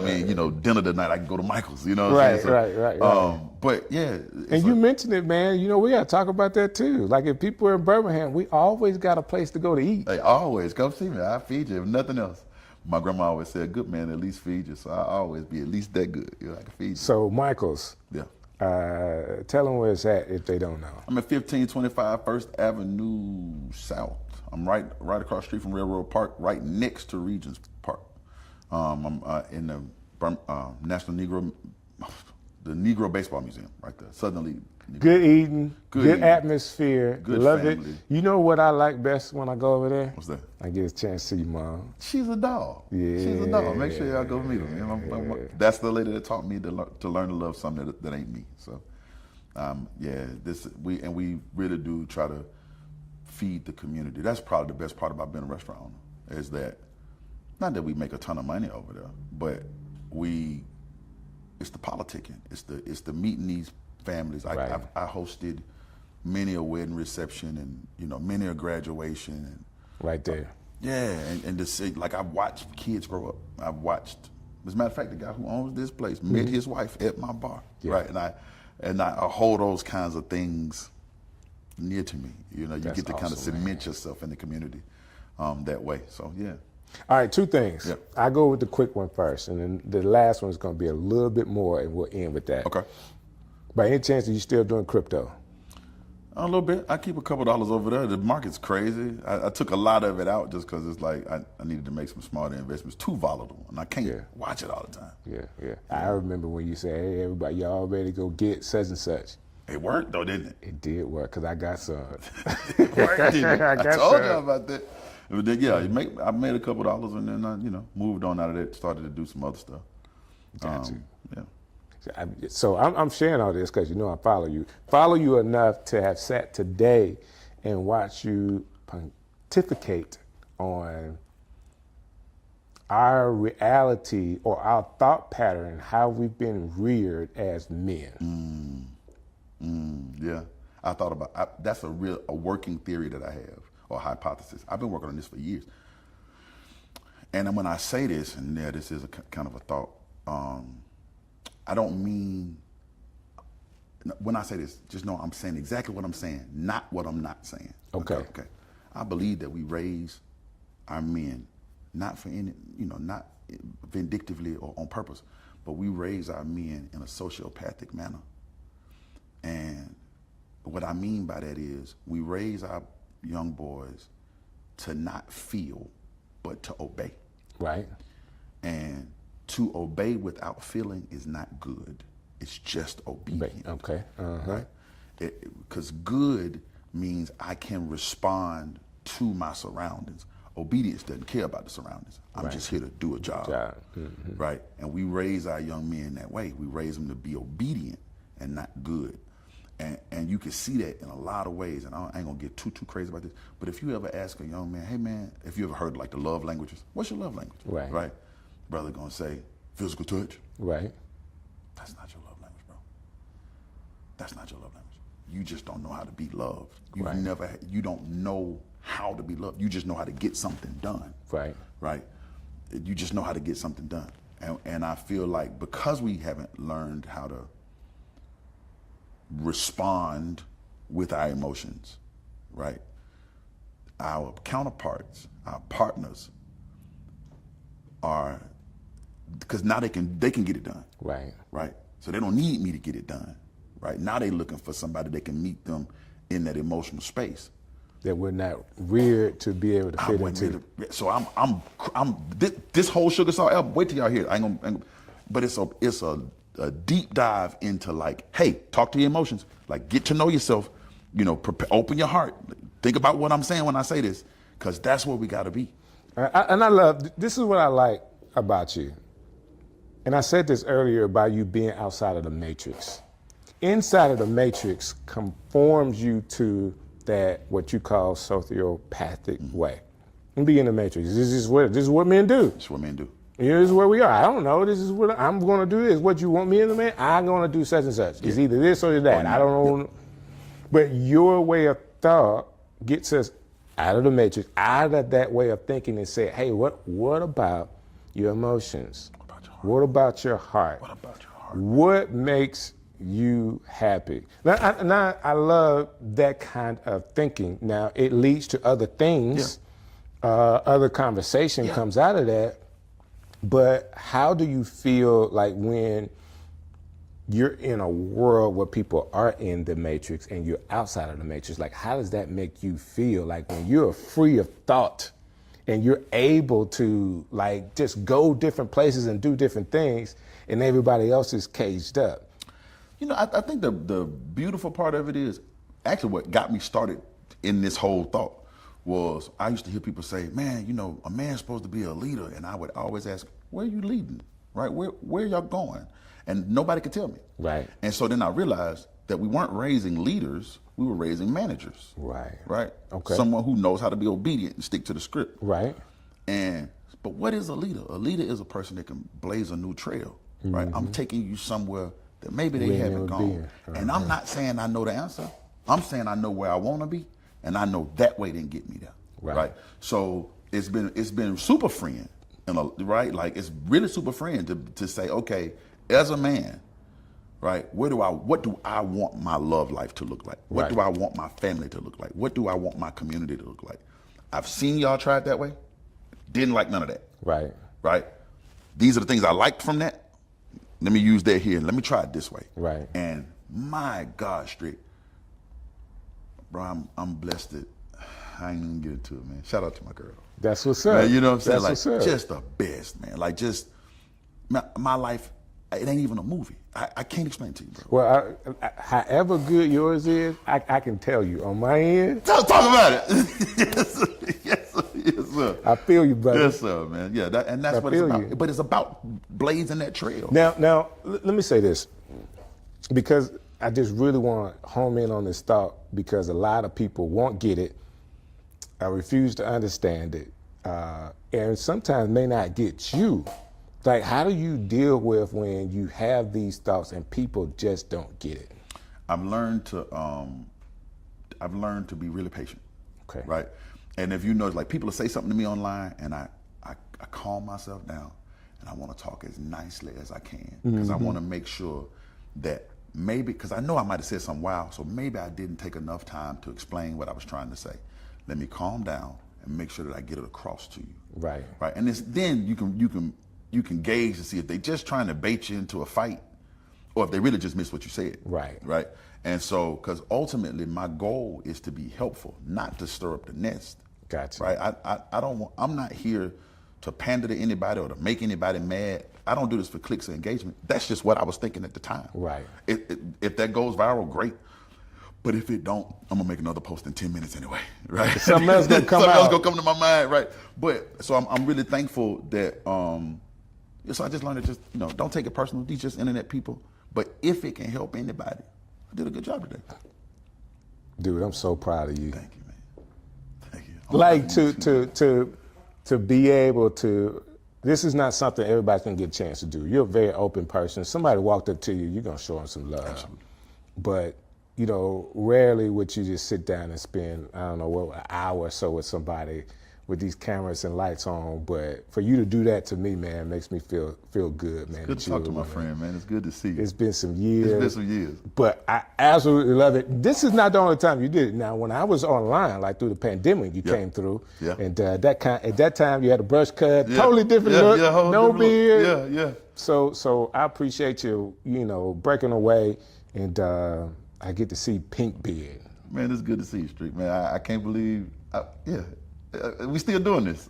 Why not? Why stop? I love it. It's now, none of us thought that when we got up of age, that we'll still be kind of like, I just never thought, like, and I still don't have a thought like, will I do this for 10 years? Probably be doing this for 10 years. I don't know what else to do. Yeah, it's life, man. And I wake up every morning and I say, man, I'm grateful, I'm thankful. It could have been another way. Come on, man. This could have been another way, Strick, man. Oh, I get it. But it's this way. You know what I'm saying? I'm thankful that it's this way, and I'm thankful that I got this opportunity, and I'm thankful that I got this friend, and so that gratitude, man. I'm a hush, but I'm thankful, bro. Thank you for having me, man. Man, no problem. It's been. Listen, like, I hope you feel the love where you are, and do one more thing for me. If you really felt this conversation and you think Pink Beard is the most interesting person you ever met, like I do, share this so your friends can see it as well. This has been another Strick City Live. I'll see you next time. Look, I saw that when I went to Japan last year. What do you do in Japan? I am at the time I wasn't, but now I'm on the board of Birmingham Sister Cities. Okay. And we took, I think it was 15 high school students to Japan as a part of kind of like an exchange opportunity. I was excited until you said you took some students over there. No, thank you. It was a lot. But the good thing was they stayed with host families. Okay. So we dealt with them during the day. In the evening, they was with their host families. And we was at the hotels. That's cool. Like Birmingham City Schools? Yeah. So 15. So cool. It was like 20 some kids went through a summer program. 15 qualified to get on the trip to Japan. And so we did, we stayed the first night and the last night in Tokyo. And then we were in Hitachi, Japan, and then Mabashi. Or the other way around. Now you're saying all those Hitachi. cities, I don't care where they are, I don't know anything about Japan. That's it. So that was the rural part of Japan. So there are two sister cities, is Mabashi and Hitachi. So Hitachi has a very similar industrial history like we do. Still.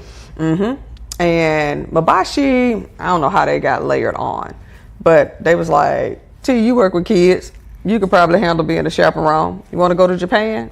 And I was like, I got to pay for this? They was like, nah, it's for free. I was like, sign me up, because I've always wanted to go to Japan. But when I tell you we behind. We are behind. From a technology standpoint? In so many ways. Like, it was literally just like, Like you go to the gas station, it gives you a bowl of hot noodles. They're so clean.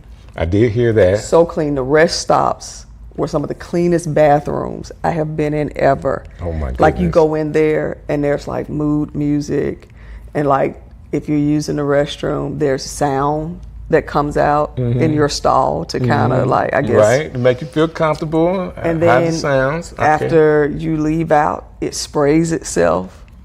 And I mean, it was just like, what And we thought Buc-ee's was doing something. Look, Buc-ee's ain't doing a thing. But it was just, even the kids were just like, oh my God, Miss T, did you see such and such? And like it was such an eye opener. Wow. For them, but also for me, because I was just like, dog, we so behind. So behind. Like and even when, about 4 years ago, I went to Dubai, and I was in Dubai like, democracy, king. Democracy. Right. King. Listen, they got all of this. Like that was the first time I saw like a Bentley dealership. Was in Dubai. That is so cool. Work as well sent you out there? No, I just went with friends. I had a friend who was starting. Well, just let everybody know. I had a friend that started a travel agency, and she was doing like domestic trips, and she was like, I want to try my hand at international. Okay. But she wanted to do it with friends, so if she messed something up, your friends ain't gonna be as mad at you. Right. So it was like 12 of us on the trip. We all didn't necessarily know each other. Okay. But she was kind of like our common denominator. But it was the most amazing international trip. And we were there, I think, like 9 days. And it just blew my mind. Like, these folks on some other stuff. Wow. And I'm like, and we over here in America think we doing something. And we not. No, these folks, like this lady was like, if you broke in Dubai, you lazy. Because it's money there. There was like, it's money to be made. There's no reason for anybody to be broke in Dubai. Wow. 0.6% crime rate. And they was like, if somebody steals something in Dubai, they from Abu Dhabi. I was like, oh, y'all some classist people too. I love it. I'm here for all this. Funny. All right, so let me get started here. Yeah, Listen, okay. We can talk about all this stuff over and over. So what we doing? So, Mr. Cameraman? No, we're already on. Awesome. We're on this camera right here Okay. for the double shot. This is your camera. This is the money shot right here. You don't have to look at it. We're having a conversation, so we're going to go back and forth. You want me to turn towards you? You can turn towards me, and then this is my camera right here, so you can turn Okay, towards so me. you're going to have to help me because I'm short. There you go. Awesome. That good? Still Are in we frame? good? I moved a little bit, but I'm good? Awesome. Strick City coming live. Yo, yo, yo. I want to start by saying thank you for how you have supported Strick City Live. Like all the texts, all the calls, everything you guys have done to support what I'm doing. I'm asking that you continue that because it's been fueling me to continue to do what I'm doing for you. And what I get a chance to do is talk to some phenomenal people from right here in Birmingham. And man, today's show, I'm super excited about this young lady. I've known her for a while. I've never had a chance to sit down and talk to her, and she's already blowing my mind. Like, I'm like, wow, you got to hear the rest of her story and all the things that she is doing. So I know that she is a Emmy and NAACP Image Award nominated film producer. She works at Jones Valley Teaching Farms, director of youth and experiences, and I know she's going to correct me on how that title really goes out at Jones Valley, but she's an activist, she's an educator, and she is also a really good consultant. And we're going to get a chance to talk about the production that she does and everything that happens around T. Marie King. Welcome to the show. Thank you. I'm so excited to have you. I'm glad to be here. I can't believe we hadn't actually sat down We haven't. and had a conversation. I am really going after some people in the city that I know. This gives me an opportunity to talk to you. Yeah. I can call you, hey, let's do lunch. He's like, well, why is Strick gonna do lunch with me? Because I really like talking to people. Yeah. I like hearing people's story. So why not do it with some cameras, right? Not a problem. I really like doing it around food. That's the evolution of the show. Okay, so you got to bring me back when you add food in. Yeah. Maybe I've been done some other things and we can talk again. It don't matter. There's so much that you are doing. Yeah. It'll be tell me what happened this week. Like, sounds about right. Just tell me what's going on this week. We'll get a chance to talk Absolutely. about. Let's do it. Emmy and NAACP nominated film producer? Yeah. That is really cool. Thank you. How many films right now do you have under your belt? So right now, I would say we're at technically 2 in a digital series. Okay. Yeah. That's awesome. Yeah, God has been good. Are they films, documentaries, or what? Yeah, so the Emmy nomination was for Shuttlesworth, the documentary on Reverend Fred Shuttlesworth. So that was amazing. That was like the first big project out the gate. Okay. Thanks to Alabama Public Television for bringing me in. And I mean, who wouldn't want to tell the story of Reverend Shuttlesworth? That's right. You know, Alabama's, Birmingham's, civil rights leader. I also didn't want to mess it up. I understand that part, right? The pressure of having to do it correctly. But we did a great film. I thought it was awesome. Thank you so much. And we got nominated for an Emmy for it. I still say we should have won. I get it. But, it is what it is. But, I mean, to come out the gate and your first project gets nominated for an Emmy, I mean, no pressure. How did you get started in that? Well, I've always wanted to be a filmmaker. Ever since I was 8 years old, first time I saw the Muppets Take Manhattan, I was like... Who wasn't inspired by the Muppets, You know what I'm saying? Jim Henson, Muppet Babies, 80s kids, so grew up on all of that. Right. So it was like, I want to do this, whatever this is, these talking pictures, I wanted to do that. But then also I grew up on educational television, so, Reading Rainbow, Sesame Street, all those shows, Schoolhouse Rock, that taught you about the world or how to interact with people, Mr. Rogers, Neighborhood, all those things. And I was like, I want to do that. I want to learn about other people because I love talking and learning from other people as well. Okay. And as I got older, I realized it wasn't action films or things like that I wanted to make. I actually wanted to do documentaries. I get it. And so as I got older, I realized, okay, there's a term for these type of films. And it's like, that's what I want to do. And Birmingham in the 90s was not a place you do film. Right. So it was trying to navigate and figure out how do I get to this goal. Okay. I ended up interning at Disney. I moved to Atlanta, did freelance videography there. Okay. Found my way back home, kicking and screaming. I did not want to come back to Birmingham, but God had a different plan. But I fell into community work is what I said. I got you. And it's been a blessing, but it's not what I would have chosen to do. I got you. But it's through that community work that I think grounded me in a way that I could tell Shuttlesworth's story. That's awesome. So is that how you got to Jones Valley, or that's further down the list? That's further down. No, that's further down.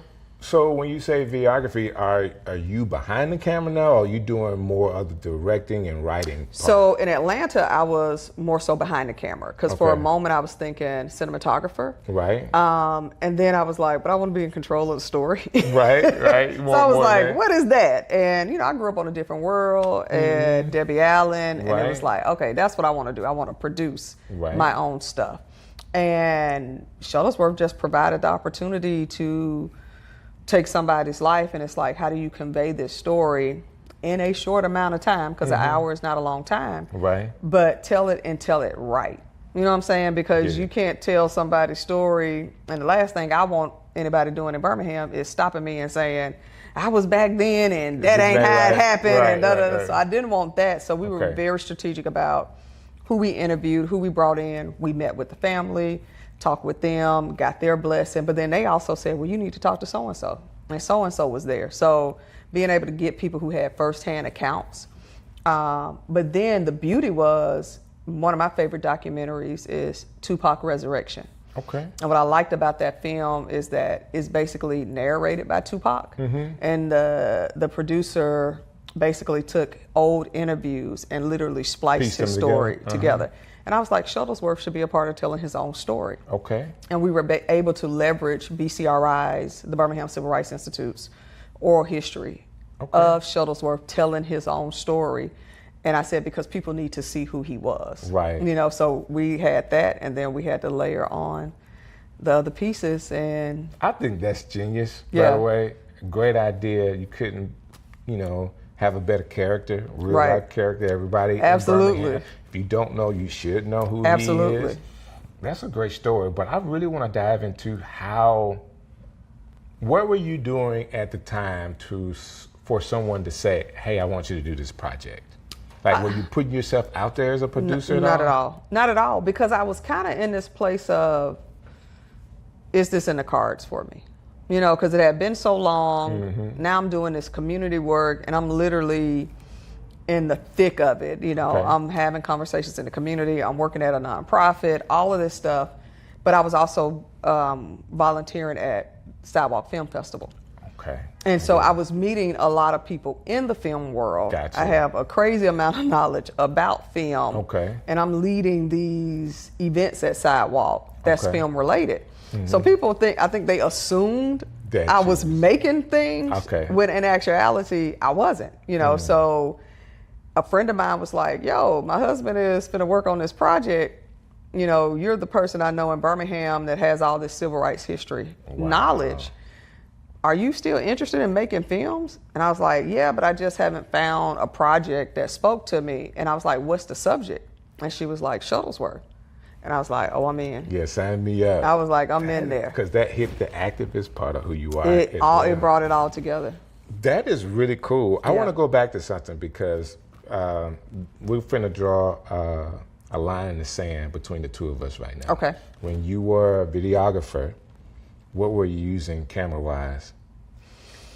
Oh, at the time, This is important. I'm just going to tell you, I think I'm I was a Sony using guy. I was using a Canon at the time. So sorry to hear that. I was using, and this was early 2000s. So I was using a Canon at the time. Was the way to go. Early That was what 2000s, everybody Canon was using. Was the way to go. That's what everybody was I using. get it. Sony had to fight their way into people using it. They video. did, but in Atlanta, like if you weren't using a Canon, Yeah, what were like you folks doing? didn't want you on Right, their right, projects. that's true. So it was like, all right, then that's what we're doing. That's true. That's true. I am newly onto the Sony bandwagon, but I get it. Yeah, And yeah. right now they're fighting for everything. Absolutely. Because everybody's at their necks. Look, that part. So that's what we used at the time. That's cool. Okay, I won't be so mad because it was so long ago. Yeah, it was a minute ago. We It can was a still minute be ago. friends. Thank you. Good, Thank you. good, Keep me good, around. good. Let's go to this because people that may not know you as well, I want to be sure they get a good idea of who you are and what you're doing. Okay. And you're an activist. Yep. You're an educator, and you are a filmmaker. What part of the activist that you're doing right now? Because I'm looking at you, I don't see an activist. You know what I'm saying? You seem real cool, demeanor, and all of that. Yeah. But in what role are you doing activist type work right now? I think it depends on where we are in society. Okay. I think there's times where you need to be out and you need to be boisterous, but then there's times that somebody got to be in the background pushing other sides of the table. That's right. But I think how different, I have organizer and activist friends who they're out, they're protesting, they're in people's faces. And I've been accused of, she the soft activist, Okay. but it's like, but I'm the activist that's getting invited in the rooms. Got you. You know what I'm saying? And so, Gotcha. but that doesn't mean I'm any less angry than anybody else. Okay. You know what I'm saying? Because I'm also doing community work at the same time. Like my job has been that. Right. So yeah, I may not be out with you marching the streets, but I have also done that as well. Okay. And led the marches. But sometimes it's like, no, I need to go have a conversation with this senator and let them understand why this needs to be looked at or why this should be on their radar. Okay. But if so-and-so ABC organizer activist is tagging them in posts and talking about them, they're not going to readily go sit down and have a conversation with that person. But I can say, hey, I need to talk to you about something because of da-da-da. Oh, well, T. Marie, she's nice.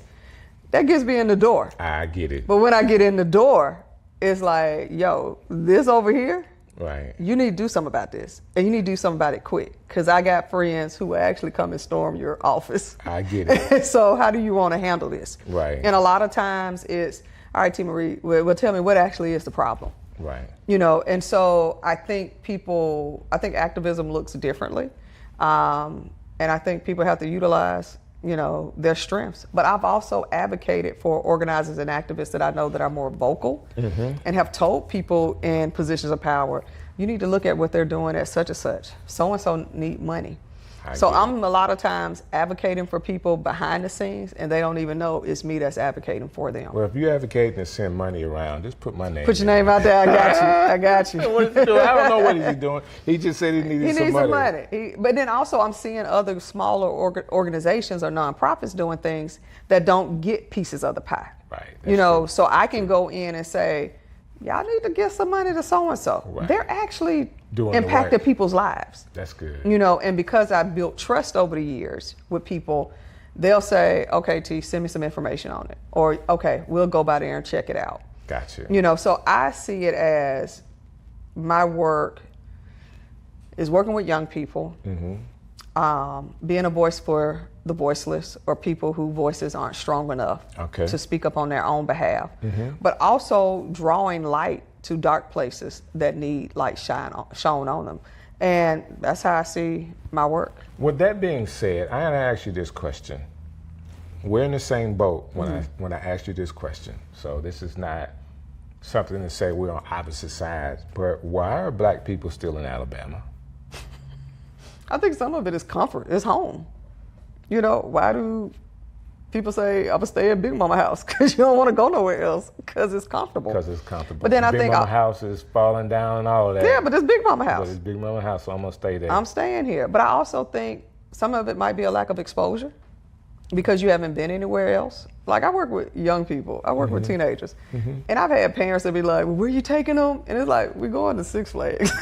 I promise you I'm bringing them back. Yeah. But I know people and families who haven't been out the city or the state. Wow. So for me to say I'm taking them across the line to Georgia to go have fun or to go visit a college, it's like, whoa, you're taking me too fast. And I think some of it is comfort. I think some of it is a lack of exposure. And then some of it could be fear. It could be fear of the unknown. I say that because I asked myself that question. Yeah. And I feel like it's a calling to be here. I have stayed outside of the state for a while, and I think there's some great places in America right now that's more conducive to African Americans. Like we could really have a state that is not like Alabama, but it's home. It is home for me, and I have grown up with pretty much the same type of ideas all around me, but. I do believe that there's people here that I'm called to. Yeah. Like for me, that I'm called to be a leader of, and I just kind of hunker down in that. Do I want to be some other places? Yeah, probably. I do. Yeah. But this is home. I think that's what's important about understanding what your purpose is. There you go. You know what I'm saying? So like last year, my grandmother passed. Okay. And we were extremely close. And somebody a little time after she passed was like, what's keeping you in Birmingham? Right. And I said, absolutely nothing. Because the person that was keeping me in Birmingham is no longer here. Right. So there's nothing keeping me here, yet I don't feel a pull anywhere else. So for me, it's like, well, God, if you're not pulling me to go anywhere else, then clearly there's something I'm still supposed to be doing here. Wow. You know? And that's why I'm doing this show. Yeah. Because I do feel like not just Alabama, but Birmingham, it is a very unique city. Yeah. That has tons of stories to be told. Like people need to know who you are. Yeah. And the totality of who you are. And if I can have, 30, 40 minutes of someone's time to tell your story to the people, like I win because I feel better about it. Yeah. And eventually we'll be able to do it around some food. Yes. So we talked about the activist part. Now let's talk about who you are as a teacher. Yeah. And what you're doing to teach people. Like you said earlier, you wanted to do films, and you kind of just migrated into leading young people. Tell us about fell into it. Tell us about that experience, and what do you actually get out of it? So when I moved back to Birmingham, I was kind of in this weird space. I was in Atlanta. I think I had been sleeping in my car for like maybe off and on for like maybe 3 or 4 weeks. Okay. And I called my grandmother and I was like, oh my God, it's not working out. I'm so frustrated. She was like, just come back home. And I was like, yeah, I don't want to come back to Birmingham. Right. And she was like, you can always leave again. Okay. And she was like, I'll see you in a couple of hours. And I was like, man, yeah, one grandmother's time. She just made it so easy. I know, right? And I was like, I knew she was going to be cooking. So that helped out too. That helped. I was like, okay, I'm going to get some collard greens, maybe some fried pork chops. Okay, I'll see you in 2 hours. That part. And so I come back home and I literally lived with my grandmother, slept in the bed with her for like 4 or 5 months. Wow. Just trying to figure it out. And got a little part-time job, started managing a movie theater because I was like, if I can't make them, at least I can be connected and around it. I get it. So I managed this movie theater and then found out about another community job. And I just was looking to make more money. Okay. I wasn't even looking to make a difference if Right. I could keep it completely 100. And I was like, this pays more than this. Let's go do this for a little while. Did that, and I did not like what I was seeing with how people were being treated. And it's almost like it found me in a way, because then I felt like, well, I can't watch this happen and not speak up on it. Right. But then also I'm seeing these young people and nobody's doing anything with them or activating them. Gotcha. Let me do something with them. Because as a former young person. Right. I was young a couple of weeks ago. You know what I'm saying? You know, Right. I was like, I know what it's like to feel unheard. So can I create a space where they can at least feel heard and valued? So I started doing that in Woodlawn. And these young people just won't leave me alone, you know, and somehow I end up finding my way back to working with young people in some shape or form, you know, and I always end up with teenagers. And I love the little people. I don't necessarily want to work with the little people. I get it. But the teenagers, you can really have a conversation with them. And you're closer to making your own decisions than the little people. You know, they're still under their parents, like, rule. You know, mama got to bring you, mama got to drop you off. Teenagers, you're a little bit more flexible. You can ride with your friends. You can figure out how else to get there. And I just kept finding myself in these opportunities to work with young people. That kind of parlayed into, you know, leading groups, you know, whether it was speaking to kids that were in, you know, juvenile system, whether it was working with organizations that were working with young people. Like I was always, T, come work with the young people because you're good at it. Wow. And it's like, okay, and I might be there for a little while and then God will move me somewhere else. And then now I'm over here. And it always made sense. Like to people who were running these things, it was like, oh no, don't leave. But when I would get to wherever the new place was, it's like, yeah, this is where I need to be at this time. And so several years of doing that, I worked with several nonprofits, and now I'm at Jones Valley.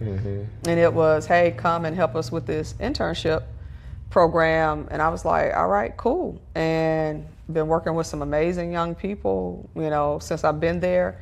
You know, we hire high school students to learn about agriculture and culinary skills. But in addition to that, like I've been a guest, you know, instructor at UAB in the African American Studies department and in the film studies. So it just blows my mind. I'm sitting here with you, and I'm creative. I love talking to other creatives, but people that I say that can walk and chew gum. That's multifaceted. That can do different things, but on the inside is just wanting to be good, wanting to be helpful, wanting to make a difference. But you're going to do that whether it's kids and your real passion, which is developing films. You're going to have your heart in it, and that makes the difference. Yeah. I don't do anything that I don't feel some way connected into and it. I was hearing you talk about your grandmother and your living situation before and after, because, you know, sometimes people don't know what the struggle is, even if the struggle is self-inflicted. Yeah. Mom was saying, baby, that's a choice that you're making a choice to sleep in that car. Right. You don't have to, you know, but even that choice, that experience, now you know what it could be. But she allowed you to have some freedom. Yeah. to be able to be creative or find jobs that you thought at the time, oh, I need to get paid, but it was in an area where you can make a difference. Yeah. And it kept growing. And when you get into that world, you do get a chance to see things differently. When I tell you it opens it up, because even at the movie theater, like 90% of my staff was high school students. Right. Like I've always ended up amongst teenagers, right. You know, and a lot of those kids are grown now. I've been to weddings. Wow. I've received birth announcements, like all this stuff. I've been to funerals, right. To people of, let me support your family. Some of them kids, I'm still in contact with their families. Today. Yeah. And that was a predominantly white area that I was in. Wow. You know, and so when people say stuff about, you know, what about working with at-risk youth? I was like, well, which ones are you talking about? Because they all at risk of something. We're all at risk of something. That's right. So, but to be in these situations, whether it was the movie theater, whether it's at Jones Valley, whether it was when I was working in Woodlawn, when I was working at the Alice Stevens Center, like wherever I was, surrounded by young people, it's like the ones who were there needed the most encouragement, needed the most support, needed the most direction, and the economic status of their parents was irrelevant. It didn't matter. It didn't matter. Hurting is hurting. Pain is pain. Struggle is struggle. Trying to figure it out as a kid, that's universal. Right. It don't matter if you black, white, Hispanic, none of that matters when you're young and unsure about who you are and what your future holds. Well, of course, you're talking to DJ Strick. Yeah. And years of my experience have been youth ministry. Yeah. That's just what I did. And from DJ work to then working at a local church, actually doing youth ministry. And that's what I love. Now, thank God I've been promoted.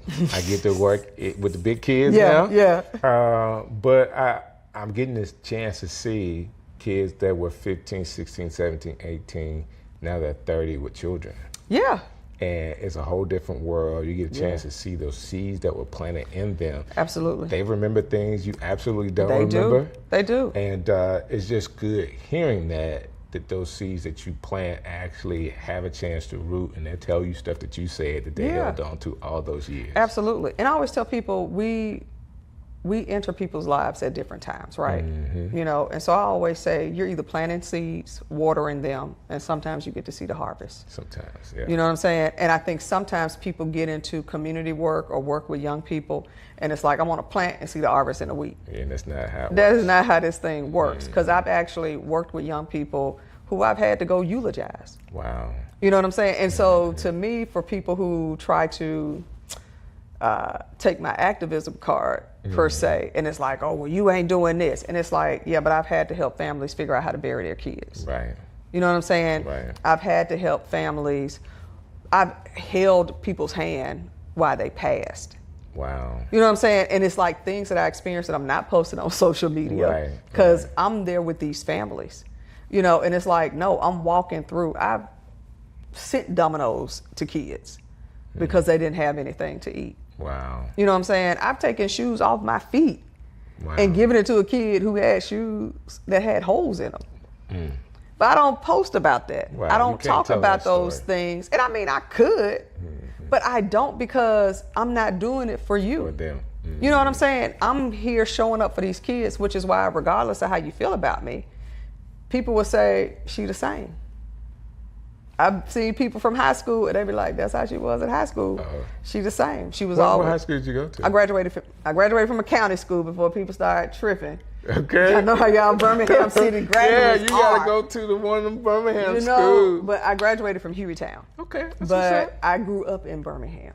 I grew up in Ensley. Okay. Yeah. But my thing is like, it's about people. It's about people. And if you're in the people business, which we're all technically in the people business, if you're truly in the people business, you shouldn't be the one that's centered. It should be who you're serving. So with the young people that I work with, they're centered. So it kind of leads me to this next part of who you are as a producer, because you said something that I teach a lot. From a content creator, I talk to people that make content for social media, and we tell them it's not human nature, but we tell them you're not the hero in the story. whoever you are talking to, they are the hero. Your job is to be the guide. And in telling stories, as you produce them, like, you have to be able to write that way. You know, there is a hero, there is a guide, there is some type of conflict, and there's a climax to the story.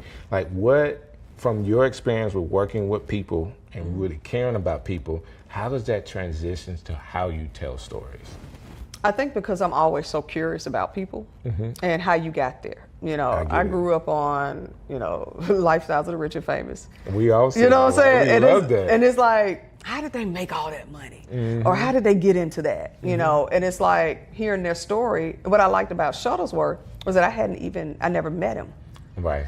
So it was an opportunity for me to discover him in my research. So between reading his book and then watching the oral history and interviewing other people, I'm like, oh wow, he did that. Oh man, he felt that way. He said that. That is crazy. So I'm discovering him along with everybody else. So I try to go in with a very unbiased lens and saying, what don't I know about this story that I could help, sift to the top. And that's what I'm looking for. So even with the digital series I did with PBS, they were like, we're looking for some untold stories. What are those stories you all want to tell? And it was a group of 3 of us producers. And we all said, we'll do this. We'll work on one together. And then everybody picked their own story they want to do. And so we did a story together on Hobson City, which is between Anniston and Oxford. But I was like, I want to do a story on the Alabama Penny Savings Bank. Okay. And talk about the wealth gap. And why is it like that? And I had to fight for the episode. Did you? I did. But I fought for it tooth and nail. We got the episode, and it ended up being our group's highest performing episode. But it was a thing, like, people don't know about the Alabama Penny Savings Bank, and that the building is still there, still downtown Birmingham. Folks walk by it every day and have no clue the history that it holds. And so I was like, I want to tell that story and pull that out. So I think for me, it's like, what don't we know and why don't we know it? And so I'm always kind of that curious person. I was that kid that asked a whole bunch of questions, but it wasn't just, well, why? It was, well, who owned it? Right. Well, how did they lose it? Right. Who took it? Like, I want that, and I want names, so I can tell me all the details. Give me all the details, and then as I kind of sit with it, and then it's like, well, what's the story? And then I find that link, and it's like, okay, let's dig deep into that. So one of the things I've kind of ventured into now is playwriting. Okay. I was going to ask you what's next. So playwriting has kind of surfaced. Stage play writing. Yeah. Okay. So I've written 2, and the first one is this play called Taps. Okay. And it's about an estranged father and daughter that reconnect the last week of his life. And it's loosely based off of, well, that's not true.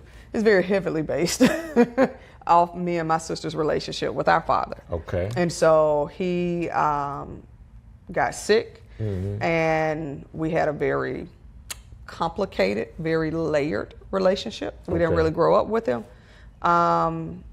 And checking in on him because we heard he went to the hospital. Ended up him being in and out in the hospital and in ICU for about 6 months. Wow. And it was the last 6 months of his life.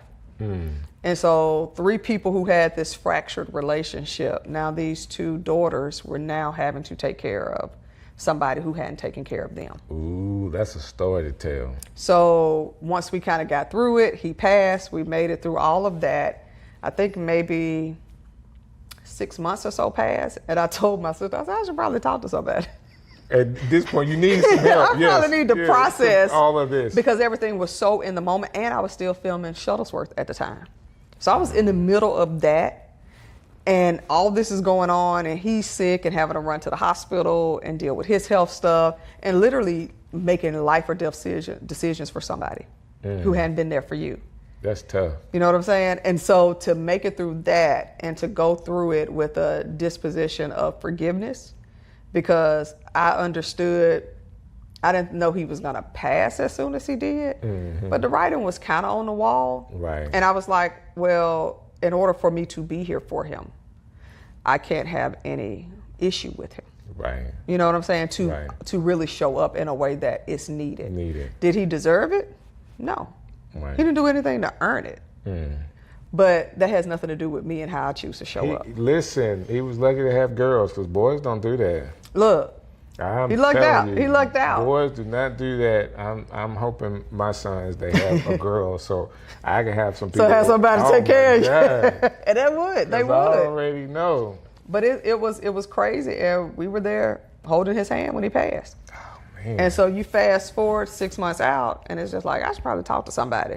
But I got my own issues with counselors, so I started writing. And this story just took shape. And the story ends up, it's a daughter that's a combination of kind of me and my sister's experiences, and then it's him, and wrote it and was just like, okay.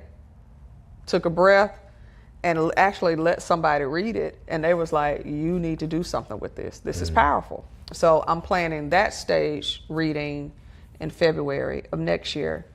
And then last year I started writing something that turned into a one-act play that I did, and it was a conversation that I crafted between Dr. Martin Luther King Jr. and Rabbi Milton Grafman.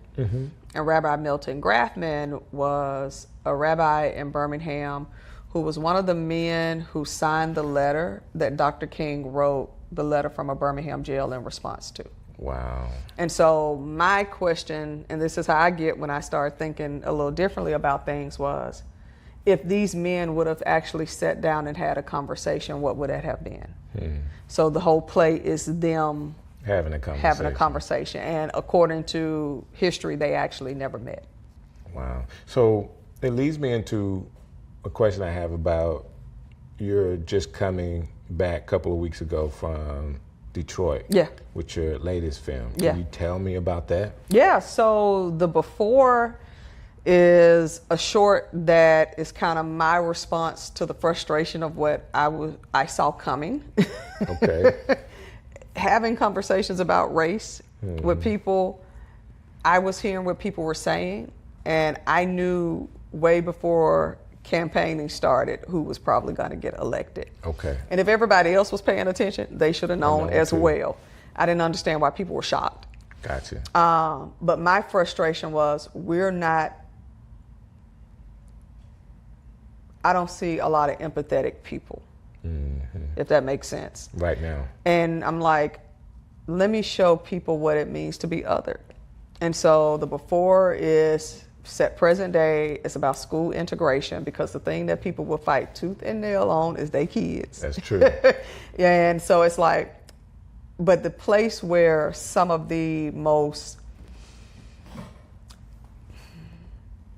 real things are said in a family is usually at the dinner table. It's always at the dinner table. So I said, well, let's have a dinner table scene where a family is wrestling with school integration with these other kids that are coming. And so the whole film kind of sets it up where it's, these protests are happening, you see this family, they're having this conversation, this kid is confused about what's wrong with these other kids. And the family is dancing around it, and in the end, it's the couple that argues it out to resolve things in the way I think a lot of families have done, where it's just like you lean into the spouse that has the heaviest opinion. Right. And that's how we vote, regardless of whether you feel that way or not. Yeah. And so that's what I wanted to show. I wanted to kind of pick at that scab of this is what's happening in your homes. Right. The reason why you're voting that way. This is exactly why you're voting that way. And a lot of people, and well, I believe this and I support you on this, but you're going to vote the same way your spouse votes. Wow. And that's why we're still in these certain situations. Like talking to you, you have so many layers. Yeah. Okay? You have so many layers, and I just want to sit here and fill out all the layers to what you got going on. But I think you're phenomenal. Thank you. I think that you are a gift to Birmingham.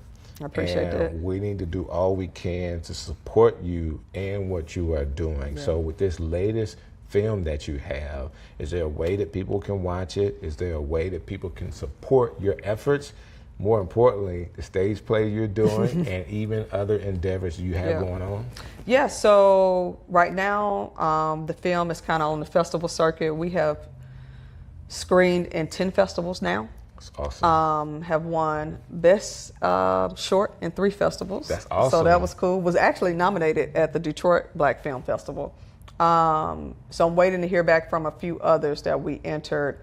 I'm thinking I might put it on my website at the beginning of the year so that people can actually click on and see it.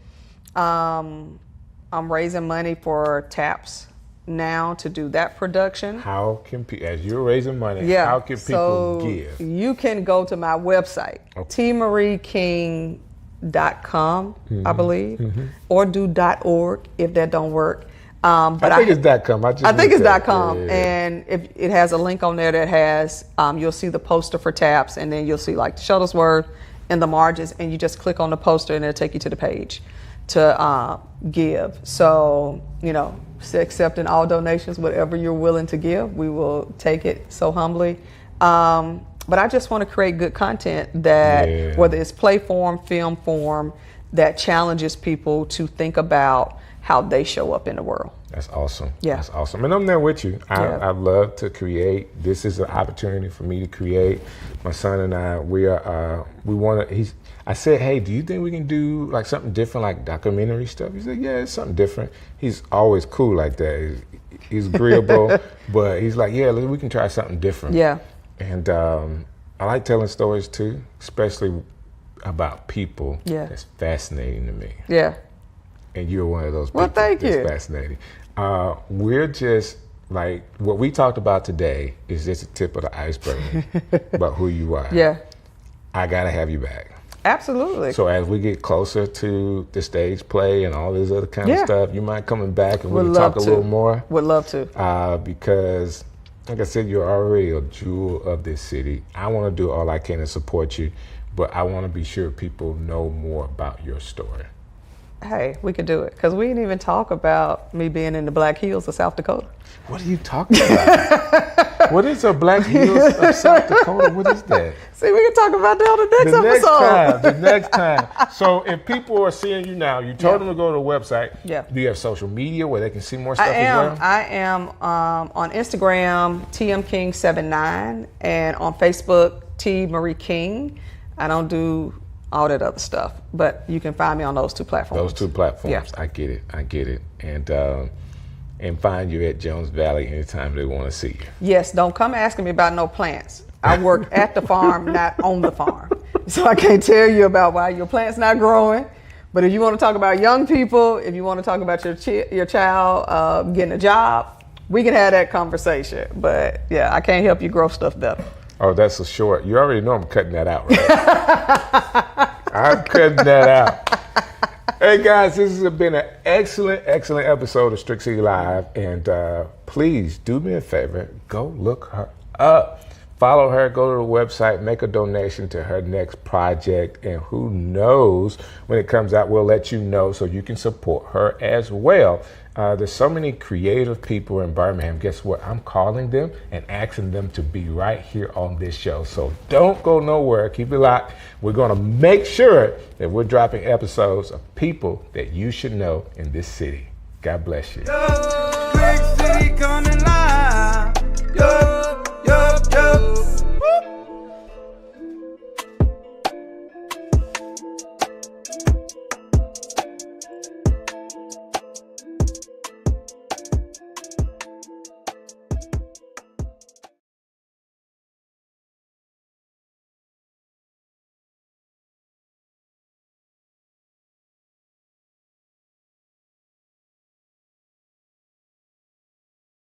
Strick City coming live.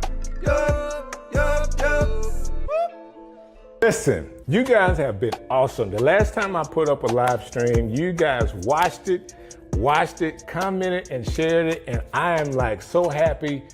Yes, I did bring Strick City Live back, but you guys are making it what it is. So thank you so very much for doing that.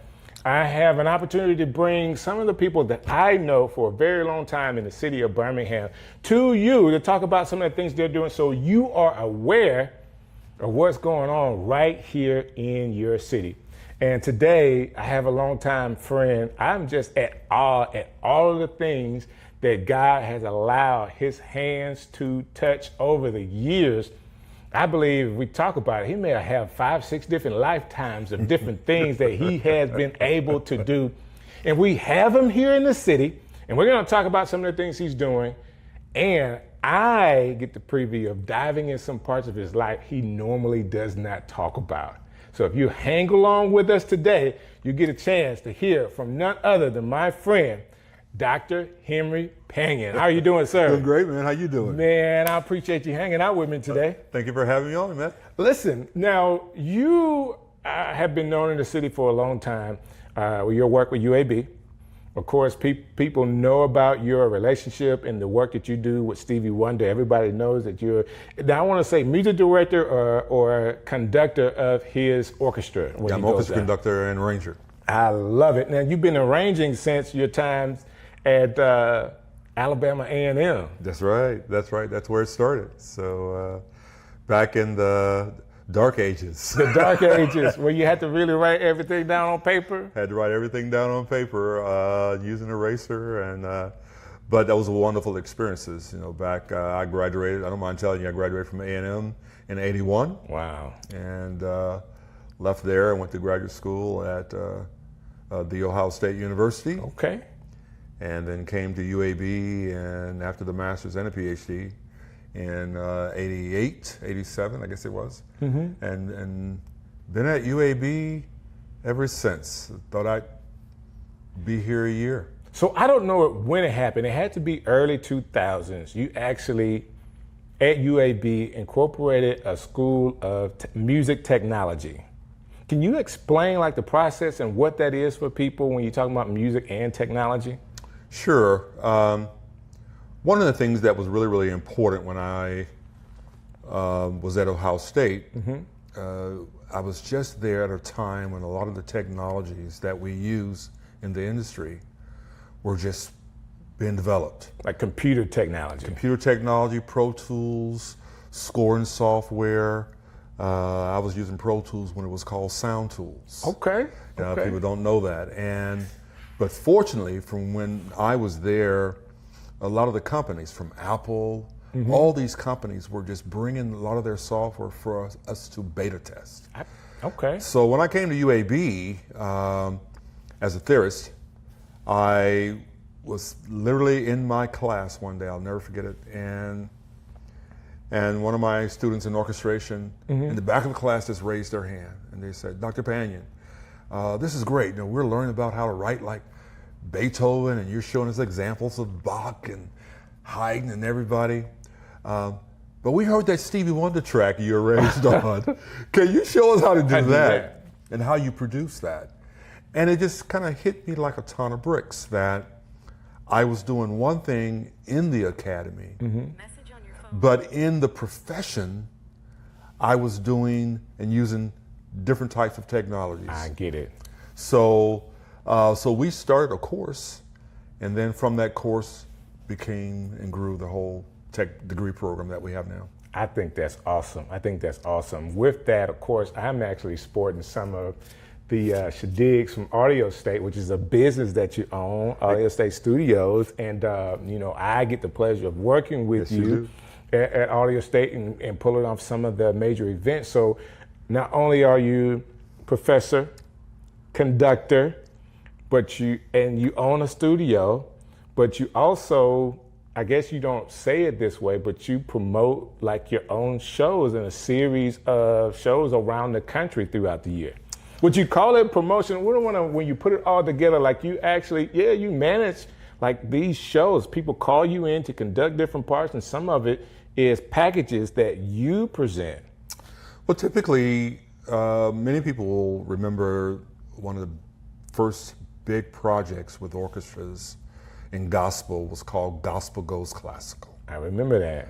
And I've always kind of loved orchestral music, but I think some of the most significant and important music, especially when it comes to theory and arranging and orchestration and melody and harmony is gospel. Okay. So I would always mix these two together, and then over the years, various orchestras and artists and presenters and record companies would want me to either write for their artists or produce shows for them, and a kind of a career in doing that has developed over the years. Kurt Carr, Juanita Bynum, our friend Big Ruben Studdard,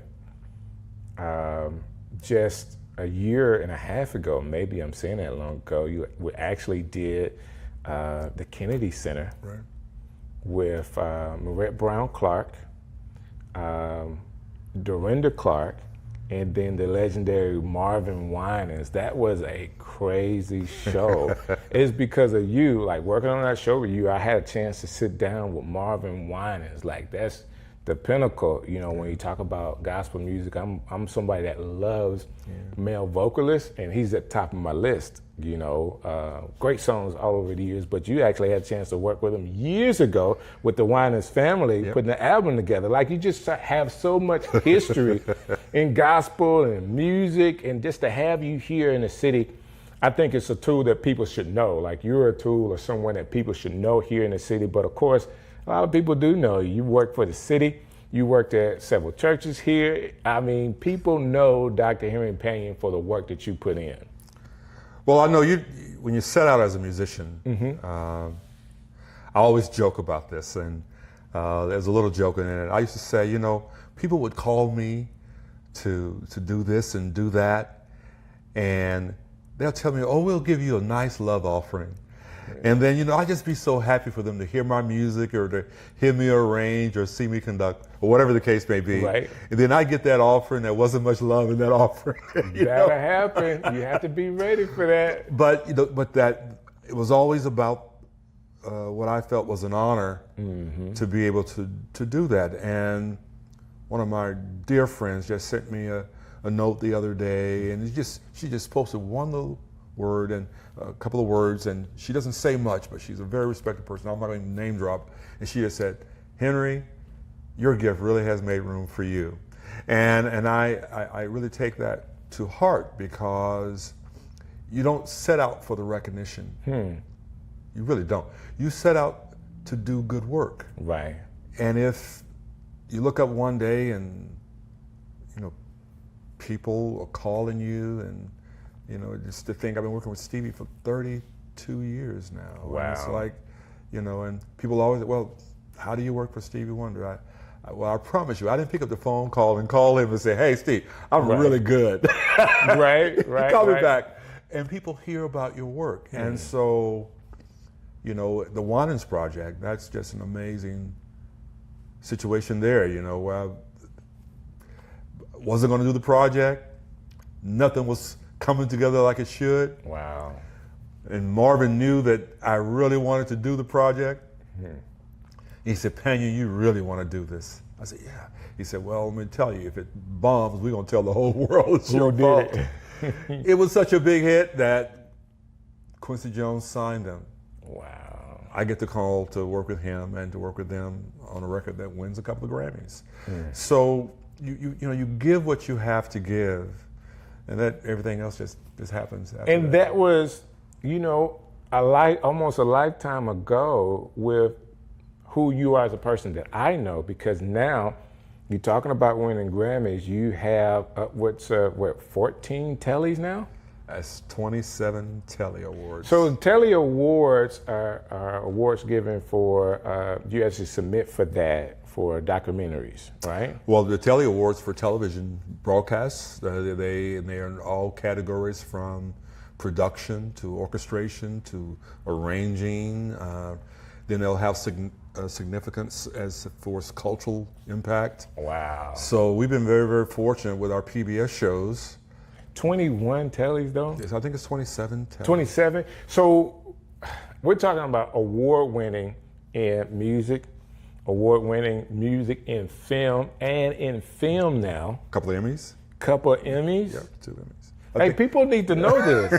So, but you know, again, we are just still working hard at it. And and I'll tell you, it's just not a single person. You know, like you, how we're so fortunate at Audio State to have you partner with us, and I appreciate that, and the team of good people. And James and Tammy, I mean Connor, you know, all these people that help pull things together. And the beautiful thing about that whole family we call Audio State a family, from all the singers, from Valerie to Valerie Smith and Valerie R. Harris, right, to basically the band with Cameron and everybody. The heart of people makes the difference. Yeah. And I always know that if I'm out of town, sometimes I don't go to Audio State in 2 and 3 months at a time. But I know that I can lay my head on the pillow at night, not even think about it. Right.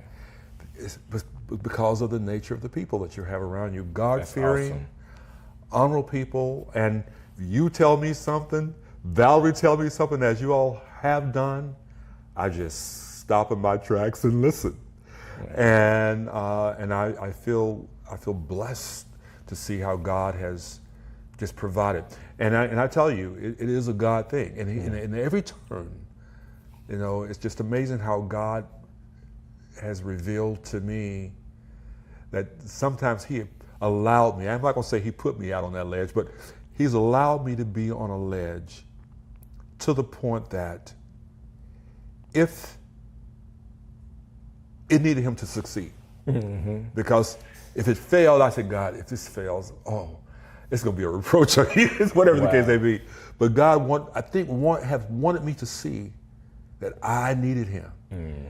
And it's amazing. I look back not with a sense of cockiness, but I can look back on some of the things that God has allowed to happen. And the next thing, I don't have to even exercise faith for that thing.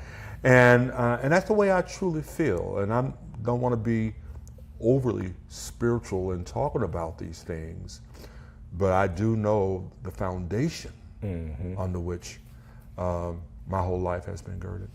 I'm glad you're saying that, because I started out telling people that I know a little more about you than most, and we're going to get a chance to talk about that a little bit, because I think people need to actually hear another side of you. Yes, they know about the music, know about your connection with UAB and the orchestra and all the things that you have done, and may not have known about the television and the documentaries, but they are awesome, award-winning documentaries. Have a few to work on. Like, I can't wait for the Donna Lawrence one to come out. Yeah, I know you're working on that. That being said, could you help the people kind of explain, yes, creatively, I have been able to do all these things, but what sustains you is some of your business acumen and what you're doing outside of music with your finances that are helping you to kind of create? Yep, exactly. Does that make sense? Okay. No, it makes perfect sense. I think for people wanting to be in the music industry or the entertainment field, the first thing you have to recognize is that you must be willing to invest in yourself. That's right. If you're not willing to invest in yourself, then don't expect other people to have the same kind of desire to do so. Right. But I have a business degree, and I'm not saying that necessarily that was necessary. I didn't even want and thought having to have the business minor. Wow. Because music was all I wanted to do. Like most to musicians. I wanted to be in that practice room. I wanted to be writing music. I wanted to be doing band practice, choir practice, jazz band, concert band, my small groups. Wow. And they said, you're not going to graduate if you don't have a minor. I said, all right, I'll do a business minor. Gotcha. And I'll tell you, that has been the most important thing I have done to support even my activities, my knowledge. You know, people see Audio State 55, but Audio State 55 is 3 different entities. Wow. It's the recording studio. Right. But there's Audio State 55 Entertainment, which is both the production side and the record label that's distributed through Warner Brothers. And then also, there's also Audio State Musical Arts Foundation, Right. that we do all the educational pieces out with the summer programs, our relationships with Berkeley, but and UAB, and about 4 other schools. You can't really just say that as fast as you do if people get it. Okay? Because you have the studio, you have the production company, you have the record label, Warner Brothers, and the foundation as well. And you just threw out Berkeley's name in conjunction to the foundation and the education that you do. And I had to say that again, just so people caught it. Like, this is not, this is not what they call small potatoes. This is all major things that you're doing just in have it on audio state. And again, I felt the need to do things where those who were not exposed to either the industry or even educational opportunities could. So there I'm at UAB. We have a music technology program. We got Stevie Wonder to endow scholarships that we've given. Wow. I think we've given about 150 Stevie Wonder scholarships over the years since then. Awesome. So how then could we best find a situation where those who want to be the next Henry Pena, let's just say Stevie Wonder, whomever, sometimes our young people don't even know what they don't know. Right. So by the time they're ready to go to college, it's not because of talent. Sometimes it's because they just haven't had the right kind of exposure early on. So we started doing things where I call them pre-college music tech academies. Okay. Where we were taking all of our things that we were doing at the college level and in the industry, and we were exposing young people to them. So we would bring over 400 kids a week over to Audio State in our labs and things there. That's right. Because just being in that environment. So if Ruben was doing a record, I make sure the kids had to do it. If I was presenting something, I will never forget we were doing a record in Hawaii, or doing a program in Egypt. And I made sure that our kids could be a part of that. And one of the wonderful things. Hold on. I got to stop you again. I want to say this. I know he's saying these things really, really fast, and there's no way he's done all this. Trust me, all of this stuff has been done and documented. You can go and find the Hawaii record. I think Ruben was on that, wasn't he? We did several concerts with Ruben, but we had the Honolulu Symphony. Did he do the record? I think he's on it. I mean, I remember some of the things. When you're saying this, I know that people could really think, Pena, there's no way that Strick could have somebody in his studio that's talking like here, right here at the link in Roebuck. Me and you are sharing, because I've known you for such a long time. Some of these things are common knowledge to me, but people just don't know what we have right here. Well, I appreciate you saying that, and I think that in our own sphere, we have influence.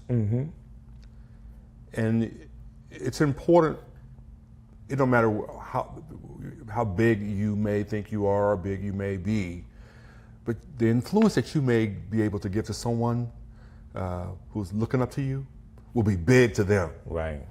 So I just recognized, and I basically told the university, we had these scholarships and we had these endowments, that I was not going to just give this money out to those who are the most privileged and would have the opportunities to be exposed. So I'll give you a good example of some of the things we would do.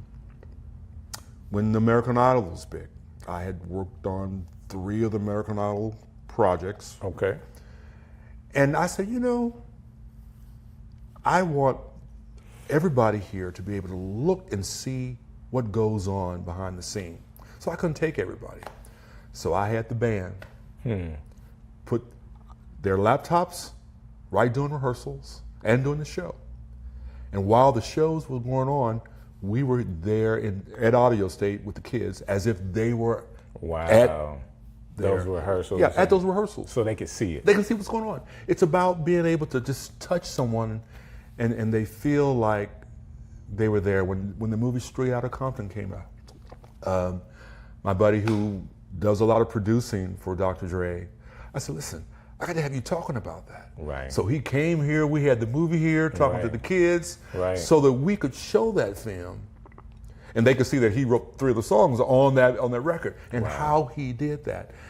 And that's the important thing, because we have the talent. Right. But many times we just don't know. And so for me, I think that basically I've just been, I'll use this word, foolish enough and trustworthy enough to step out, and if God said he would support an endeavor, I was foolish enough to try it. And sometimes that's just what you got to do. That being said, I want to be sure that as we talk about all the accolades that you have, that people understand how you have some of your businesses structured and how they need to rethink their mind on just their creativity. Like, do your creativity, but handle your business so you can create longer. Because I feel like that's what people that are creative miss it. You're somebody like, let's do Andre 3000. There's no way this young man could be walking around playing the flute if he didn't have money. Well, he could, but I get you. You see what I'm saying? Like, he is so comfortable with his finances that he just walking around. He's making albums that people are buying for no reason. He's just stacking money, off of some of these. He's now at a place where he can create what he wants to, because he said he didn't have any more raps, but he's doing what he wants to do creatively, because I feel like financially he is set. It's residual. It's all about residual income, right? And I think so many times we think about the stardom, but there's more money behind, on the other side of the microphone, right, than there is in front of the microphone. So, but the part I want to get to is with you that I know it's the real estate ventures. Okay. It is the other businesses that kind of undergird Audio State, even though there's 4 or 5 different things in Audio State. It is running without you, but some of that's because of the business that you have structured and the foundation of it. Yep. So Audio State basically is a place of operation off campus, but it is a professional recording studio that people can use to rent. We have engineers there who run Studio A, Studio B, and Studio C. Of course, most of Pastor Mike's records are done at Audio State, and along with a lot of others. It was built, the entity, primarily for me to do my projects off campus. We were doing a lot of things on campus, and I had a studio on campus that was built for me to primarily do my research, and that's the way the university looks at it. But as it grew, I needed a place off campus. So to support Audio State, that's one part of it. There are 2 publishing companies. There is HP3 Music, which is an ASCAP company. Okay.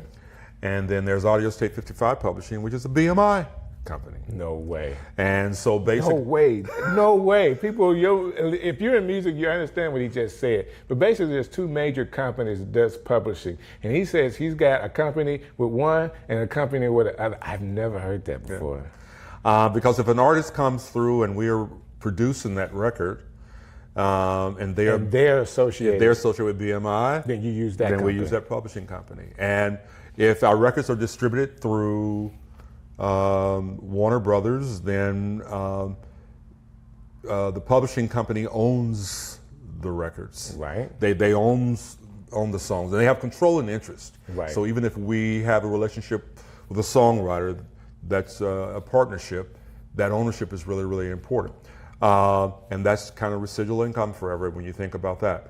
You also have to think about when you the synchronization licenses, things that go on just because a song is on a record. What happens when that song is on television or in film? Right. There's a whole different type of royalty structure that goes along with that. Gotcha. And so then there are all the PBS, Netflix, film distribution opportunities there. But to get to that stage, as it were, we're thinking about, my family was always in real estate. And I didn't know that. So your family, like parents were in real estate. Okay. yeah. So, and that didn't do much. I mean, I guess I was always around it, but I think that when I learned the importance of, in business school, really, to begin to think about it, that basically, and I hated these courses. I hated the principles of accounting. And I got an A in it. I remember that clearly, only because the professor gave us a book that said, Price Waterhouse is going to send you a company's package. You'll have to balance that books for a whole year. That's your final project. You get 3 weeks or 5 weeks, I forget what it was, to work on it. And there are 2 grades, A or F. Wow. And I got that. In business law. And one of the most important things that people won't really think about much is typing. My typing skills are great. And I had a typing instructor back in the day who would walk around like those old piano teachers and crack your knuckles if your hands weren't like this. Well, that helped me when I became chair of the UAB Department of Music to run that program. Being able to communicate. I would be on the stage in Germany or someplace with Stevie, getting off the stage, handling business. Wow. When we were building the Alice Stevens Center. And so the experiences, and I don't want to say all this to kind of build me up, but what I'm trying to say is every little thing that I have done along the way has prepared me for the next thing. Gotcha. When I began to work, I wasn't all like everybody else with the Winans. I mean, it's like they're the Winans. Right. But then when it was time to do the arranging, and orchestras began to call me about renting my music. There's a whole library, about 500 orchestral pieces that on any given night orchestras are playing around the country. Wow. So I go and conduct, but orchestras call me all the time to rent our music. Wow. And that's another stream of revenue as well. It not only that put all our kids through college, because the bottom line was, and ownership is really important because professional orchestras have to rent through the American Symphony Orchestra League. So if I send them an arrangement of my new works, then I know I don't have to worry about it being across town somewhere. They will have to send it back to me. They have to report it to BMI and ASCAP. We have a whole show that we're doing for the London Symphony, and I think in 3-4 weeks, I think it's going to be shipped to them. But I don't have to worry about it being in London because they have to report that there's a structure for the way these things go. Basically, guys, they get a book, okay? The book of all the compositions for all of the musicians, right? And that book is the music. So they get it shipped in and they got to ship it back. Right, they get it shipped in. The librarian has to pass it out to the orchestra. She makes books for them. She inventories that. They pack it up. They send it back with programs. If I don't attend, they know every minute, every part of it. So it's a real structure. So owning what you create, you just never really know what that will do. And I'll never forget one of the first arrangements that I did back in graduate school. Was an arrangement of Oh Happy Day. Okay. People know that song. And because the symphony wanted to do it, some years that piece, even to this day, may have as many as 15, 20 different performances of my score. Something that you did while you were in college. Yeah, my youngest son is 30. My oldest son is 32, and he would have been 1. Wow. And I put a little tagline on there and to him. But my point is that I didn't know that really at the time. I mean, I didn't know how things would work out. But I've always been willing to do, and in all the great churches that allowed me to work with them, even in this town, Minister of Music at Faith Chapel and 6th Avenue and Sardis, and then the records we did with Israel Houghton and Darlene Check over at Church of the Highlands. What used to be up the street here, Cathedral of the Cross, where we spent so much time, and my home church, where I was kind of rooted and raised in, is Faith Chapel. Not Faith Chapel, Faith Apostolic. Okay. But even as a little boy, going to Friendship Baptist Church in Brighton, all these experiences really are who I am, and it's just amazing as I look back on it. And I keep saying looking back on it. You talking as if I'm about ready to retire somewhere. But no, you're not retiring. Like, I know that there's another phase. Like, there's something that's different. So even with the school, you're having the School of Technology, the music technology portion of the music department. I know, because things are moving so fast, that the next thing is we talk about AI and stuff all the time. There's going to be another facet that you bringing technology, because like me, you want to stay ahead of the curve. And that's very, very important that for you to say that. Because we are in technology, I've had to take this time over the last year to retool. So we actually, with our majors, have exposed them to the tools. We can say everything we want to say about AI. It's here. It's here. So how then have we best tooled our majors? So I just finished writing a new orchestration book, all through AI. Wow. And the book uses AI for testing and for creating scores, interacting with the students on orchestrations. Wow. Using Henry Mancini, who wrote The Pink Panther, if you don't know that name, his book and some other books. But because if we don't expose young people to AI, they will be, once again, behind the curve. And you don't have to be afraid of it.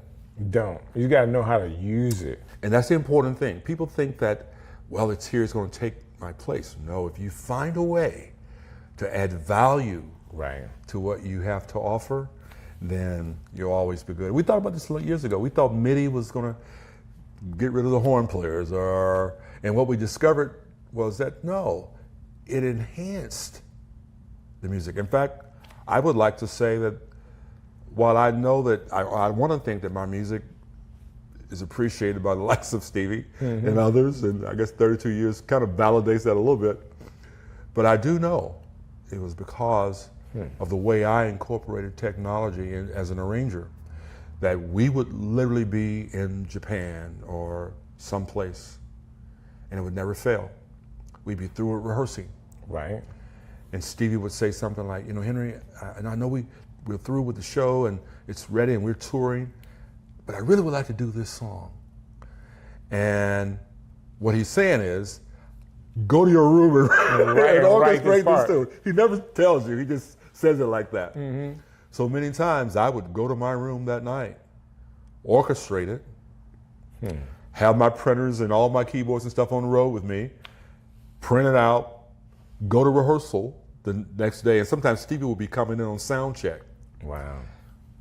We're doing it, performing it that next night. But if I didn't have technology, I wouldn't be able to do that. That's awesome. I want to ask you this last question, because we talked about a lot here, and of course we got much more to do. Guys, be on the lookout on a conference that we're going to put on, because I'm saying it now. We've been talking about it for years, but I got to expose him to more people. Like, he's got to do some Birmingham music conference stuff outside of, I'm not saying bad about UAB, but UAB can be a little bit of a crutch because there are kids there that wants it, but there's so many more people in Birmingham. We got a big city with a lot of musicians and a lot of creative people that need to hear all the experience that you have. They need to hear that. That being said, if there's a high school student, not college, because you deal with college students all the time, but they're very creative and they want to get into music, what would be some of the things you would tell them to focus on? Well, I think the most important thing is to really think about, number one, honing your craft. But everybody looks up to someone. So when you see someone you admire, and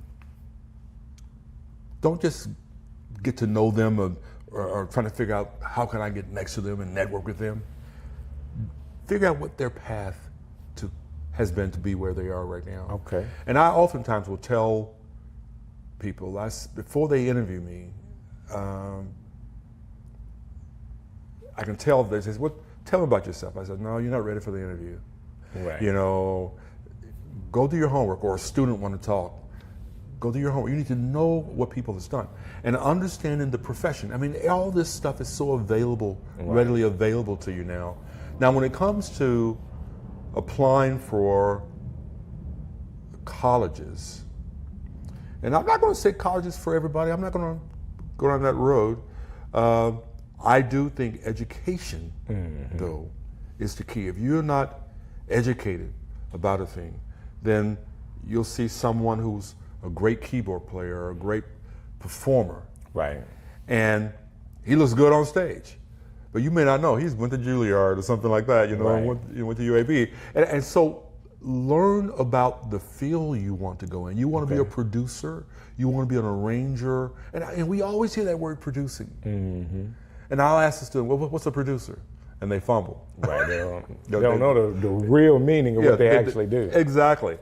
So it's a tough word. But the other thing is, if you want to be a singer or a writer or a producer, I always loved a lot of different things and didn't know that all those things I loved Work together. would come together to make me perhaps the person that I am, the musician that I am.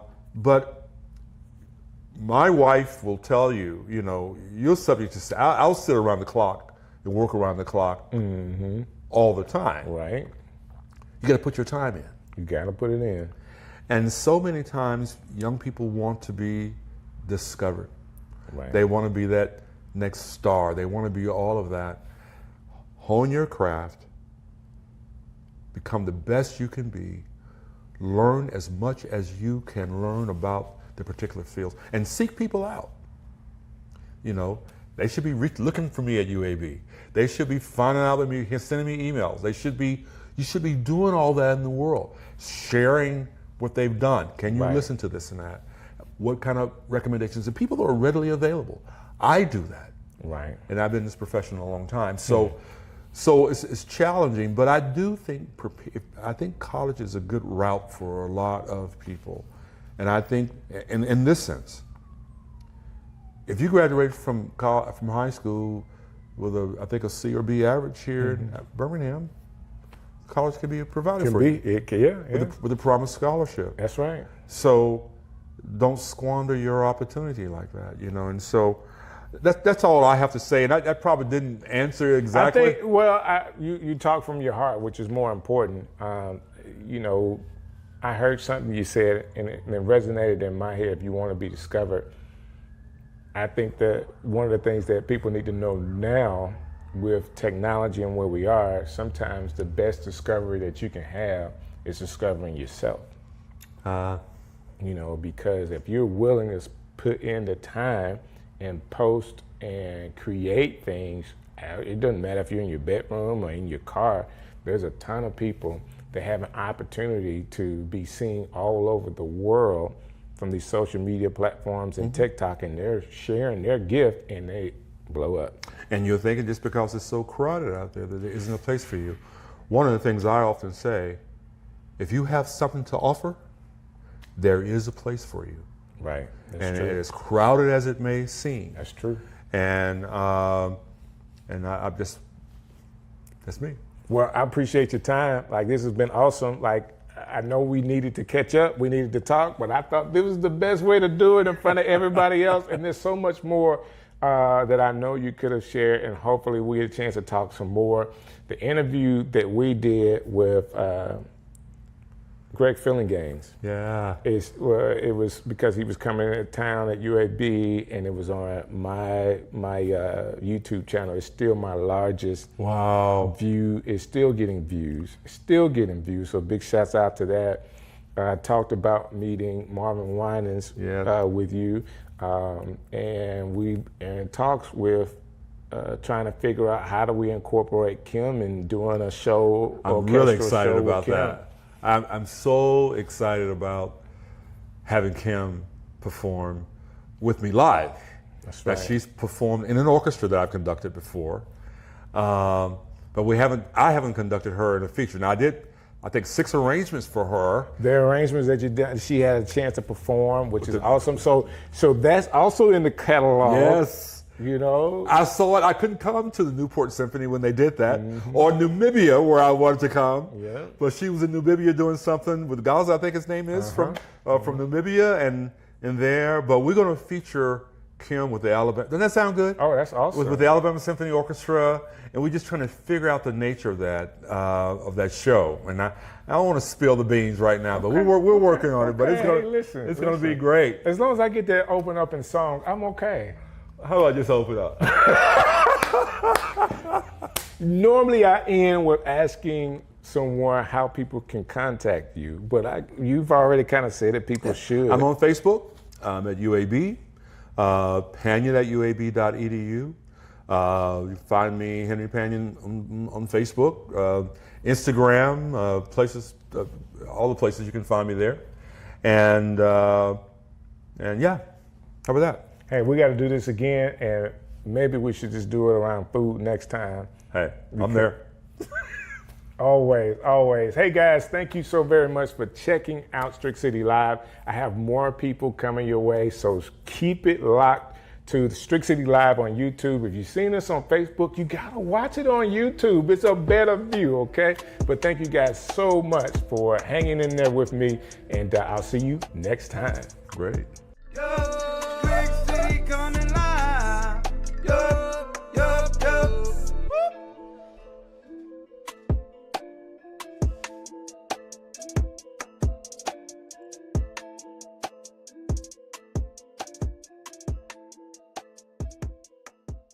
Hey man, I'm enjoying this.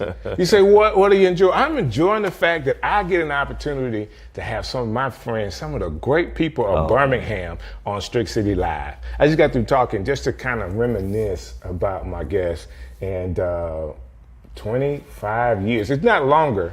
Like, we're at the age right now, both of us we're trying to give some years away.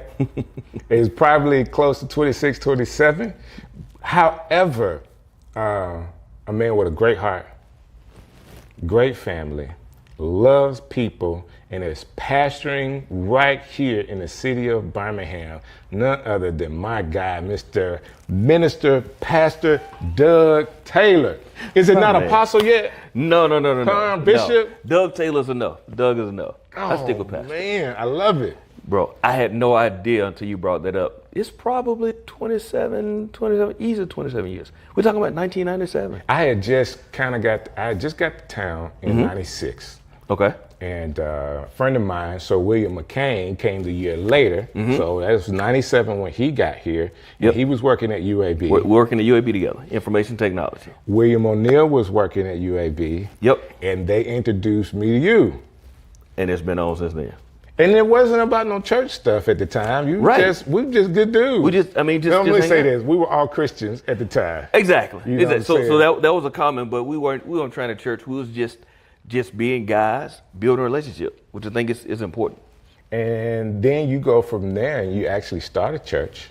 Yep. And I know you were in the Avondale area, over in Eastlake. We started in Eastlake. We're in Eastlake, April 1st, 2001. A little rat trap building. It was a storage unit that we used for a church. Then we moved over to Fifth Avenue, over in Avondale. We finally moved over here off Red Lane Road. We finally had a steeple. When we had a steeple, people was like, okay, they're a real church now. Do I remember Red Lane Road? Yep, right off of the down from the Walmart, where Pastor Harris is. That's right. Yep. We did a Strick City over there. You did a Strick City? That's right. We did a Strick City over there. So I learned traveling with gospel hip hop artists and all of the people we would travel with that sometimes we made an investment to get our own sound equipment. And just the way the acoustics worked in that church, it was the perfect set for the equipment that I had. Oh, that's cool. It was just perfect. So I remember this. Oh yeah. I remember rattling the windows in that church. I loved it. Right, oh man, we right. had the bass was hitting so hard. No, it was great. We had a great time there. Absolutely. We had a great time there, and that again, I almost forgot about that. But we did a whole Strick City tour, and we had to be there. Yep. At your church, and all the stuff that you guys were doing and have done over the years, and very close to a lot of your members of the church. I had another opportunity to come back and speak and do another Strick City. Sure did. At the movie theater. Yep. I say movie theater. It is his current church. And it's a great area. I think the way the church is set up is cool. Y'all have done a great job with even the gym part that you use. Yeah, we're excited about it. Be praying with me. I'm praying that we're out of that facility into the new one by the end of the year. My hope is, the Lord didn't say, but I'm hoping that by New Year's Eve I can have my New Year's Eve service in a new place. The new place is going to be crazy. That's nice, man. The new place is going to be crazy. I've been there, of course, and I've seen the sanctuary and the way it's set up. Like it's roads for days. So here's the crazy thing about that building. We didn't buy that building for Better Church. Okay. So I hit a pivot probably about 8 or 9 years back where I was just unfulfilled with pastoring. Okay. I still love preaching the gospel, but I was like, people gonna join, they're gonna get saved, and that's the crux of. But I'm like, there's something missing, and so I went on this journey of trying to figure out, God, what's next for me. And man, I stumbled across this statement that changed my life. Statement is, stop praying for a vision for your church and pray for a vision for your community. Bro, it pivoted everything. Okay, hold on. We can't go by that fast, man. Doc. You gotta rewind that. Don't pray for. Stop praying for a vision for your church and start praying for a vision for your community. And what that said is, I began to look at our church as the Garden of Eden, as it were. Okay. God tells Adam and Eve, replenish, subdue, dominate, which means here's a garden, keep expanding. And so what's in here should start impacting everything around. And so we became extremely outward focused. How many people can we feed? What are the issues that are facing this community? How can we be a partner? So, and here's the thing, not even about doing church, because this is crazy and we just rambling. I'm going, when Jesus at the feet of the 5,000, he didn't ask who was going to get saved. He didn't. It wasn't even about the ministry result at that point. It was a family's needed support. And he freely supported and impacted them. And then if you want to go further, eat my flesh, drink my blood. But right now, I'll need to meet those needs. And so we pivoted. It was like everything was outwardly focused. And so if they come to church, great. If they don't come to church, great. We're going to pray for them and, minister to them. But how can we serve the people around us? And so this new building, man, we're going to be doing workforce development out of there because we ran out of space to do all the other programs. Okay. The stuff we do with entrepreneurship coaching, the stuff we do with ex-offenders, helping with reentry programming, all of those things, sports leagues. That new building is going to be able to house all of that. It's community building, bro. Let me say this.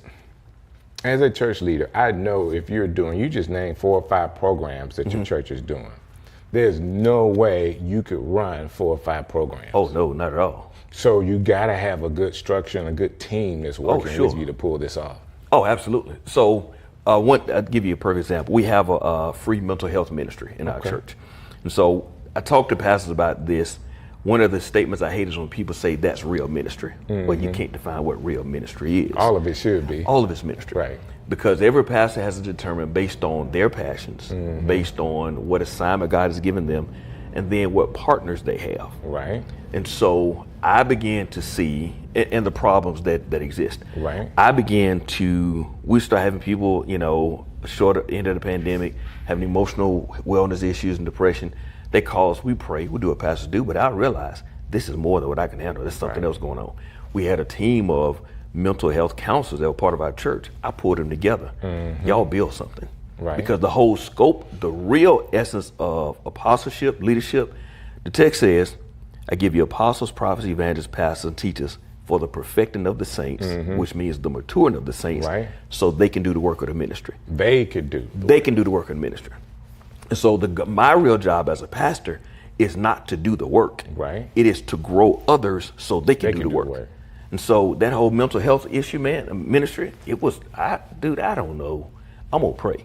Wow. And I'm gonna sing to them. And so they think last year they served about 400 individuals. No way. Absolutely free, bro. And we've trained about 25 individuals in our church, teenagers from 17 to 62 that are trained mental health first aid advocates. It's crazy, bro. So I introduced him as Pastor Doug Taylor. We haven't said the name of the church. Rebirth Christian Fellowship. And you guys need to know that as we're talking about some of the things that he's doing, some of the things he's offering, look the church up. You can pause this, look the church up, okay? Doing some major things in the community. We talked about how long we've known each other. Our children have grown up together. Absolutely. You know, people don't know how small Birmingham is. Bro.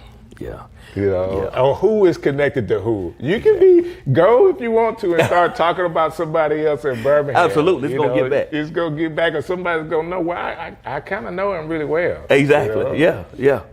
But I really appreciate, every time we talk, you always enlighten me on something. No, and same, bro. I like the way you think about things to be able to help the community. Is kind of like an evolution of pastoralship. Sure. You know, because, these people are called to me. I want to pastor them. And once you get to a point where pastoring, you know that now I want to make a bigger impact.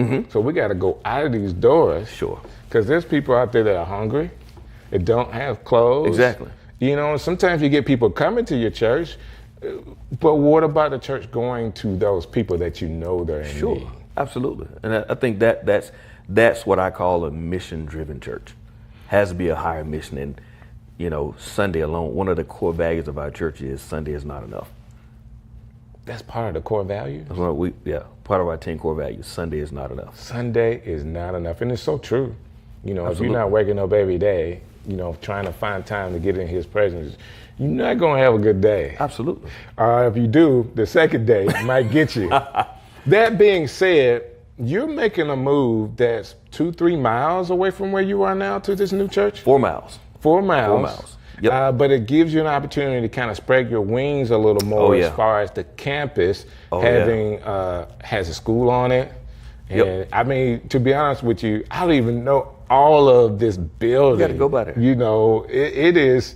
I've seen parts of it. I've seen the office space in the back. It's just really, really big. Bro, we're going from 26,000 square feet on 4.3 acres to 110,000 square feet on 9.4 acres, tennis courts, 2 single family homes.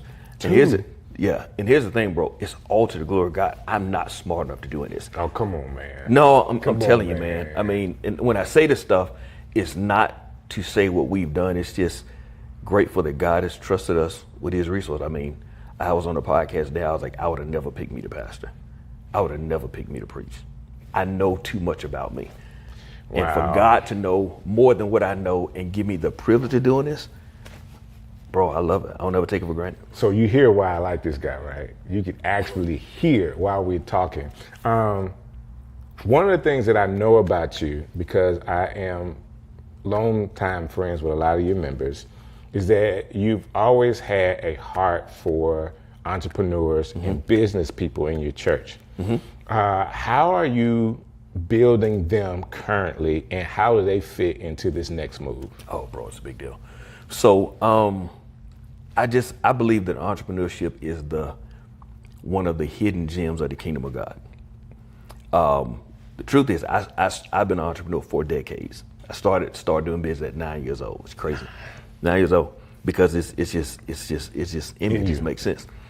Then when I saw in scripture, you think about it, of all the disciples Jesus picked, most of them were entrepreneurs. They were business people. I had the opportunity to spend 10 days in Israel in 2023, and it's changed my whole scope, bro. We went to a synagogue. Okay. In my mind, I always thought synagogue was a church. Church, right? It's not. A synagogue is roughly the size of where we are right now. It's a gate outside the city walls where the merchants meet to discuss scripture, to discuss concepts, and it is a marketplace. So when Jesus is going to the synagogues, he's not at church. He's in the middle of market. 2 Kings 4, the woman had, the widow woman said, they're going to come and take my sons, can't pay my bills. The Lord didn't give him a miracle. Elijah said, what do you have in your house? I got some oil. He puts her in business. To sell the oil. He puts her in, absolutely. And so she starts, God performed miracles through an entrepreneurial effort. It just makes sense to me. And so we do a lot of cool stuff for our entrepreneurs. We do stuff like pop-up Sundays throughout the summer. We let all of our entrepreneurs sign up and have a Sunday that they showcase their wares. We do entrepreneurship coaching through our nonprofit Rebirth Community Corporation. We do an 8-week program, Reboot, where we teach all these entrepreneurship skills, accounting, the legal component, marketing, but we also have mental health counselors that come in and teach them to not only study spreadsheets, but how do you stand under the stress of being a business owner? Because I was always taught just make money. I was always taught about be profitable. I was never taught how to manage the pressure. And so it's another component that we bring to the entrepreneurship journey that's changing people's lives. And bro, the stuff we're gonna do over here, it's gonna be crazy. And I believe that.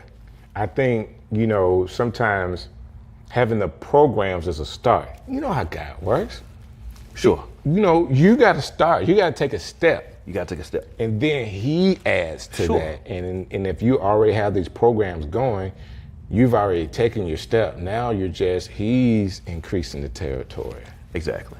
It's a stewardship thing. Faithful over a few things and make you rule over much. So not only that, because as I'm sitting here thinking, like, it's just so much stuff over the years we've done. Even going to, like, at one point, as a business person, you were doing business as a wholesaler for cars. Absolutely. Are you still doing that a little bit? No. You had to give it up because of time? Yeah, I have to fight, because entrepreneurship is in you. I have to fight taking on other endeavors. But it was great at the time. I still keep the license, right? So I can have cheaper car insurance, and you know, I like cars, so I buy and sell them. Now I can help my family out. But as far as I actually still run the business, nah. But it was cool. It was cool. Did I buy a car from you? I don't know. I know we went. You should have. I bought a car from you. You sure did. You sure did. I bought that Jeep for my daughter. Well, 2 cars, because we got the in-laws got a car too. You sure did. Yep. So I actually went from wholesaling to actually becoming a retailer. I had over in Roebuck, I had my own office and lot, and I was, you know, it was cool. It was a good hobby. I liked it, of course. I've actually sold cars, but I like the wholesaling business. I just don't have time for it. No. I don't have time for it. That being said, how do you handle, first of all, there is a men's conference that's coming up, like at the end of this week. So I'm gonna be sure that people know about this conference. We're gonna talk about that. Yep. But before we talk about that, so y'all hang on, because we got, for all the fellas, you know, this guy's not just cool for no reason, like he's making an impact. But I wanna know, like, how do you as a person handle being a pastor when it comes to all the negativity of, oh, you a pastor?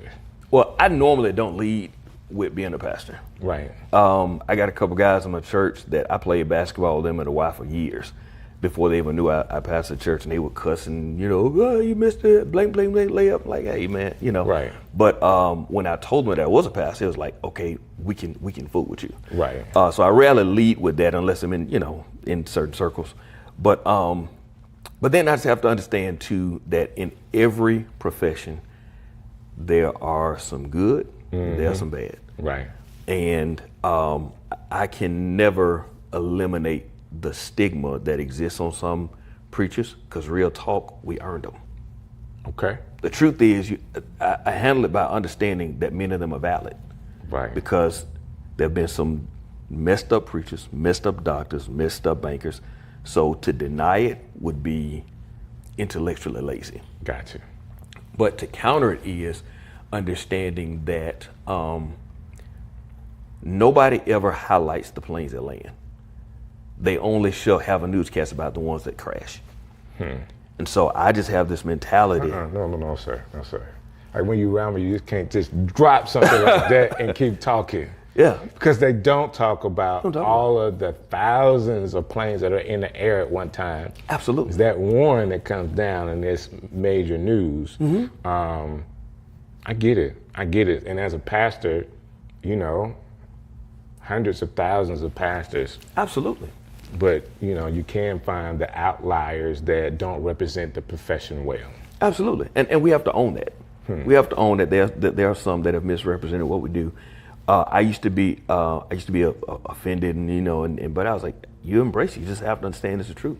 But the other thing too is, at this point, I try to counter that by being willing to explain, at least give a point of reference for why they're off. Few people, if you haven't passed it, you don't know where to take the pastor. Right. I tell us all the time, okay, you doing this. Having a camera does not make you a photographer. That's right. Having a Bible does not equip you to pastor a church. That's right. And so I have to understand that there's some things that people think about pastoring. And I'm going to try to explain to you why that's not new. I have people say, well, all pastors. I'm like, well, we don't do that. Well, we ain't talking about your church. I was like, well, if you're not talking about our church, don't say churches. Just say some churches. Eliminate all those extremities. And so I'm like, I just want to model something different. Gotcha. And so, and I know I'm not going to win everybody. That's right. I know people aren't going to accept everything. I say all the time, if I walk on water, you're going to say it's because I can't swim. Right. It is what it is. Right. I want to make sure that the people that I walk with know my heart is right, know my intentions are right, and I want to do it the right way. That being said, I have 3 boys. My youngest in September would be 20. Wow. And I have a heart. We grown, bro. I'm like grown. You know what I'm saying? I'm so grown, dude, it don't even matter no more. Yeah. Like what you think, what you gotta say. I hit a plateau where, you know what? I don't care. Yeah, exactly. Yeah. It's just, there's a freedom in it. There's a freedom in it, bro. It's a freedom in it. Yeah. There's some wisdom that comes with age that until you get there, you don't understand. Sure. Now, I do have how you want to say it? I'm a very A-type personality, but sometimes I would back based on the audience, people I was around. I'm not doing that. Yeah. That being said, I do think that there's a time for us to focus on men. I believe a generation ahead of us didn't do well with communicating to the younger men. And I want to be sure that not only am I a visual example, but also a physical example as far as being in front of men and helping, supporting men, and just be able to talk to them. Yeah. I was telling my youngest son the other day, I said, I know you don't like this, but it's going to help you. Right. And I'm thinking he might never appreciate it. Sure. Not verbally, not in his heart, but if you don't stop doing this activity, and I know you're doing the activity and I don't help you, it's my fault. Absolutely. No, dog, that ain't gonna happen. Not with me. Not with me here. I grew up, man, and the men in my family were not vocal enough. Very vocal women, not vocal men. And I think I suffered a little bit. Now, it ain't their fault. Like, my decisions are my decisions, but I would have loved somebody, hey boy, what you doing? Absolutely. Do you know how far that goes? Hey boy, what you doing? Yeah. And somebody can actually think about what they're doing. And my statement is, why don't you ask me why I said that? Yeah. Just ask why. Yeah. Like, if you don't understand what I'm saying, well, why would you say that? I said that because of ABC. You see this? If you keep doing that, we can explain it. Right. But there's not enough men that are saying, hey boy. Yeah. And not in a put you down way, but to kind of shake you. Accountability and challenge and just cause us to even question what we're doing. Because here's the thing, bro. The Bible says every man's ways seem right in their own mind. In their own mind. All the dumb stuff we do, we think thought it's it was right. So the thing about it is, people are living at the level of their understanding, so I can't fault you for doing what you think makes sense. Right. Until you are exposed to better information, then you still do the dumb thing. Now something wrong with you. But until you know, people are living at the level of their understanding. You got to respect that. And so you change it by giving information, not criticism. So I have this statement for younger guys. You don't know what you don't know. All day. All day. You know, how can you make a decision? You don't know what you don't know. The question is why? Like, dude, just come and say, I'm thinking about this. What do you think I should do? Sure. And the answer is not always don't do that. You know, Correct. I can't tell you don't do that. Kids get to a certain age and you have to be like, hey, this is your option. You can do that if you want to. These are the consequences of making that decision. I think that's key, sharing the consequences. I know when I grew up, and you know, generations change. In our generation, you ask your parents a question and the answer was because. Right. So we had instruction, but no understanding. No understanding. It was just mindless obedience. Because I said so. Because I said so. And that's not a healthy answer. It's not. That does not equip generations to make wise decisions. Right. And so even we parent the same generation. We parented things a little bit different. We had open dialogue. Talk to them. And as you said, don't just tell you what not to do, but tell you why you shouldn't. You know, what are going to be the repercussions? So now, even if you do what you want to do, I've given you enough information to make an intelligent decision, because it's not a sustainable answer. Let me ask you this question. When you was growing up, young elementary age, did you have the little key around your neck, having to go home with the key? Oh, absolutely. Our kids would never understand what that's about.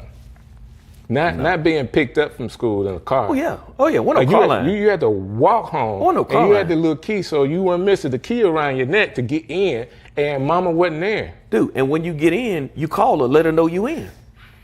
And God forbid you stop and play football in your school clothes. It's over with. It's over with. It's over, bro. Man, the generation that we parented, man, had it so easy. Now, you know, I'm not taking anything away from their intellect, because my kids are way smarter than me. Oh, all day. And my boys have way more integrity than I grew up with. They're great guys, but they had it easy, man. Yeah. They had it easy. Yeah. As far as how we allowed them to grow up, you know, we lived in the same area. Our kids going to the same school. Come on, man. What high school did you go to? Oh, do we know? Come on, Jones man. Valley, we know. Here's the thing with that, though. I think we, as parents, we have to take some of the responsibility for it, because, as I just said earlier, there are two types of people in life. You have builders and buyers. Okay. A builder walks in the room and sees a hammer and nails, and they see a wall. A buyer walks in the room and see a hammer and nail, they see a hammer and nail. Right. And so I think it's important to understand how to function as a builder, because God doesn't give you life pre-built. Right. He gives you pieces, and you have to build the life that God has for you. We grew up as builders. We didn't have acrylic backboards. No, we didn't. We had a piece of plywood and a bicycle rim. If we had that. It was a pine tree with a rim. Bro. No nets. Exactly. No nets, no nothing. And so what happened is we built with nothing. Right. But then what happened is we blessed our family with what we built. Right. And it's not their fault they don't know what to do with a bicycle rim and plywood, because we taught them that acrylic and nets is what's right. That's what's right. Right. And I think sometimes we do a disservice of punishing a generation that we created. We created them because we would never put a bicycle rim up.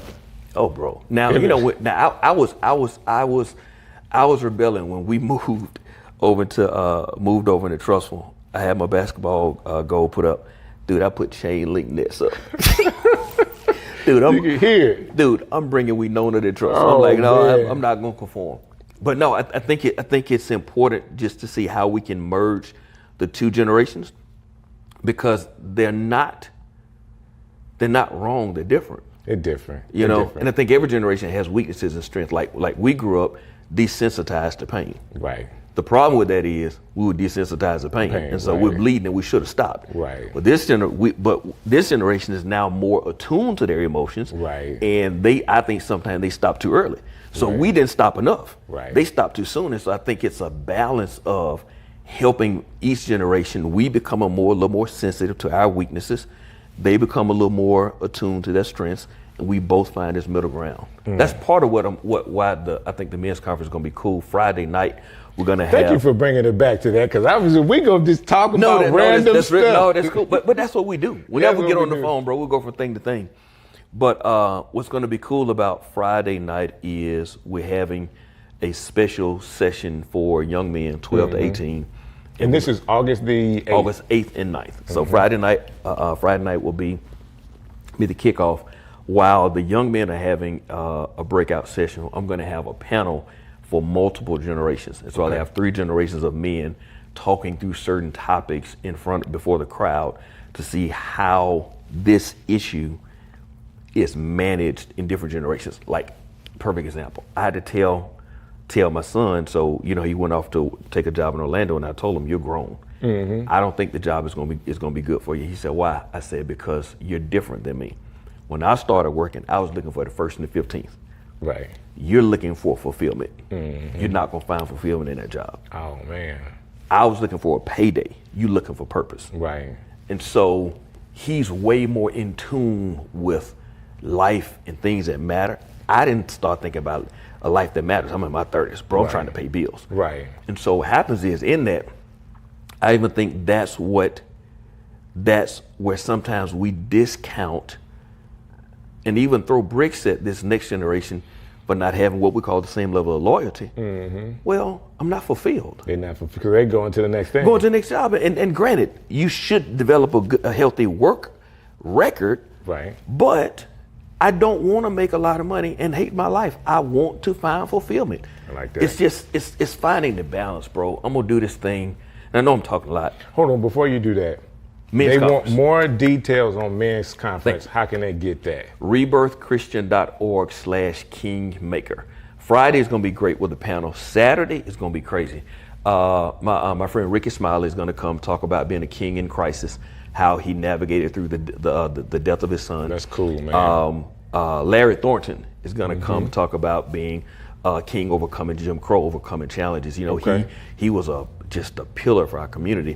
He partnered with Magic Johnson in the 90s and opened the McDonald's and developed the Heritage Center on the west side. Navigated from Jim Crow poverty, has emerged and become a leader in corporate America. Brandon Cleveland is going to come. He's going to talk about a king in culture, how we can thrive in this secular world and maintain our spiritual convictions. And what's dope is I got to talk about entrepreneurship. I got a young man in my church, Anthony Gaucher. He's going to talk about, he's 14 years old. 14. And he's going to be one of my speakers and talk about up and coming kings, how he's navigated through running a successful business. At 14. At 14. His father passed unexpectedly, and just his journey of dealing through that and some personal challenges and finding himself. And he's an athlete, strong leader, Christian leader. So I think it's going to change the trajectory of what I consider church conferences to be. Wow. It's going to shift from doing better church to actually raising our thought process, raising our perception of what happens because of my walk with the Lord, what's possible. If some people are hearing this, men don't like sit down and talk. All right, so conferences could be a big deal. What would you tell a young man that's watching this and may be questioning whether they should come or not? Like, what would you tell them? Not just, hey, this is what it's going to be about, but what would you say if you would kind of entice them to come? I really believe that life is dependent on it with all my heart. Everything in life we learn one of two ways, either by mistake or by mentor. Okay. And God uses mistakes to teach people who are too proud to submit to a mentor. Okay, I like that. It's crazy. And so God uses mistakes. He uses mistakes to teach people who are too proud to submit to a mentor. Every now and again, I know you're just so cool, but that pastor thing just comes right out of you. It's what I do, bro. It's what I do. It's what I do. It is that's quotable, brother. Bro, it is crazy. And so you think about the mistakes. I was making a comment the other day when people was talk about if I had known then what I know now. The truth is, I did know it. Somebody told me. I just didn't believe it. I wanted to try it your own way. So it's not if I had known then what I know now. Now I know the mistake. Right. But I knew the truth when they took. I just didn't think it was a truth. Right. And so I think it's important, especially for young men, to be in an environment where we can exchange, where we can add value, where we can receive, because you'll never be your best by yourself. And whatever mistake they're making in life right now is probably because they don't have a successful mentor. And here's the other thing, bro, of understanding that championships don't transfer. Okay. So that year. You're the champion for that year. in that league. In that league. So you're a champion at Pop Warner. You're not a champion in the pros. Right. And so just because you killing the game with your shoe game, killing the game making money, does not mean that you're killing the game as a father, as a leader, as a friend. some other And so things. just because you're winning here does not mean you're automatically winning everywhere else. It could also mean, like, sometimes there are some areas in your life that you're not good in because you're focused on that winning area. Absolutely. Because we don't want to focus on the development because I feel second class. So I go back to refocusing on the thing that I do well because I don't want to acknowledge that here's an area for development that I don't want to do. And sometimes it could be home that you're neglecting All day. because you're winning somewhere else. I used to always tell people, and I try to get it myself, like internally, Michael Jordan had his own physical trainer. Yes. Okay? Like, he paid for his own coach. Yep. Those things are important. Like, he was the top of his game because he had somebody that he was paying to be sure that his nutrition was right, the way he worked out was right. Right. He moved from basketball to baseball. They changed, that same trainer changed the regimen for him to fit baseball. That's good. We want to be successful in life. In everything that we do, you want to be the best. You want to be a Michael Jordan. Why not do what he did? Absolutely. We could talk for days, brother. Yeah. Can we please do a part 2? Oh, man, come on. Part 2, after this men's conference, I want to go. Let's tour the new church. Oh, I bro. want people to see the vision, man. Let's tour the Man, new church. I would be honored. and show people what's going on right here in Birmingham, Alabama, because I really like your vision for the community. I have a pastor. Big up to Dr. Thomas Beavers. My God. But I like this dude right here. I like this dude. I like you too. No, you my guy. You in the community, man, we need people like you. Man, And my grateful. prayer is that as you build, more and more people are aware of what God is doing in your life. Man, I'm humble. And you got to tell your family I say hello. Oh, all day, you know, I got to tell you, I love your family. You know, Yeah. we watched our sons and daughters grow up together, man. That's right. I saw your son walking today, man, had a full beard. I'm like, I remember I bullied you on a field trip. That's what I'm saying. That's what I'm saying. Give me these snacks. Listen. Pastor Doug Taylor was there when one of my sons, which I'm so proud of, got to be in the spelling bee. Yeah. All right, and your daughter was in the spelling bee as well. And, you know, it's just special times. I remember being there at the school and him being in the spelling bee, your daughter being in the spelling bee, and us being there together. And I'm not even talking about going up to Jasper to the camp. Oh, bro. Hey, man, we got so many Bro. things. We can talk. I got to end the show. We're going to do a part 2. We're going to get a chance to see what God is doing in his life with his new location in just a few weeks. All the men, I need y'all to go to this website. rebirthchristian.org/kingmaker. All right, go there. I want to see you guys at this conference. You guys be blessed. I appreciate you. Another episode of Strick City Live. I love it. When the last time you played basketball? Oh, it's been years, bro. What's up? You just not gonna play no more? What? I'm done. I mean, last time you probably played, I probably played against you. Maybe I did like 30 points or something. Hey, I'm living through my kids now. Oh, you my might God. hit 30 on me. You won't hit 30 on Zay. I'm not even playing Zay. I told him I was gonna dunk on him. He just shook his head. Hey, I won't even play him now. Will you not? Absolutely not. I should have been recording when he was a I kid. heard myself playing him. Like, When he was younger, he would play. And he'll get to crying when he ain't win. Oh my God, Yeah. I ain't forgot that. yeah. That ain't but a couple years ago. Thing I love about him, man, is that he got the mentality, I'm supposed to win now. When I was a kid, it was like, man, when I get older, I'm gonna beat you. Mm-hmm. That ain't his mentality. Man, he was 8 years old. He could play KD. He think he's supposed to beat KD at 8. Now KD would kill him. Right. But he would cry and be mad because he ain't He ain't win. win. Because he think he's supposed to win right now. Oh my God. Yeah. Well, you gotta have that. He got it, You bro. gotta have He that. different. I don't even like A lot of people play and are not upset when they lose. Yeah. And how do you transition that kind of stuff in life when you're not upset when you don't win? Man, I think you need to be convicted. God wants us to win in every area of our life. But at the same time, I think we need to keep it healthy. I think it's a healthy balance, but there's a lot of people that it's okay with being mediocre. Yeah, that's not good. I don't think so. Mediocre people hate great people. Great people hate mediocre people. They don't mix. It's like oil and water. That's a Nick Saban saying. Yeah, that's a Nick Saban, but it's true. It's definitely true. I can't stand to be around nobody mediocre. It is. I definitely have a personality that I don't like as much. It's people that are passive. Yeah. Like that'll say okay to everything you say. I absolutely don't like that. Yeah. Now I may have said something great, but I also may have said something that's not so great. I need you to find like a way to kind of help me, because I want to help, because I do have a slight bully mentality. Yeah. I don't want to do that. Well, it's part of life. It is. You got your personality. God made you a certain way. It's only one DJ Strick now. Well, we know that is the absolute bona fide It's only truth. one. It's only one. Yo, Strick City coming live. Yo, yo, yo.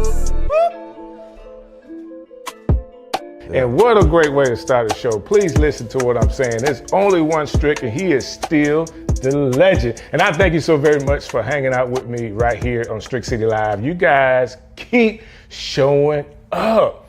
Thank you so very much for every like, every comment, every share, every call, every text. It means a lot to me that you would take the time to watch what we're doing here and then to comment on it. That being said, y'all already know who my guest is. You already seen the thumbnail. I got him in the studio. We're right here at the link in Roebuck, and we're about to do some real conversation. I'm talking about some real stuff from my friend, my brother, the doctor.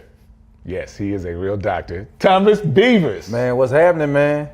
Thank you for having me. Man, I appreciate you being here. Man, I'm glad to be here, man. You got a dope show, and this is a dope thank you. spot.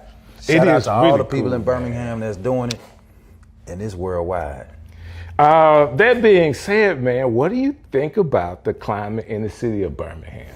Ooh, man, you trying to be messy? No, it's just the truth. It's it could be a sunny day's climate. Like Yeah. it is what it is from your perspective. I don't know when people are gonna see this, but we're just coming off of the mayoral election. Right. And I think the climate in Birmingham right now is kind of cooling down and calming down. Before a minute, man, it was heated. Yeah. For a minute, man, there were people saying, I live 536 miles away and I've never been this entertained. Like I tuned in every single day. It definitely was entertaining. It was entertaining, man. It was. Let me say it this way. Personally, I know you, right? I know you very well. I think you do a very good job being neutral when you need to be. Yeah. All right. It was a long time, a very long time at the church that you ever even said that you were an Alabama fan. I didn't know for a long time. Wow. Because I came walking through the door talking about War Eagle, you know what I'm saying? And I think you do a good job because you're a leader. It can be polarizing for people sometimes, especially with things like politics. Yeah. That being said, it's tough Yeah. to not have a voice when things are not, what do you want to say, professional. Yeah. Yeah. I fought so hard to be quiet, and I was quiet on purpose. I really did more praying than talking, and I honestly did pray. A lot of times as pastors and preachers, we say, hey, we got to pray for people, but we don't actually pray for the people. But I spent time praying for each candidate. I didn't pray for somebody to win. I didn't pray for somebody to lose, but I prayed for people to be able to maintain their sanity in and throughout the process. Win, lose, or draw, for people to be able to come out healthy, for the city to come out unified. I spent a lot of time in prayer. Now, I did laugh. Mm-hmm. It's very entertaining. I would be lying if I said I did not laugh, because it was funny. Right. A lot of it was funny. But aside from laughing, I spent a whole lot of time in prayer, and I've learned, you got to try not to laugh too hard, because it could be you tomorrow. Right. There's a song, it goes like this: I'm gonna try not to be all high and mighty, because tomorrow I can fall down on my face. Yeah. Lord, I thank you for sunshine. I thank you for rain. I thank you for joy. And it's the African song of the kid. People know the thank you for sunshine and rain, but the first part of that is being humble. Which is not easy to do, but understanding that, you know, God can be blessing you today and something could happen that humbles you. And I can say this, I personally went through a humbling experience in my life. And it was you befriending me during that time towards the end of God humbling me, kind of bringing me back to give me opportunities to be who I am right now. Like a humble, more mature Strick. You know? I get it. I don't always have to say I'm the legend. Because I know I am. You just know it. So, but it took me a while to get there. We've all been through those humbling situations, me included. There's a scripture when you start talking about that comes to my mind. 1 Peter chapter 5, verse 7 says, humble yourself under the mighty hand of God, and God will exalt you in due time. That's good. And so when we humble ourselves, God does not have to humble us. But when we don't humble ourselves, then God humbles us through humiliation. Right. The root word of humiliation is humble. And we never have to face humiliation if we would lower ourselves. Man, that's good. That's really good, because so many people miss that. And not that God wants to humiliate anybody. He wants to grow you. You know, he wants you to get to that man, that woman of God that he's calling you to. Sometimes, like me, and I can be the best example of this, our heads are just too hard to get the message. So he might have to come in a little strong. And God is not in the business of humiliating people. But if we don't listen to God, sooner than later, God will just be quiet. And when he's quiet, he allows you to make your own decisions. And then you see what you want is not actually what you need, and you end up humiliating yourself. Right. And there's levels to that. Like public humiliation is definitely different, because I thank God that I hadn't gone through any type of public humiliation. But for me, I was humiliated because of the actions that I had that I know about. You know? Because everybody is different. Like I can be honest about me. I understand. That being said, when I talk about the climate of Birmingham, it's just one facet of what we have to deal with. Because there's also a climate in the Christian community right now that it seems that it may have died down a little bit for as bad as 2024 was, but we still have some things in the Christian community that, as one of my friends used to say, we have some opportunities. We have some opportunities to do better, to show better. What is your feeling as a pastor, like when you see all these things? Do you internalize it, like personally for you? Okay, God, these are some things I want to do different so that I'm not in these situations. I try not to internalize it, because if you internalize it, you'll go crazy. But I do try to learn from it.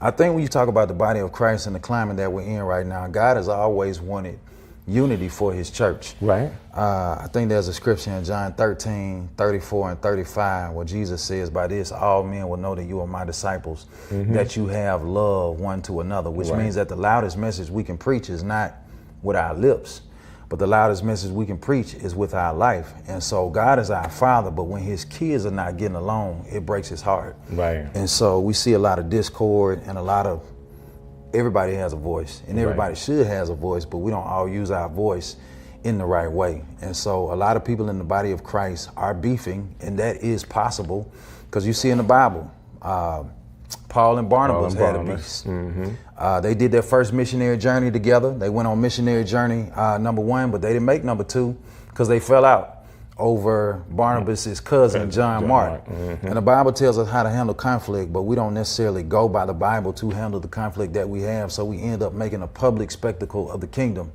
And God wants unity. God blesses unity. We have differences, but our differences are to complement each other and not to compete with each other. I do appreciate that, because while you were saying that, I'm automatically thinking about John the Baptist ministry and Jesus' beginning of his ministry. Guess what? They were going on at the same time. They were, and he humbled himself. He did. John the Baptist was that dude. Matter of fact, he was so much the man. The Bible says that all of Judea and all of the region came to hear him preach. Now dig this, they came to hear him and his only message was repentance. Most times we think for the whole region, the whole city to come hear you, you have to preach a watered down gospel. Right. But here it is, he's telling people turn from your wicked ways. He's telling people repent. And everybody came to hear him. And then when Jesus showed up on the scene, he said, there's one coming after me who's greater. Of the straps of his shoes, I'm not even worthy to unlatch. And the Bible tells us that he humbled himself and he says, I'm not that light, but I've come to bear witness of this light. And all of his followers left him and they went and followed Jesus. Right. Man, they take a lot of humility. They take a lot of not humility. to be mad about that. Right. But that was his purpose, though. I guess he understood. He was baptizing them. Yeah. And just the quote that you gave is, I'm doing this because there's one that's coming, and that's the one. Yeah. I believe when it comes to ministry, there's a time for everybody to maximize the moment. But then there's also a time for everybody to step back and prepare the way for somebody else. And I'm just praying that when my time comes, that I'm able to do that gracefully for somebody else. Man, that's cool, because you say that, and I'm automatically thinking, like, one of the things that you're known for is church transitions, like teaching church transition, being in one with your grandfather and helping other churches to go through that.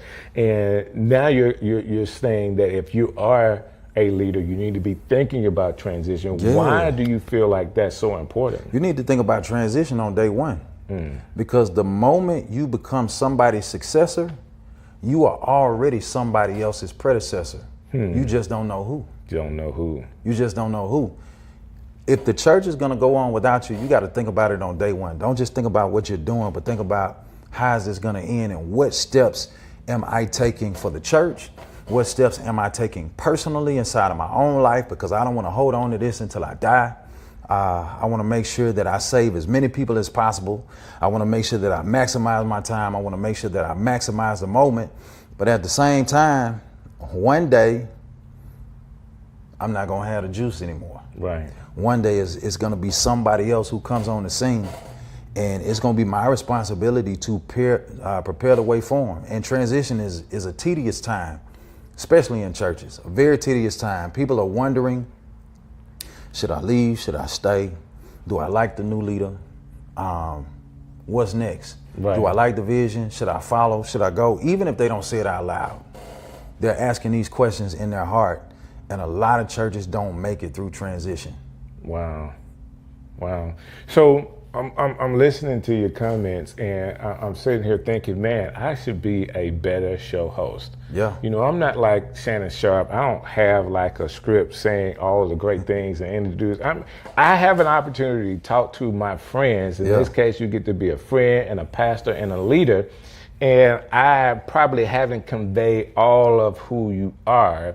You are the senior pastor of New Rising Star, now known as the Star Church. Not even known as the Star. We are the Star Church. Legally, Birmingham, Alabama. Yeah, the Star Church. And so there's a Star Church in Birmingham, the Star Church in Pell City, Alabama, the Star Church in Sylacauga, Alabama, and you're opening up a fourth campus in Forestdale, That's Alabama. correct. That's correct. And none of it was my idea. Wow. None of it was my idea. I had my mind set on the mall. You know, everybody knows our church is involved in community development. We see it as how we develop people. Communities are people in our buildings. We do it 6 ways: education, financial literacy, workforce development, housing, recreation, and the church. And we thought that mall was going to be a perfect spot to advance our community development efforts. And not that we won't ever do an economic development project again, but it didn't work out that time. Right. And then in the pandemic, I saw churches do really well or they plummeted and didn't do so well. I didn't see many churches just kind of maintain. Either they did really well or they plummeted. And so a lot of churches had to make a decision. Are we going to hold on and try to keep going? Are we going to merge? Are we going to close down? And that created opportunity for the kingdom to expand. Gotcha. And God put us in strategic positions along the way to be able to, we had 3 church mergers during the pandemic. 2 of those mergers turned into campuses. Right. That's awesome. So as you're doing these other campuses, what is the goal? What do you see happening with having multiple locations? Yeah, man. I see a growth so big that the walls of the building cannot contain the size of the growth. And when I say growth, I'm not just talking about butts and seats. I'm talking about souls in heaven. Okay. We exist to know Christ and make him known to the entire world. And we want to make heaven big and make heaven small. And so make hell small. Yeah, we want to make heaven big and make hell small. Thank you so much. And so coming out of the pandemic, we did Easter off campus. First time we did it off campus, we did it at the Civic Center Concert Hall. The year after that, we went to Fair Park Arena. And ever since 2023 Easter, God has just exploded it with souls in heaven. So Easter 2023, 112 people said yes to Jesus at that service, and it hasn't stopped since then. And so after Easter 2023, the next week it was like 50 some people. Then it was 60 some people. Then it was 40 some people. Then it was 30 some people. Then it was another 50 some people, and it just kept going. So from Easter 23 to Easter 24, 1,004 people said yes to Jesus. Wow. From Easter 24 through Easter 25, 1,000 plus more people said yes to Jesus. From January of 2025 all the way through August of 2025, 802 people have already said yes to Jesus. And so the goal with these campuses is that you saying that's this year? That's this year, 802 people. So the goal with these campuses is we want to put a Bible-based church in as many locations as possible so that we're not far from where you are. I like that. I like that. Some people say if you ain't saving souls, don't say nothing to me. Yeah, man. It's important, man. It is very important. It's very important. We want to get lost people saved, and we want to get saved people pastored and delivered and discipled. So let me say it this way. Those are some extreme numbers for your church. Because there's other people that say, well, hey, man, we just did that last week. You know, it just is what it is. There's people that are doing more and people that are doing less. What do you say about what it takes ministry-wise, volunteer-wise, church effort to be able to do those things? Man, it takes a team. No matter how great your vision, you can only go as far as your team. It takes people who are capable. It takes people who are competent. Right. And so I look for those two things in a team. People who are capable. Those are people who have the ability, but it also takes people who are competent, people who know, who have the knowledge. So you need the ability, you need knowledge, and then last but not least, you need character. Right. So I look for people who are capable, people who are competent, and people who have character. And I can honestly say across the board, we have some amazing, incredible people who have bought into the vision. And I believe that God is blessing the unity that is in our church. A lot of pastors have vision, but if that unity is not there, division kills vision. That's true. Division kills the blessing of God that is on what it is that you're trying to do. That is so true. So let me ask you this question. I mean, as I hear you talking, which I hear you talking all the time. That's part of what my job is. Yeah. To listen and be a part of like what you have an opportunity to kind of vocalize to the people. You've been in ministry as a senior pastor for 15 years. You just celebrated 15 years this year. What is it that you would say that you've learned over these 15 years about ministry, about life, about family, any of that? So number one, I've learned to enjoy the journey. There was a point where I was so focused on getting there that I never enjoyed the journey. Right. And the moment that I reached one place, I was already focused on the next place, and I didn't celebrate the wins. When you read the creation story in Genesis, God made the world in 6 days, rested on the seventh day, but he didn't wait until the seventh day to throw a party. Right. Every time he took a small step, he threw a party. He did. In the beginning, God created the heaven and the earth. He said, let there be light. There was light. He stepped back, he said, and it's all good. He threw a party. Day number 2, he did what he did. He stepped back, he said, it's all good. Day number 3, it's all good. So he celebrated the small steps. Right. He didn't wait until he had one big win. I got it done. I'm gonna sit down, I'm gonna rest, then I'm gonna throw a party. He celebrated the small steps along the way. which means that God enjoyed his own journey That's right. of creating the world. And I have learned to celebrate the small steps. If you don't, it's not going to be enjoyable, no matter how much you accomplish. And so I've learned that personally in my family, I've learned that family is first. That's right. Ministry should be an overflow of your family. And anytime you are so driven in ministry that your family goes neglected, your family and you suffer really, really bad. And it's hard to do ministry burden free when home ain't right. So we hear this a lot, and I guess I'm a church boy, so I grew up in church. I've heard this a lot.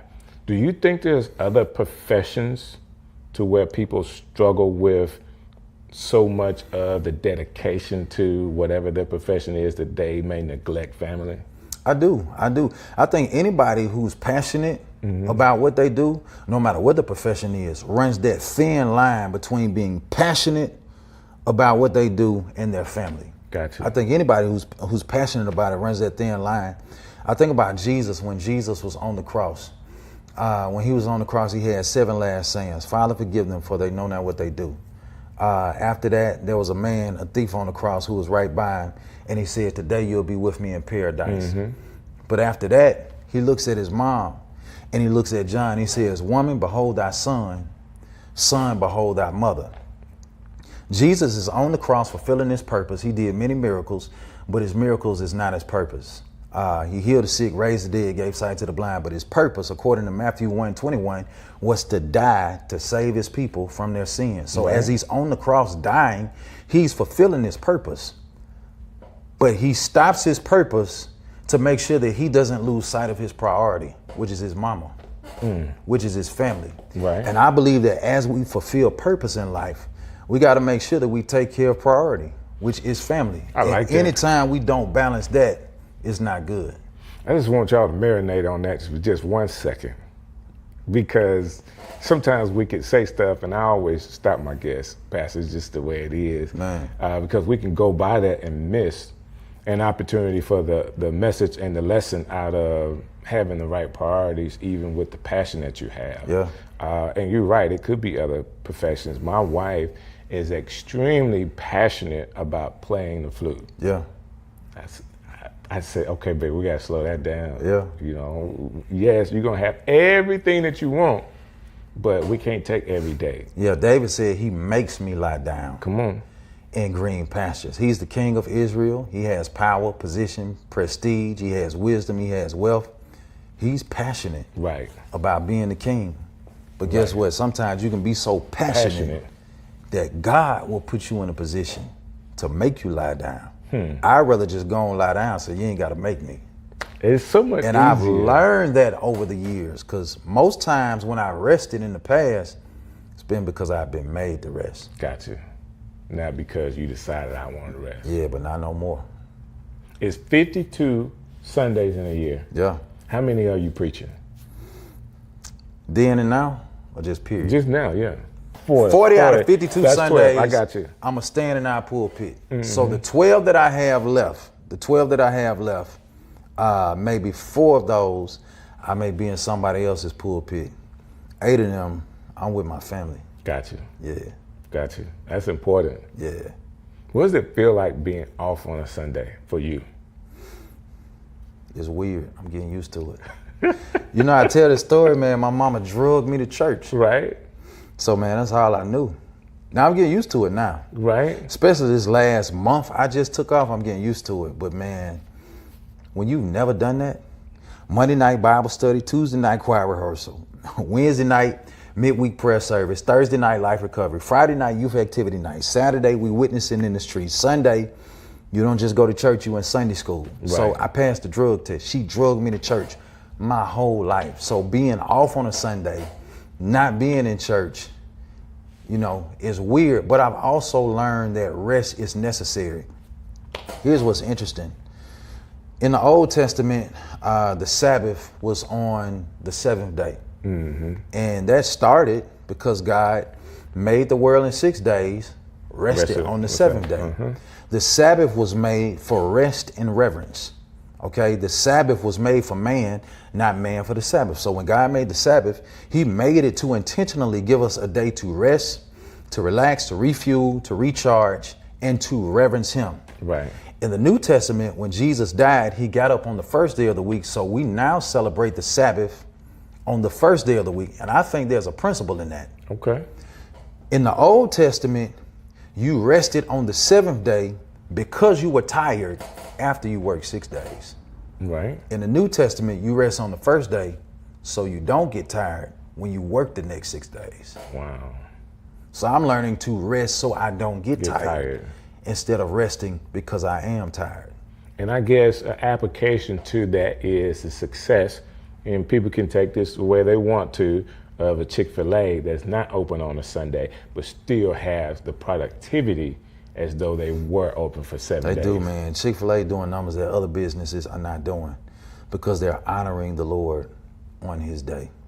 I think it's the same thing, the principle of tithing. The same thing with our time, tithing and our time.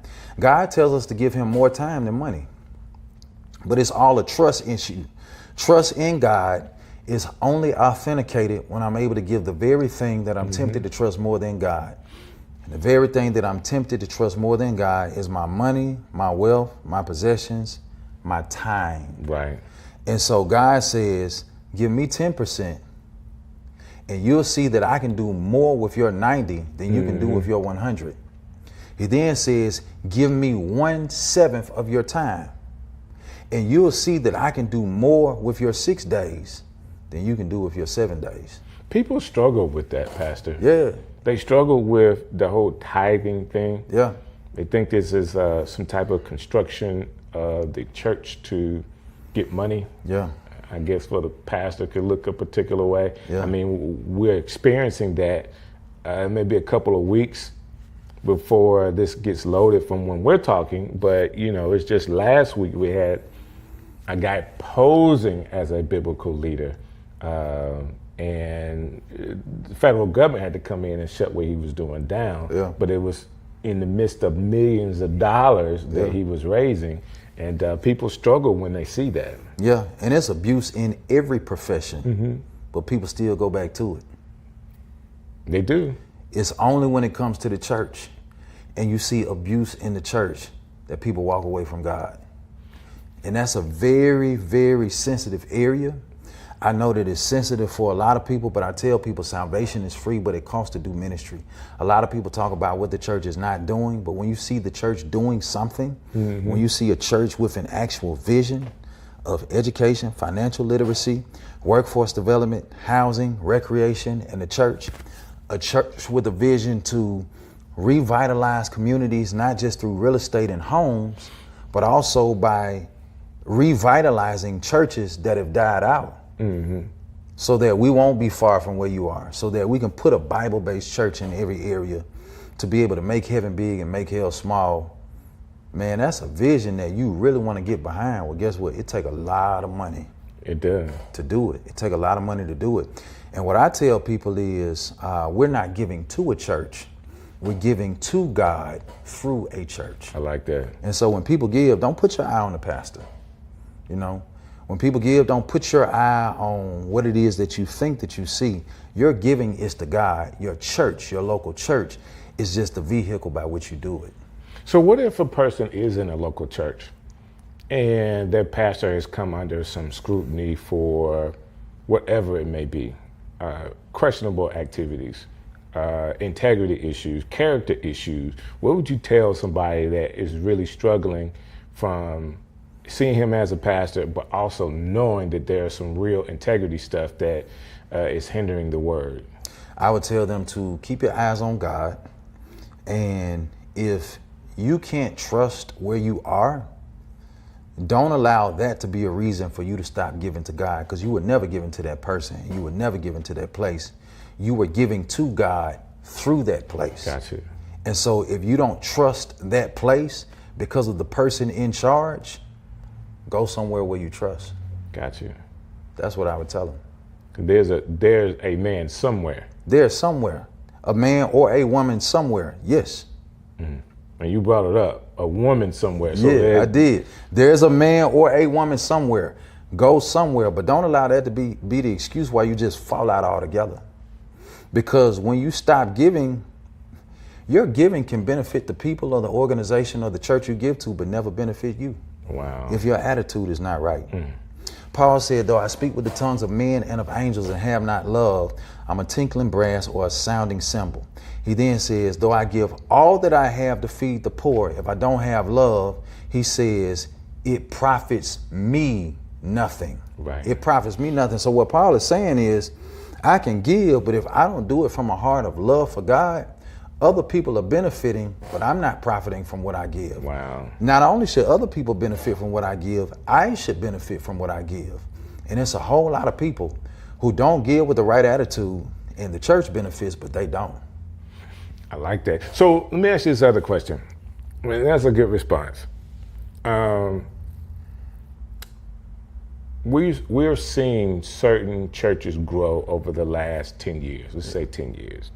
And they've grown in such a way that there's a lot of people. They're becoming mega churches and big time pastors. And this is not just in Birmingham, but all over the country.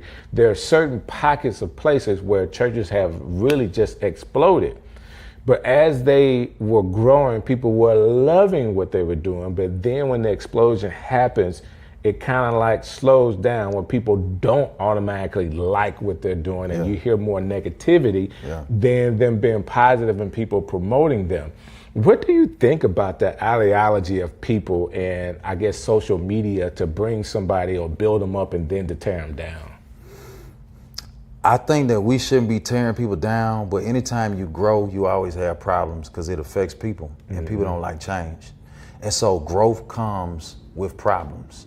Anytime you grow, you can't get the good without getting the bad. Right. And so a lot of people say they want to grow, but they don't think about how it's going to affect them. But what I would say to the people, instead of you being so self-centered and thinking about how it's going to affect you, God not only cares about the people that you see, he cares about every empty seat that represents a person who's not there that should be there. Wow. Because that represents somebody who's not in heaven that he wants to be there.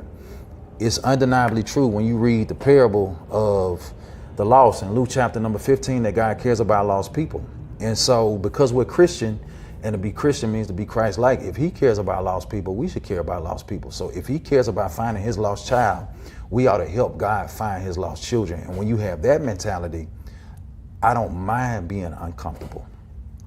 I don't mind it being too packed. You know, they say the only people who like packed churches are pastors. To everybody else, it's an inconvenience. It's an inconvenience for me to get in. Ain't nowhere to park. Inconvenience for me to get out. Then when I get in, I got to go to the overflow. Right. And for a pastor, it's like, yeah, it's packed. But that's an inconvenience for people. But when people have the mindset, okay, it may be an inconvenience, but I'm going to give up my seat for somebody else who needs to hear this message so that they too can partake in the kingdom of God. That's how we got to look at it. I like that. So I want to round it up with this question, or an opportunity for you to speak to people. There's a lot of people that may watch this that are questioning their faith. They listen to this pastor sounds good, but what about me? Like, I don't believe in pastors. I've been to a church, I got a major league church hurt, and I'm really questioning if there is a God. Can you speak to those people? And try to help them kind of figure out where they are and where God is? Yeah, so a couple of things. Number one, church hurt is real.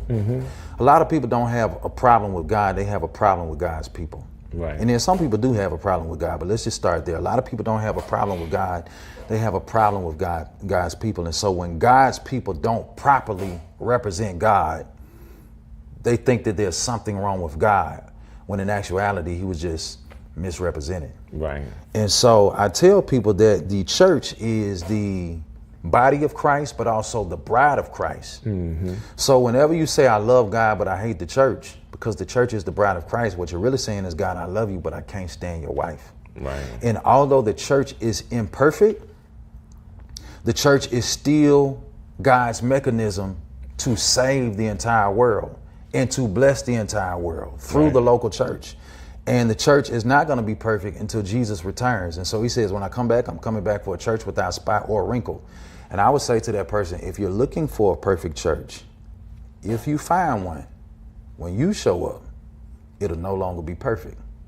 Because just like the people in that church are not perfect, neither are you. Right. And so I would say that to them, but also for people who are just downright questioning, is God real? I would say to that person, if you're questioning if God is real, ask God to show you. You can read all the scripture in the Bible. You can listen to me. You can listen to other pastors all day long. But if you sincerely and genuinely ask God to show you, he will. He will show you through your own experience. And once you got an experience with God, nobody can take that away from you. No, they can't. They can't. And very few people, well, there are people that give testimonies, and testimonies could be one thing, but like when you really had a real encounter with God, like in my life, the humbling that I went through and knowing that it was God being a great father to me, it's something that nobody could take away. Now, I'm very smart about that experience, because anytime I feel like I'm off a little bit, I just say, God, remind me, in my memory, remind me how you humbled me. I don't want to go through another humbling experience. Just remind me, okay, this happened in the past, so I understand where I need to be. And it's kind of like my guardrails so that I can stay focused on what God has got for me to do. Man, I appreciate you hanging out with me, man. Man, I appreciate it, man. Thank you. Thank you, brother. Because I know how important your time is. All the stuff you got to do to come sit down with me, man, is really huge. Man, I'm proud of the work you're doing. Man, that's what's up. That's what's up. All right, so hey, guys, another Strick City Live. I need you to do me a favor. Go to beatmethetostar.net. Beatmetotostar.net. Check out the Star Church in Birmingham, Alabama. Figure out if this is a place you can come to and just visit and see what's going on. There's tons of places in the city you could go. There's tons of places all over the world that you can go. But if you're in the Birmingham area, we would love to have you at the Star. All right, I'll see you guys next time right here on Strick City Live. Yo, Strick City coming live. Yo, yo, yo.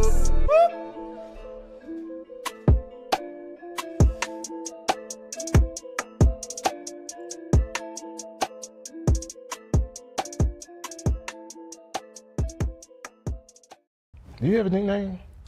I don't. I've just always been. Where'd you grow up? My mom was in the military, so kind of travel a little bit. But Birmingham is home. Birmingham is home. Traveled a little bit. So in your like formative years, like when you were young, elementary age, where were you at? I was in Birmingham. I went to North Birmingham Elementary for the 2nd and 3rd grade. There's no way you went to North Birmingham Elementary and nobody gave you a nickname. No, it was always LaDonna. Okay. They might have shortened it. Like I know my grandma used to call me Donna, but other than that, it was LaDonna. Not Madonna? I've been called Madonna, Shadonna, all the Donnas. Your nickname is Lily. That is so crazy because my dad, his name was Lily. Like that was his nickname. There you go. I called it. You did. He in here somewhere.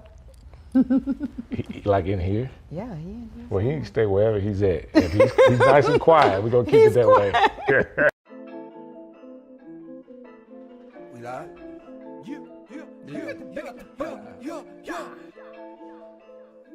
Strick City. Woo! Strick City. All over the world. Strick City, man, we live. Yo, Strick City on the ride. Yo, look like surprise. Yo, taking your city like we live. Yo, man, we live. Yo, taking your city like surprise. Yo, on the ride. Yo, Strick City coming live. Yo. Hey man, I am DJ Strick, and first of all, I have to say thank you so very much for how you guys have supported the show. You are an awesome audience, and shouts out to Birmingham, just showing up every time. I've told you that I will be bringing some of my friends here, and I got my friends here. Well, she's kind of a friend. Like if there was a friend metric, she would kind of be like 2.5, maybe 5-ish out of 10. Okay. Hey everybody, this young lady has been called to do events all over this city. She is definitely one of the who's who when it comes to event planning. I am telling you, she took my little $5 budget that we gave her and worked it out for my birthday this past year. But I've known her for a very long time and what she's been doing. One of the first people that I saw in the city using the lighted letter boxes. Like she was one of the first that I saw. She could, somebody else could have did it, but I was like, wow, that's pretty high. I like that. Anyways, without any further ado, I want to introduce to you guys LaDonna Lily Ford. Hi. Thank you so much for having me. Well, I appreciate you coming, sharing your time with me. I'm sure you could be off somewhere managing another event. Do you do a lot of events during the week? I do a lot of corporate events during the week. Corporate events. I never thought about that. Yeah, Monday through Friday, 8 to 5. I have like corporate partnerships that I work with. I recently did something for Books A Million Corporate. You know what? I saw that. Yeah. Cool. Good for you. Thank you. Now, why have I never got a call as a vocalist to be a part of any of your events? Well, because I know that you're busy. That's true. And your noise. No. Vocals, like my singing. I know, but your noise is not joyful. Okay. It says make a joyful noise. Okay. Yeah. You know what? But if I need a host, I haven't got a call for that either. I haven't needed one. Okay, because everybody kind of chooses their own host and all that kind of stuff. That being said, you have done events all over the city. Now you're telling me you do corporate events. I've known you from doing personal events, and I don't know. It's kind of like all over the gamut when people call and say, "Hey, I just see you everywhere." Like it's almost every weekend. It is. My business has been very blessed. I really don't think about it. I just kind of go. So a lot of times I'll do 2 and 3 in a weekend. Sometimes I'll have more than one in a day. Like this past Saturday, I think I had 2. I had 2 events. And in May, when I was celebrating my birthday that you had an opportunity to do, you were actually doing another event from a friend of mine. Around the corner, and you knew nothing about it. I didn't until you did. Now, I knew he was doing it. I couldn't go to his party because I was having one. We planned it on the same day, and we invited each other, but of course we can't go to each other's parties. We're doing it. But that was like one of my childhood friends. So shouts out to Tyree Melton. Shouts out to you, sir. Really, really cool guy. And he was celebrating his 50th along with me. I was celebrating my 30th. Okay. Right. Yeah. So we talked about you being busy. Can you really break down for everybody what it is that you do as an event planner? So as an event planner, I am talking to clients, getting their vision. If they don't really have a vision, I kind of help them along with developing what that is and how they want to celebrate.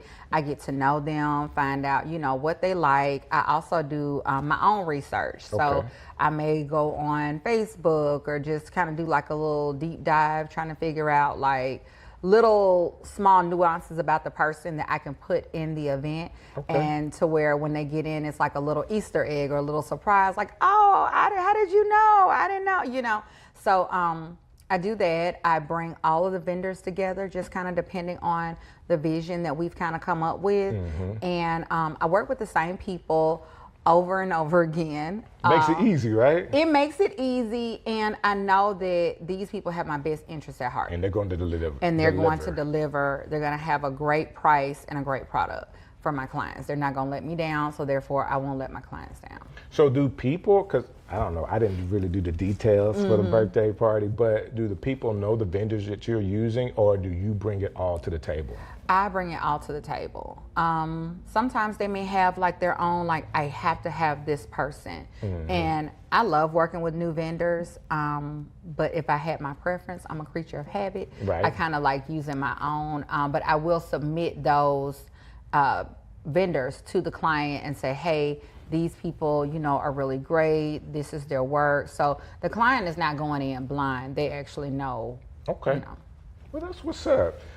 Is there like a client that, have you ever had a celebrity client? Come on. Other than me, of course. Other than me, have you ever had a celebrity client? Define celebrity. Like you know, someone that's like been on TV. Yeah, been on TV, somewhat famous. Yes. I don't know if you watch Love and Marriage Huntsville. So I did something for the Scotts. All of their boys graduated high school at the same time. Okay, cool. And so I did their graduation party. But before that, I did an event for them. It's gonna air, so I can't talk about it. Okay, cool. But you'll see it soon. There you go. So it's growing, like your notoriety is growing. Yes, like people, I don't know, I don't get caught up in my own hype, so I just be in Target and whatnot. Target, because we're not supposed to be in Target. Yes, you one of those people that be skirting in there. I don't, I promise you. But I'll be like in Publix and looking real like I just ran out real quick. And people will be like, oh, I know you. And I'm like, hey, you know, I'm like, don't look at me. Right. You know, but I just go on. I don't really think about it.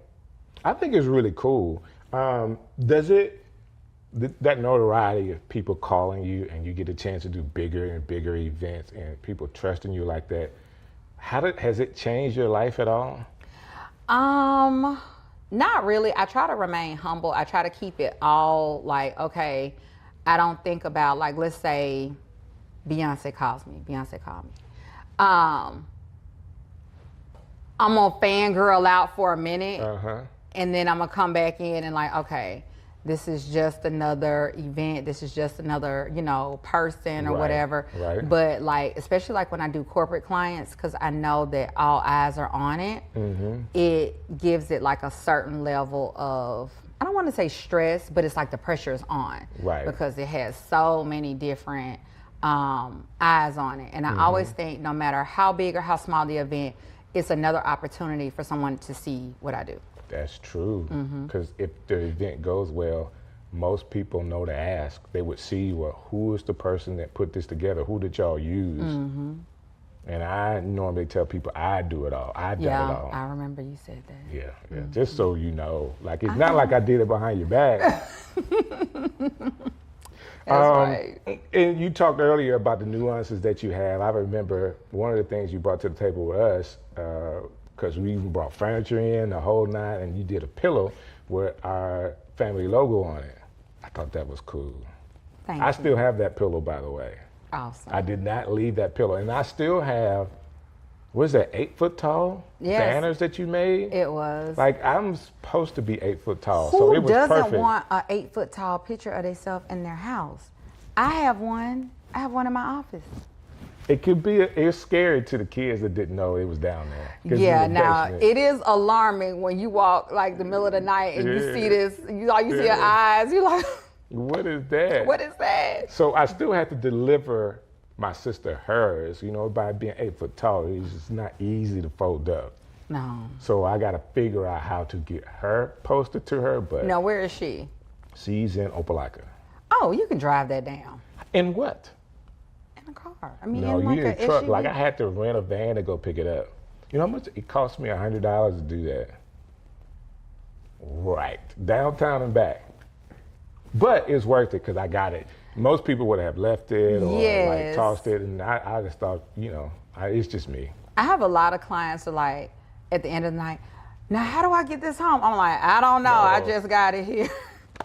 You just do the front part. Yes. So you can tell them you had to get it's a cargo van. And they could be cheaper. I mean, I think U-Haul would have been much cheaper than what I did, but I was trying to get it quick. Gotcha. That being said, people are seeing this and they may not have known about LaDonna Lee Ford. I made it that, don't y'all call her Lee, okay? Don't do that. And Aaron, I'm sorry that I did that, okay? I'll stop. So Lily, what makes what you do different than other event planners? I don't really know what other event planners do. I just know that I really try to take the time to get to know my clients. Okay. I want them to be comfortable with me. I want to be comfortable with them. I want to foster an open door policy to where when they come in, they can give me their ideas. Whenever a bride and groom come to me, I say, okay, what have you always envisioned that day to look like? What do you want your guests to experience? What are some things that are important to you? And so during those initial consultations, I'm taking notes. I'm kind of quiet, I'm listening, and I really kind of want to find out who they are as a person. Gotcha. My bachelor's is in psychology. My master's is in counseling and psychology. Okay. So even though I'm not working in that field, I still kind of get to use some of those skills a little bit. And is that also the skill you use, like when it's the heat of the battle or the heat of the night, and it's kind of like going crazy, and you're able to keep calm? Yes, it's like, you ever seen a shark attack?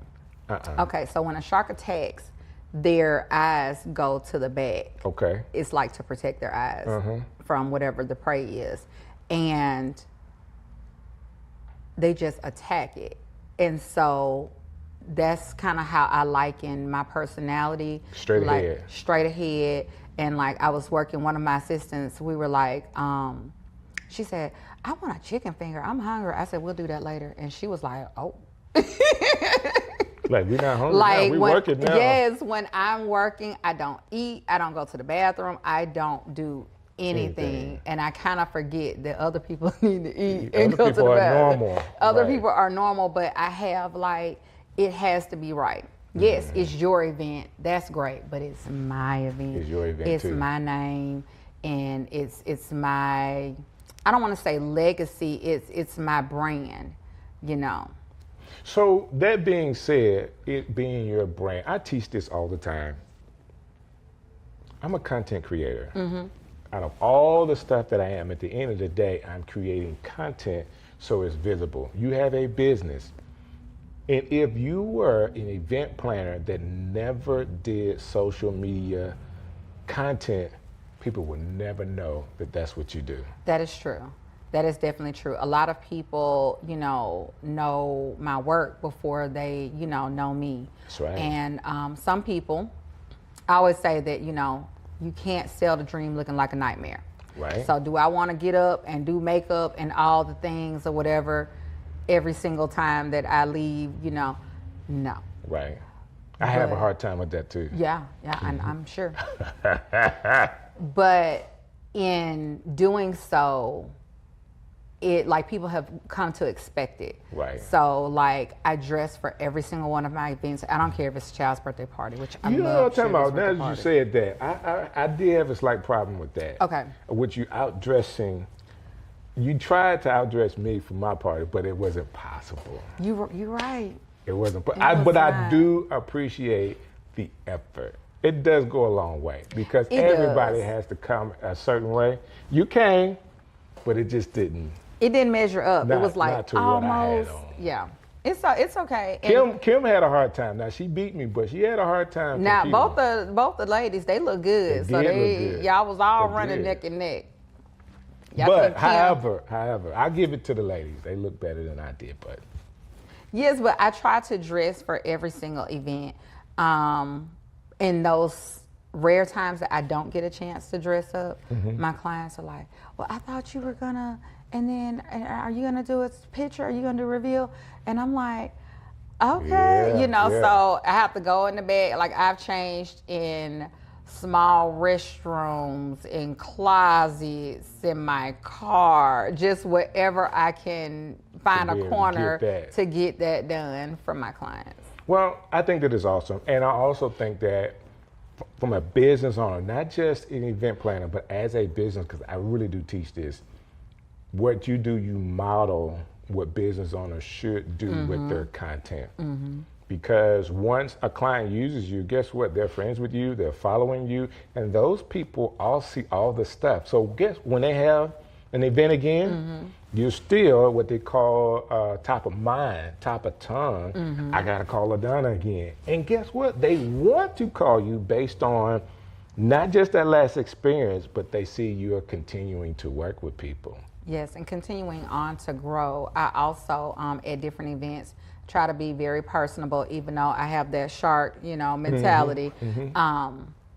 And in the end, I've had guests say, y'all did an amazing job. Right. What is your card? Like, what's your number? What's the name of your business?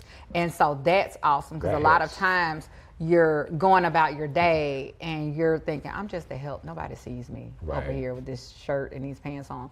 But they do. They do. Mm-hmm. They do. They do. And it means a lot. It means a lot. Again, I appreciate what you did for me. And I wanted to, because you're doing so much, you are a part of that Birmingham who's who. Because if you're doing an event, Am I? I don't feel like. Call LaDonna. Like if somebody's doing an event, and I know there are other event planners out there. I'm not taking any business away from them. But this show is based off of, number one, people that I know that I'm friends with. And I wanted to be able to share what you're doing, because I remember it was a really, really quick conversation around the time when you were leaving your job. Like we hadn't worked together, maybe some church stuff, but we haven't worked together before then. And I was just so impressed.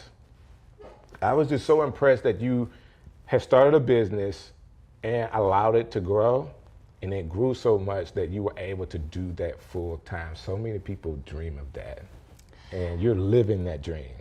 I am super duper blessed. And the only way that I can do that is God being our source and our resource. That's good. And I have an amazing husband that, because of his position, it allows me to kind of move the way that I need to move. That's awesome. Big shouts out to Aaron. Big shouts out to Aaron. I think that is cool what you're doing. If people are watching this and they say, I didn't know who this LaDonna person is, and they want to peruse all the pictures from all the events that you have up, how can they get in contact with you and see everything? They can go to my website, All a Dream, EPD, like E is in event, P is in planning, D is in design.com, or they can go to my Instagram, All a Dream EPD. And everything is there. Everything is there. All the good stuff is on the Instagram, because I'm able to kind of do that real fast. Okay, that's what's up.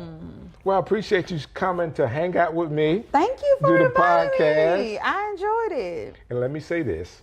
I want to say happy birthday to you. Thank you. I think it's awesome. I'm a little younger than you are, so I love to respect my elders. Is that like in metric? Is that like? No, it's in time. Like It's time.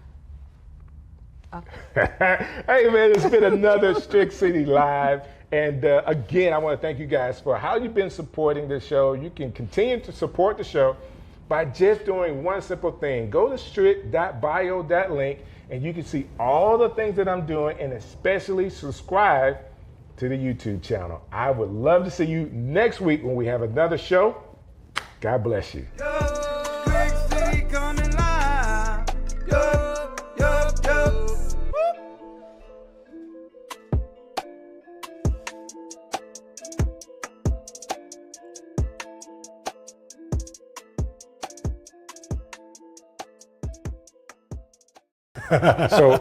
So by any chance, do you still have a yo-yo? I do. In fact, I bought a rather expensive one while I was on vacation last year, and I haven't opened it yet.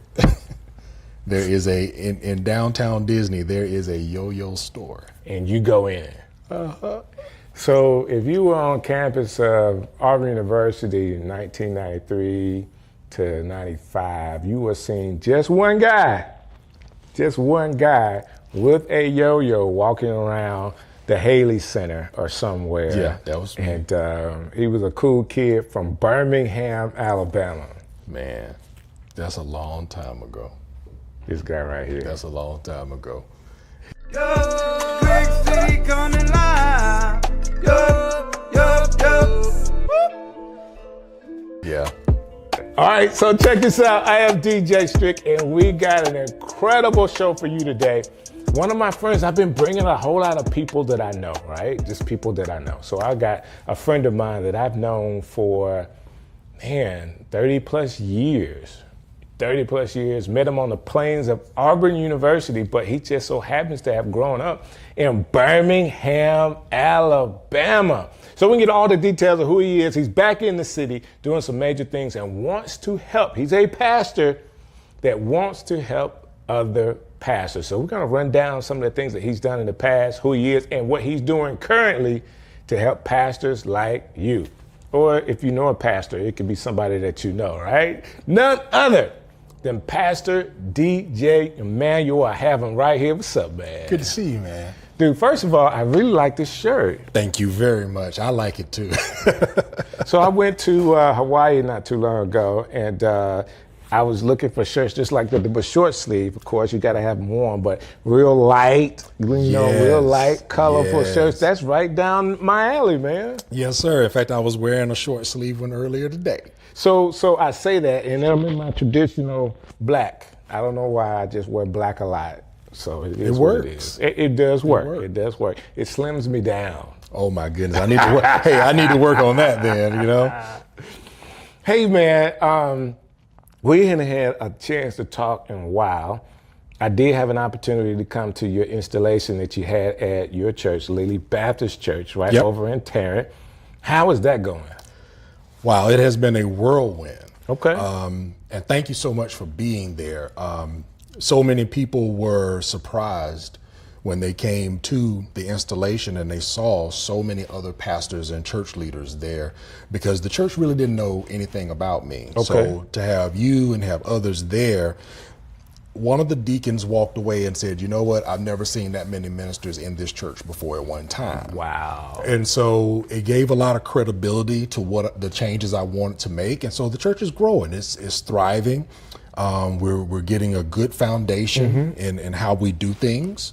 And a lot of preaching, a lot of teaching, a lot of leadership development, but it's working out very well. And I think people's eyes are open to the possibilities of what our church could be. I like that. That sounds really cool, man. I'm excited about the opportunity that you have, especially being a Birmingham boy. You know what I'm saying? Yes. Like, that's a big deal. So we're finna draw a line in the sand right now. Some people may or may not like this. But what high school did you go to? I went to Ramsey. No way. I did. I graduated from Ramsey. I should have known. There was a bunch of people at Auburn during that time at Ramsey. Yeah, a lot of them. Listen, I was, of course I'm from Opelika, so I didn't know how smart you guys was. Oh my goodness, we're still trying to figure out how smart we are. No, man, I'm telling you, there were so many kids from Ramsey that, of course, I didn't have an idea of what high schools were, but I've been here long enough to know that if you were at Ramsey at that time, like, that was a really big deal.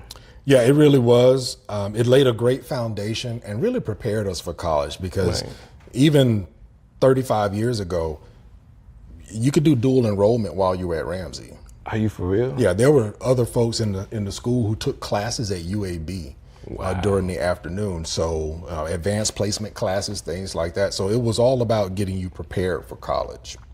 Man, that's really cool. Like I said, I did not know how smart everybody was. I knew that Auburn was too much for me, but you guys were knocking it out the park. I didn't knock it out of the park. It took me a while to get my legs under me, but I'm glad I was able to finish,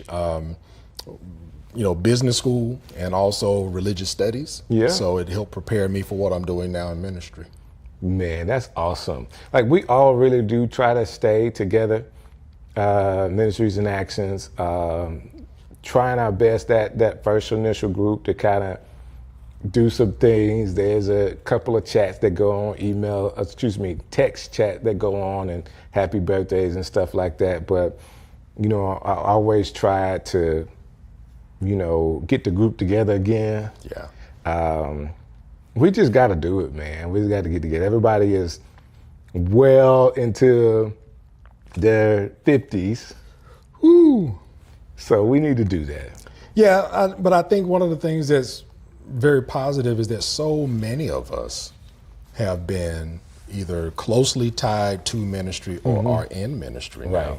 and have found other ways to be successful as well. So we're a busy bunch. Very busy. I'll take that. But there's still, it's nothing like people that know you when you were a kid, college student. Those people know and like you for who you are at your core. Yes. Not who you are professionally. True. Very true. But so when people, like earlier today when you called me Steve, guess what? People that know me from that time call me that. Everybody else is like Strick, Listen, and you called me Demekia. Yeah. And most folks don't know that. They don't right? know it. They don't know it. So it's something to me that I think is extremely special when you have that history with somebody and you know them authentically. Yes. And then you're able to have, listen, some of my best friends in the world today, I've known from college. Same for me. Just close to them.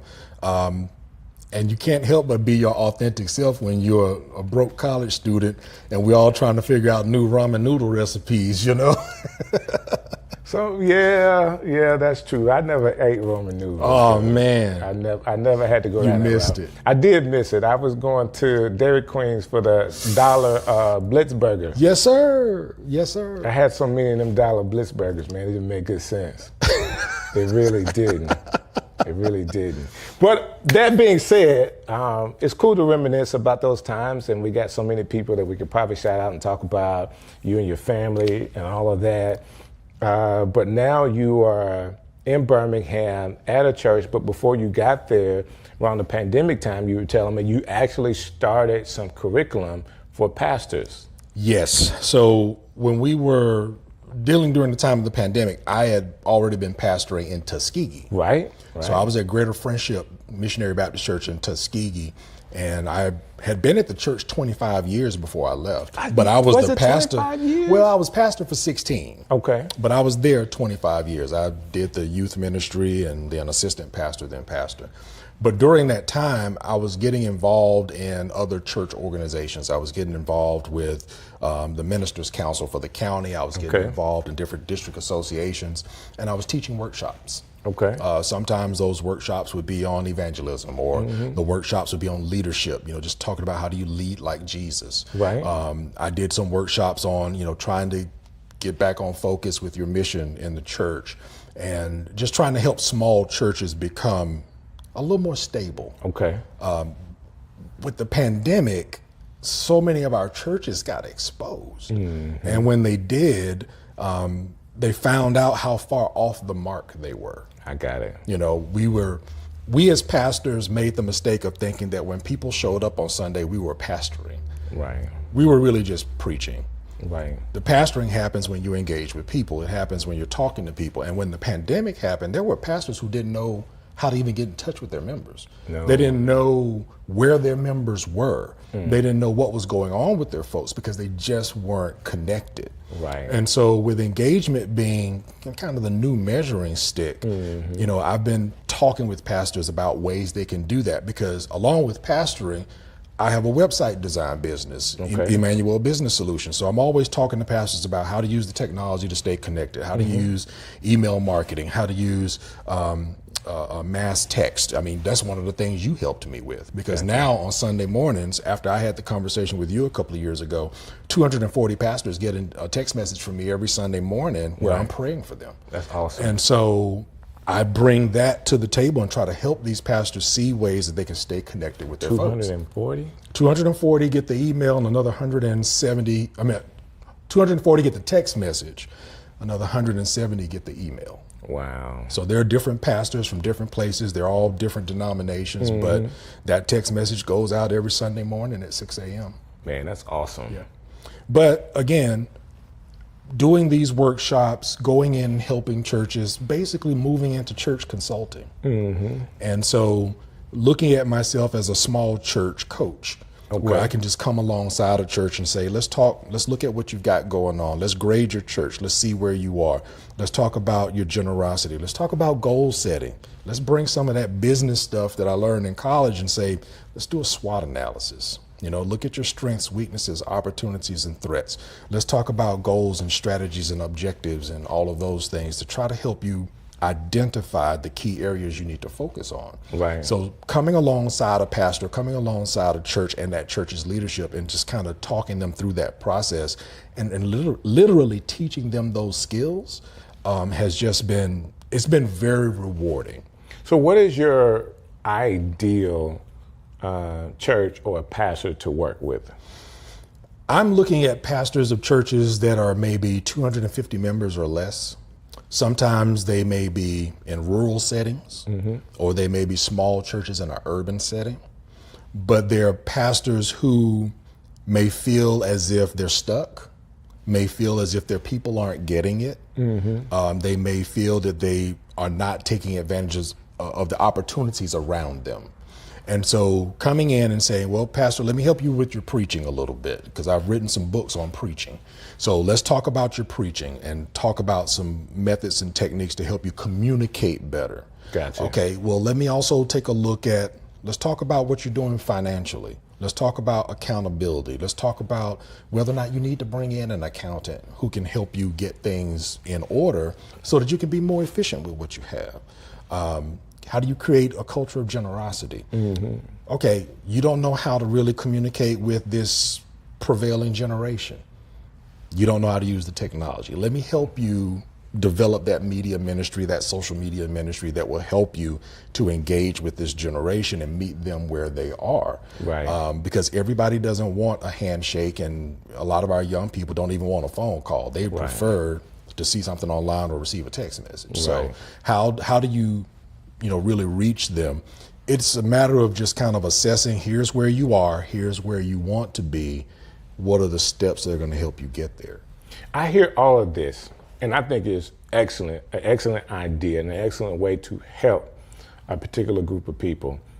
But my question would be, how, for that particular role, a lot of the men feel like they have to have it all together. Because what they see, like they see the pastors, other pastors that have made it, they make it look like it's so easy and that they have it all together. So how can they be vulnerable enough to somebody like you saying, I need help? I think that is a major issue, being vulnerable enough to say I need help, to say there's maybe something I can still learn. One of the things that you and I heard in college that has stuck with me for such a long time, William McCain always told us we needed to be fat Christians. We need to be faithful, available, and teachable. Gotcha. And I think sometimes after you've been in ministry 10 years, 20 years, even for me, 29 years, I still have to have that kind of availability and be teachable and not just assume I know everything.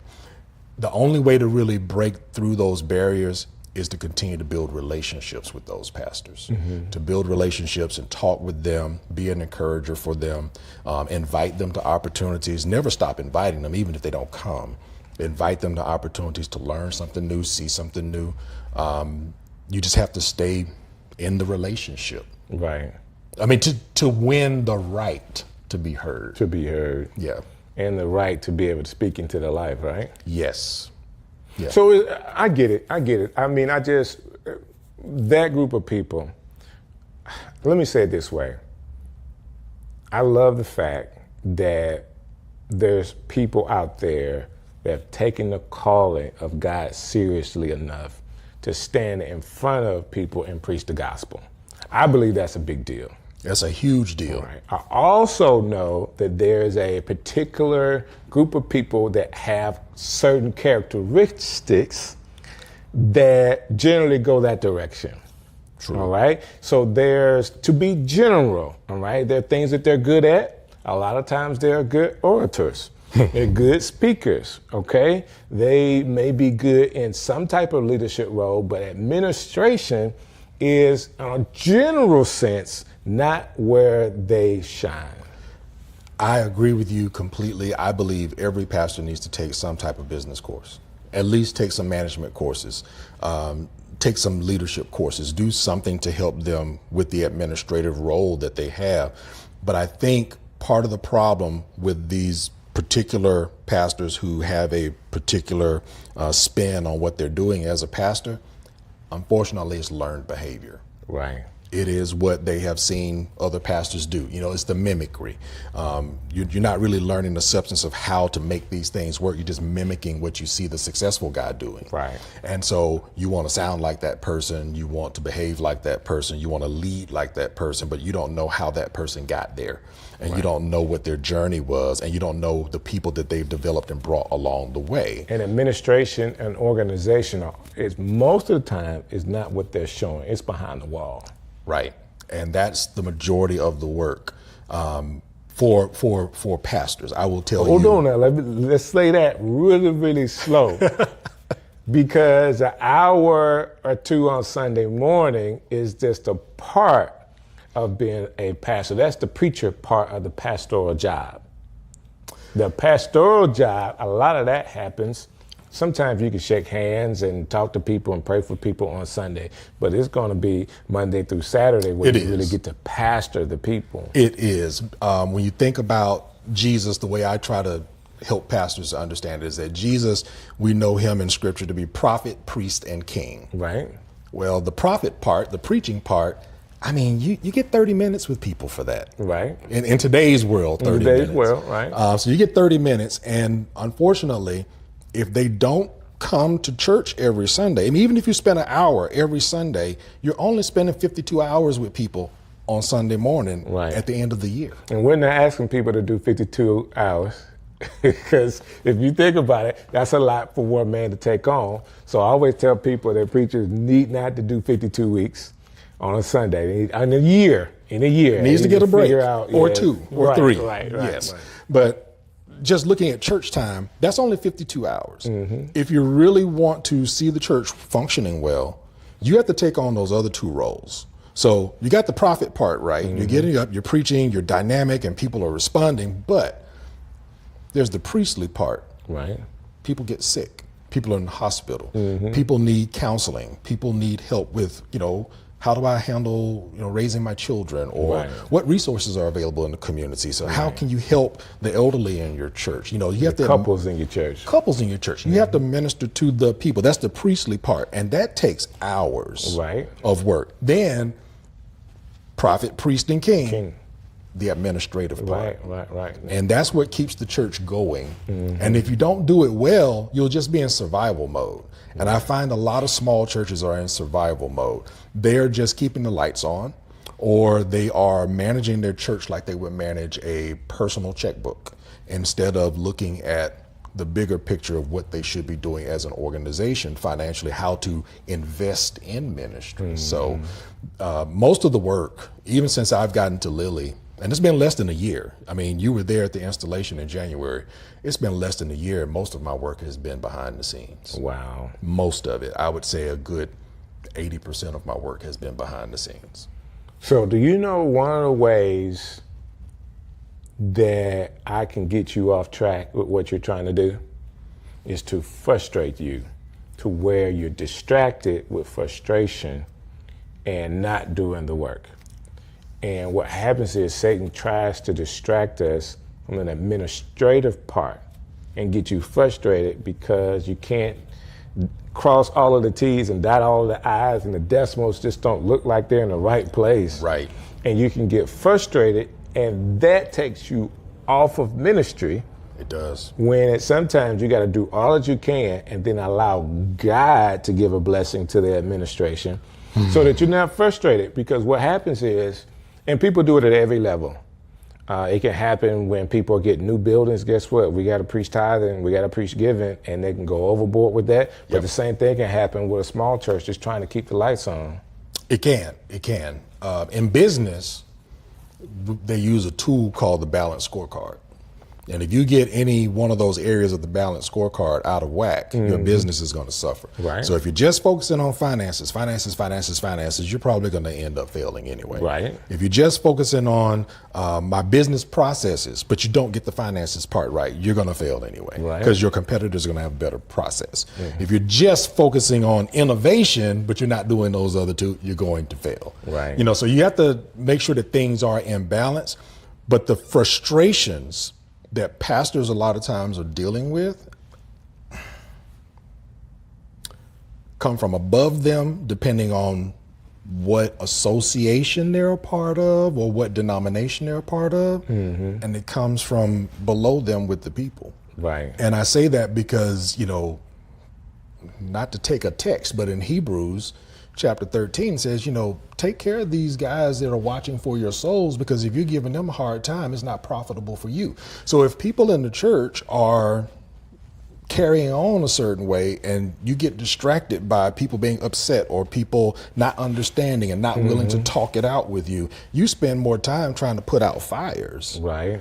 And instead of putting out fires, you should be slaying the dragon. Right. But the keep attention running. is now somewhere else. Yeah, it's split. It's split. So it's dangerous. Frustration is dangerous. That's right. That's where burnout comes. That's where God, did you really call me to this comes. You know, I could go sell some cars come, you know, anything but being a preacher. Hey, another church. I'm going to go to another church because obviously these people don't want to go forward. So now I'm looking for somewhere else to serve. Right. Because I'm trying to find a place that's comfortable for me. That it comes from that too. Man, that's something. It comes from that. And I heard the stories during the pandemic of pastors that had to leave their churches and start, you know, truck driving. Wow. Pastors that just decided, I'm just going to uproot my family and move someplace else and do something different. Wow. So that's something, man. It has happened a lot. And to have made that your calling and then have to step back, you know, you want to be more thoughtful. Now, again, you know, just because somebody says, and I don't want to say this in a very derogatory way, but sometimes people don't hear from God. And the frustrations of, there's something T.D. Jakes said, if I really didn't like you and I wanted to kill you, I would give you my church. Who could sit in his seat with all the stuff that he's got going on? Like, you got to be called all of for that responsibility. Yeah, that's a ton of responsibility, and it's a ton of persecution that if you're not ready for, it will kill you. But the same thing is true in a small church. The same thing is true. And I say that because in a small church, you have the same level of responsibility. You still have to answer to God for the souls that you're in charge of. That's true. And so if you're not the kind of person who takes it seriously, you can easily just decide, I want to move from place to place. I'm looking for my best opportunity and not realize the gravity of the souls that you're dealing with. When the pandemic happened, my mother passed. And when she passed away, I remember that. We moved back here to be closer to family. Well, I contracted COVID. When I got COVID, went through my 2 weeks like everybody else, but I have some long COVID symptoms, the fatigue and all these other things. And it made it difficult for me to go back and forth to Tuskegee. Okay. I spent months, almost a year, just praying, God, what do you want me to do? Right. You know, what am I allowed to do? Is it okay for me to be somewhere else? I don't want to leave. I've been at this church half my life. I've been there 25 years. I've built relationships. They're like family. I was like Gideon, Lord, let me just put this fleece out here. And if it's dry in the morning and the ground is wet, okay, Lord, let me put it back out here again. You know, if it's wet and the ground is dry. But I was constantly praying and seeking God. And it was one of the hardest decisions I've ever had to make in my life, to say to our church, I'm going to have to step down, because what was happening, I would have to do nothing at all on Saturday so that I could go down there and do ministry, come back home, and I was no good Monday and half of Tuesday. Wow. Because of the fatigue, the mental and the physical fatigue. It was beginning to be too much for me to bear. Wow. But I didn't want to stop because I hadn't heard from God to say it was okay for me to leave. That's my assignment, you know? Once I knew, it was, like I said, it was the hardest decision to say to them, hey, give me 6 months. And then to say, if the 6 months comes and I still haven't found a place to serve, I'm still stepping down. Wow. And so when the 6 months was up, it was Easter Sunday a year ago. And I stepped down. That was my last Sunday at Greater Friendship. And I had no new church to go to. Wow. You know, I was just, God, show me where you want me to be. I don't, to circle back, I don't think, like you said, everybody goes through that process. I think, no, they didn't get sent to where they're going. They just saw an opportunity.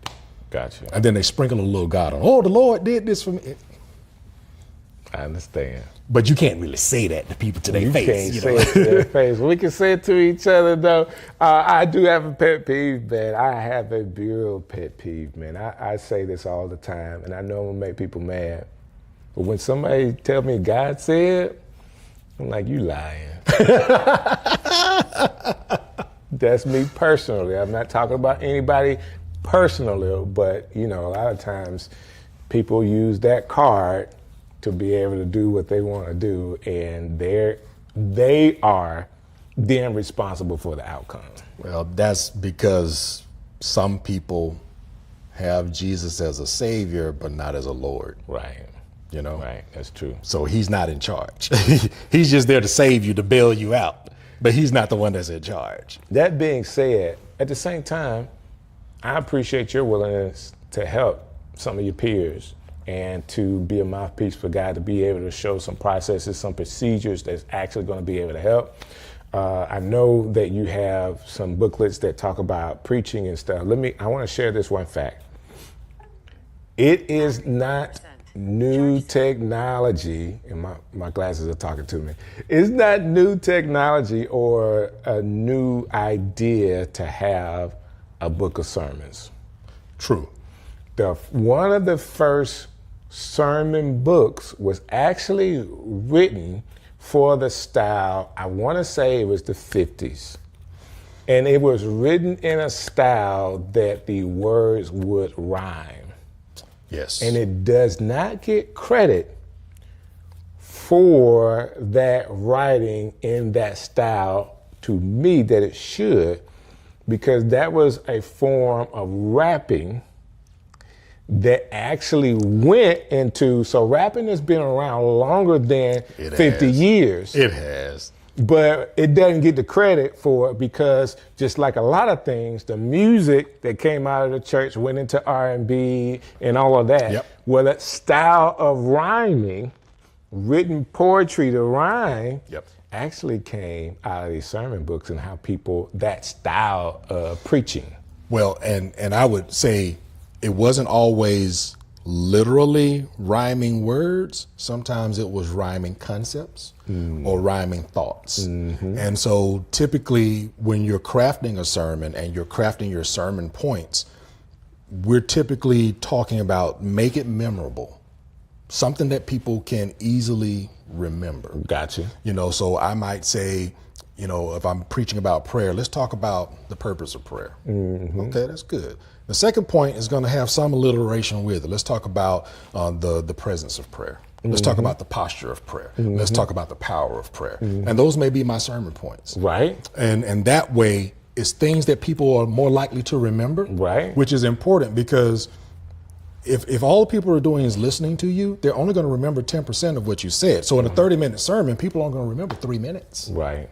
That's painful. After you've labored 10 hours to make a sermon and people are only going to remember 3 minutes out of a 30-minute sermon. You got to make it memorable. You got to make it sticky. You got to make it memorable. So a lot of that alliteration and using those words and rhyming words, I try to see if I can do that with a lot of sermons. Sometimes I can, sometimes I can't. That's what's up. But it's definitely a necessary tool. I love it. I love it, man. So you done a couple of books. So I called you pastor. I should have said pastor, author, pastor. You know, let's talk about some of these books that you have. Okay, so the first book, being in Tuskegee and dealing with a lot of rural pastors, I recognized that many of them bivocational. Some of them lived outside of the areas where they were. I was one of them because I was living in Auburn and driving to Tuskegee. Then I was living in Noonan, Georgia and driving to Tuskegee. But I knew pastors that were coming from Montgomery and other places to come to Tuskegee to pastor. So your time is limited. And I noticed that a lot of them were doing one-off sermons. I just got a good idea this week. I preach, and then when Monday comes, the clock is ticking. I got to figure out, I got to come up with something else. So I had started preaching sermon series, and I developed a method for how I would be able to break down a passage into a series. And so I wrote it. I wrote it in a book. And hold on, let's see. Cause Strick let me bring my book. Yeah, man. So this is Sermon Series Preaching, a guide to developing sermons that connect. And in this book, I literally talk about how to develop specific types of series. Okay. So if there's a strategic series, it's around a strategic time of year. Let's develop a series to help you capture people's hearts and minds during that time of year. Maybe it's a story series. It's a great story in the Bible, and you don't just get to the punchline, the good part. Let's tell the whole story, but walk put it through in it. episodes. Yeah. Or maybe it's a character series. Let's look at a person's life in the Bible and see how that person progressed. For example, if I was doing a character series on Joshua, I would start at the beginning. Right. The first time you see Joshua is when Moses is up on the side of a hill and Aaron and Hur are holding his arms up. Moses just made Joshua general. So this man who's a fourth generation slave is now a general fighting in a battle by himself with all of his army. Never done this before. Right. And whether he wins or loses, whether or not somebody holds Moses' arms up, you know? And at the end of that story, God tells Moses, write this down and rehearse it in the ears of Joshua. Wow. So Joshua goes from there to being, the next episode, he's now Moses' servant. He goes up on the mountain with Moses and he's watching Moses, the 10 Commandments and all of that. He comes back down, he's still the general of the army, but eventually he's the one, he grows as a leader, that he's the one who leads the children of Israel into the promised land and helps settle the promised land. Right. So his progression as a leader became the sermon series. Oh, that's awesome. And so a series of sermons just about Joshua and looking at those episodes in his life. Or if I'm going to do the book of Ruth, why just talk about the good part at the end? There are lessons in all 5 chapters. So that's a 5-week series, one sermon from each chapter, and it gives me the chance to tell the story. I get it. So that way, when you're working on a sermon, you're not always just working on that sermon. You're actually working on the entire series, because things will come up and it's like, oh, that's a great, or you see something on the news, oh, that's great, but that doesn't fit this week, that fits week 3. Right. But you're constantly compiling information so that when you're getting ready to finally put that sermon together on Wednesday or Thursday or whenever, you're more compiling one than writing one. I get it. And it saves the pastors time, which they don't have. Right. You know, if you're a pastor, husband, father, community leader, you know, help coach the local football team, whatever you're doing, you've got a lot going on. Got a lot going on, yeah. You got to be able to do something to help you with your sermons. I like that. And this was actually the first book that you wrote, right? Yes, this is the first book, sermon series preaching. And I've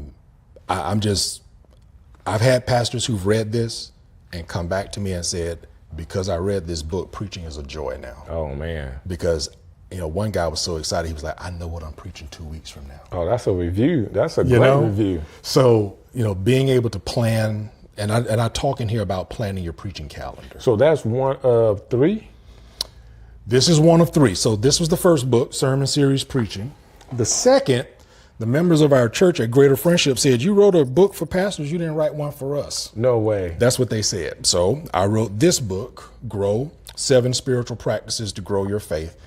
And it's the basics of what it means to be a believer. So it's literally 7 practices. How do you study the Word of God? And that's the book that I have. Yes, you have this one. You have this one now as well. Okay, well, that's what's up. I come bearing gifts. Okay, that's what's up. So with Grow, how do you study the Word of God? How do you actually do it? How do you pray?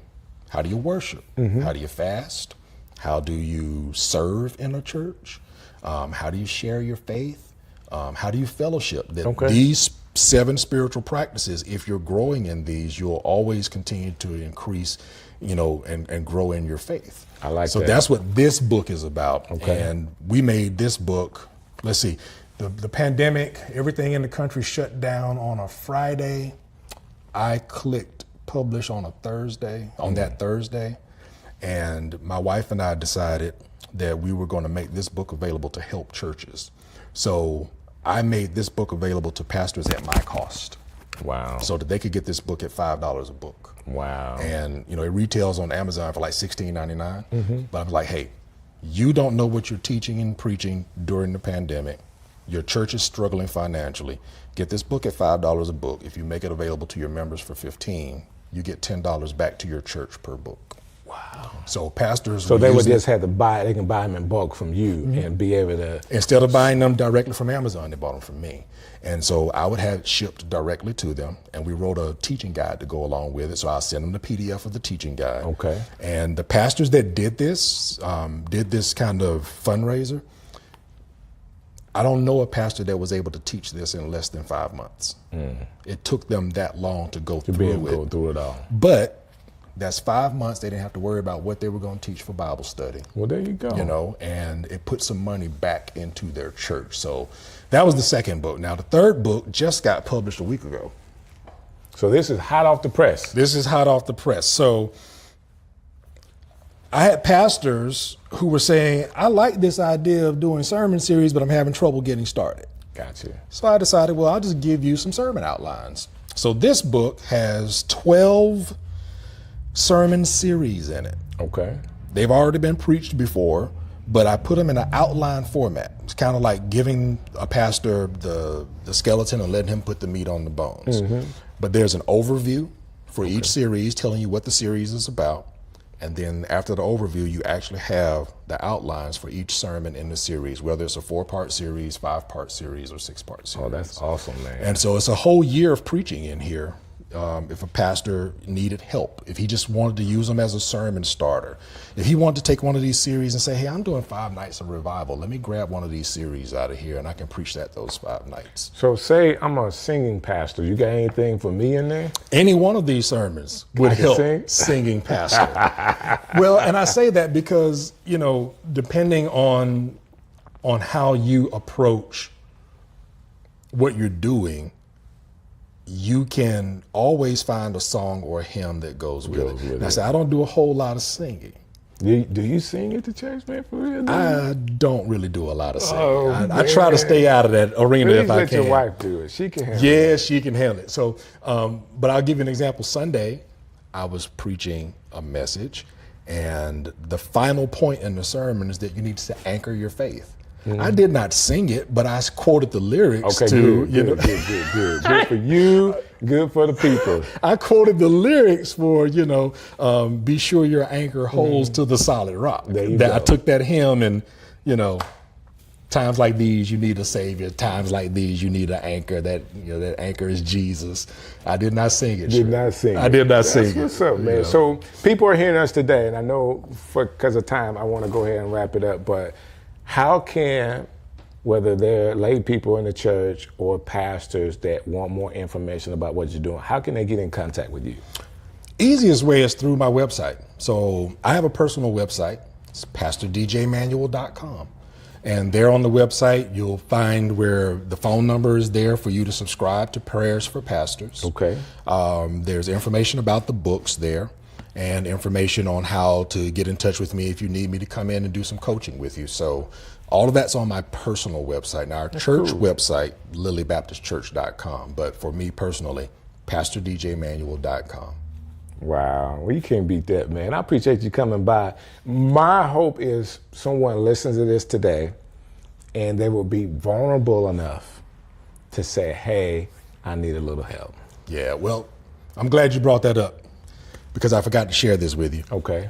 I'm doing a workshop this week, and the workshop is called Jumpstart Your Preaching Calendar. And we're inviting ministers and pastors to come learn about preaching, learn how to develop your annual vision, and learn how to actually make your preaching calendar for the year. Okay. And I'll be doing that several times during the fall as we get closer to the end of the year. But this is a great time to get started with that. So that's going to be, this first one is going to be on Saturday the 20th from 9 a.m. to 10:30. It'll be at Lily Baptist Church, or they can register and they'll be able to watch it on Zoom. So I'm not really sure when we're going to air this. That being said, if they want more details about the sermon series or about the series that you're going to have on this, how can they get more details on that? We'll always put that information on PastorDJManuel.com. So when I'm doing the next workshop, it'll be there. Gotcha. So that's where we post all of our information. And on social media, I'm literally on all the channels as Pastor DJ Manuel. Well, there you have it. Hey, man, this has just been awesome, dude. Yeah, it has. You're the man, and I appreciate you and the heart that you have for other leaders in this city. Well, thank you. I'm glad to be home. Yeah. And glad to have something to contribute. There you go. There you go. Hey, man, this has been another Strick City Live. Thank you so very much for how you guys have already supported us. But of course, we can always use more of your help. And it's not monetary help that I need. Can you like this? Can you share it? Can you subscribe to the channel? That will go a long way for us reaching more people. So till next time, I'll see you. Strick City Live. Yo, Strick City coming live. Yo, yo, yo.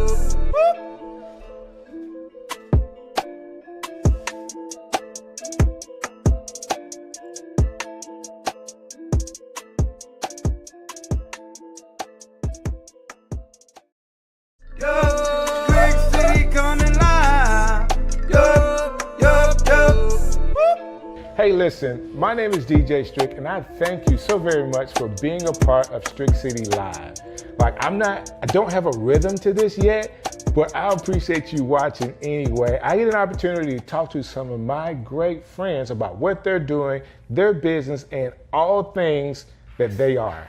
If that makes sense to you, you're in the right place. I have a friend of mine who happens to also be one of my clients. I get a chance to help her create content, and she is good at what she does.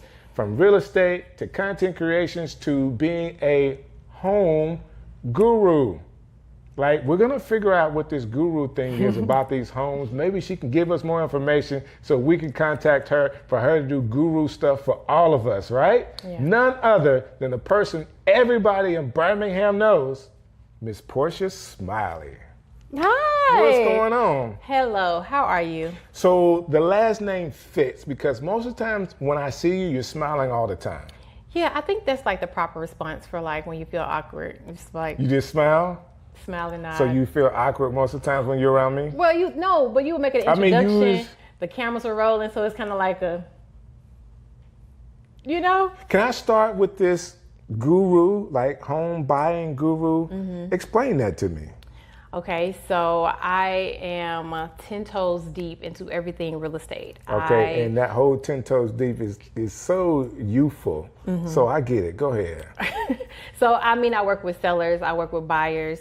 I work with people that want to invest. But I recently got into luxury leasing, which for a lot of people could be like the oxymoron for real estate agents. It's like, why would you help somebody find a rental or get into leasing when you're supposed to be helping people become homeowners? Well, the market is crazy and everything is adjusting. So I just want to be in a position to help people with housing, period. So whether you're looking to rent because you're not ready to buy or looking to buy, sell, or invest, hey, I'm Portia Smiley and I could possibly help you. So can you help me if I need to get into like a Section 8?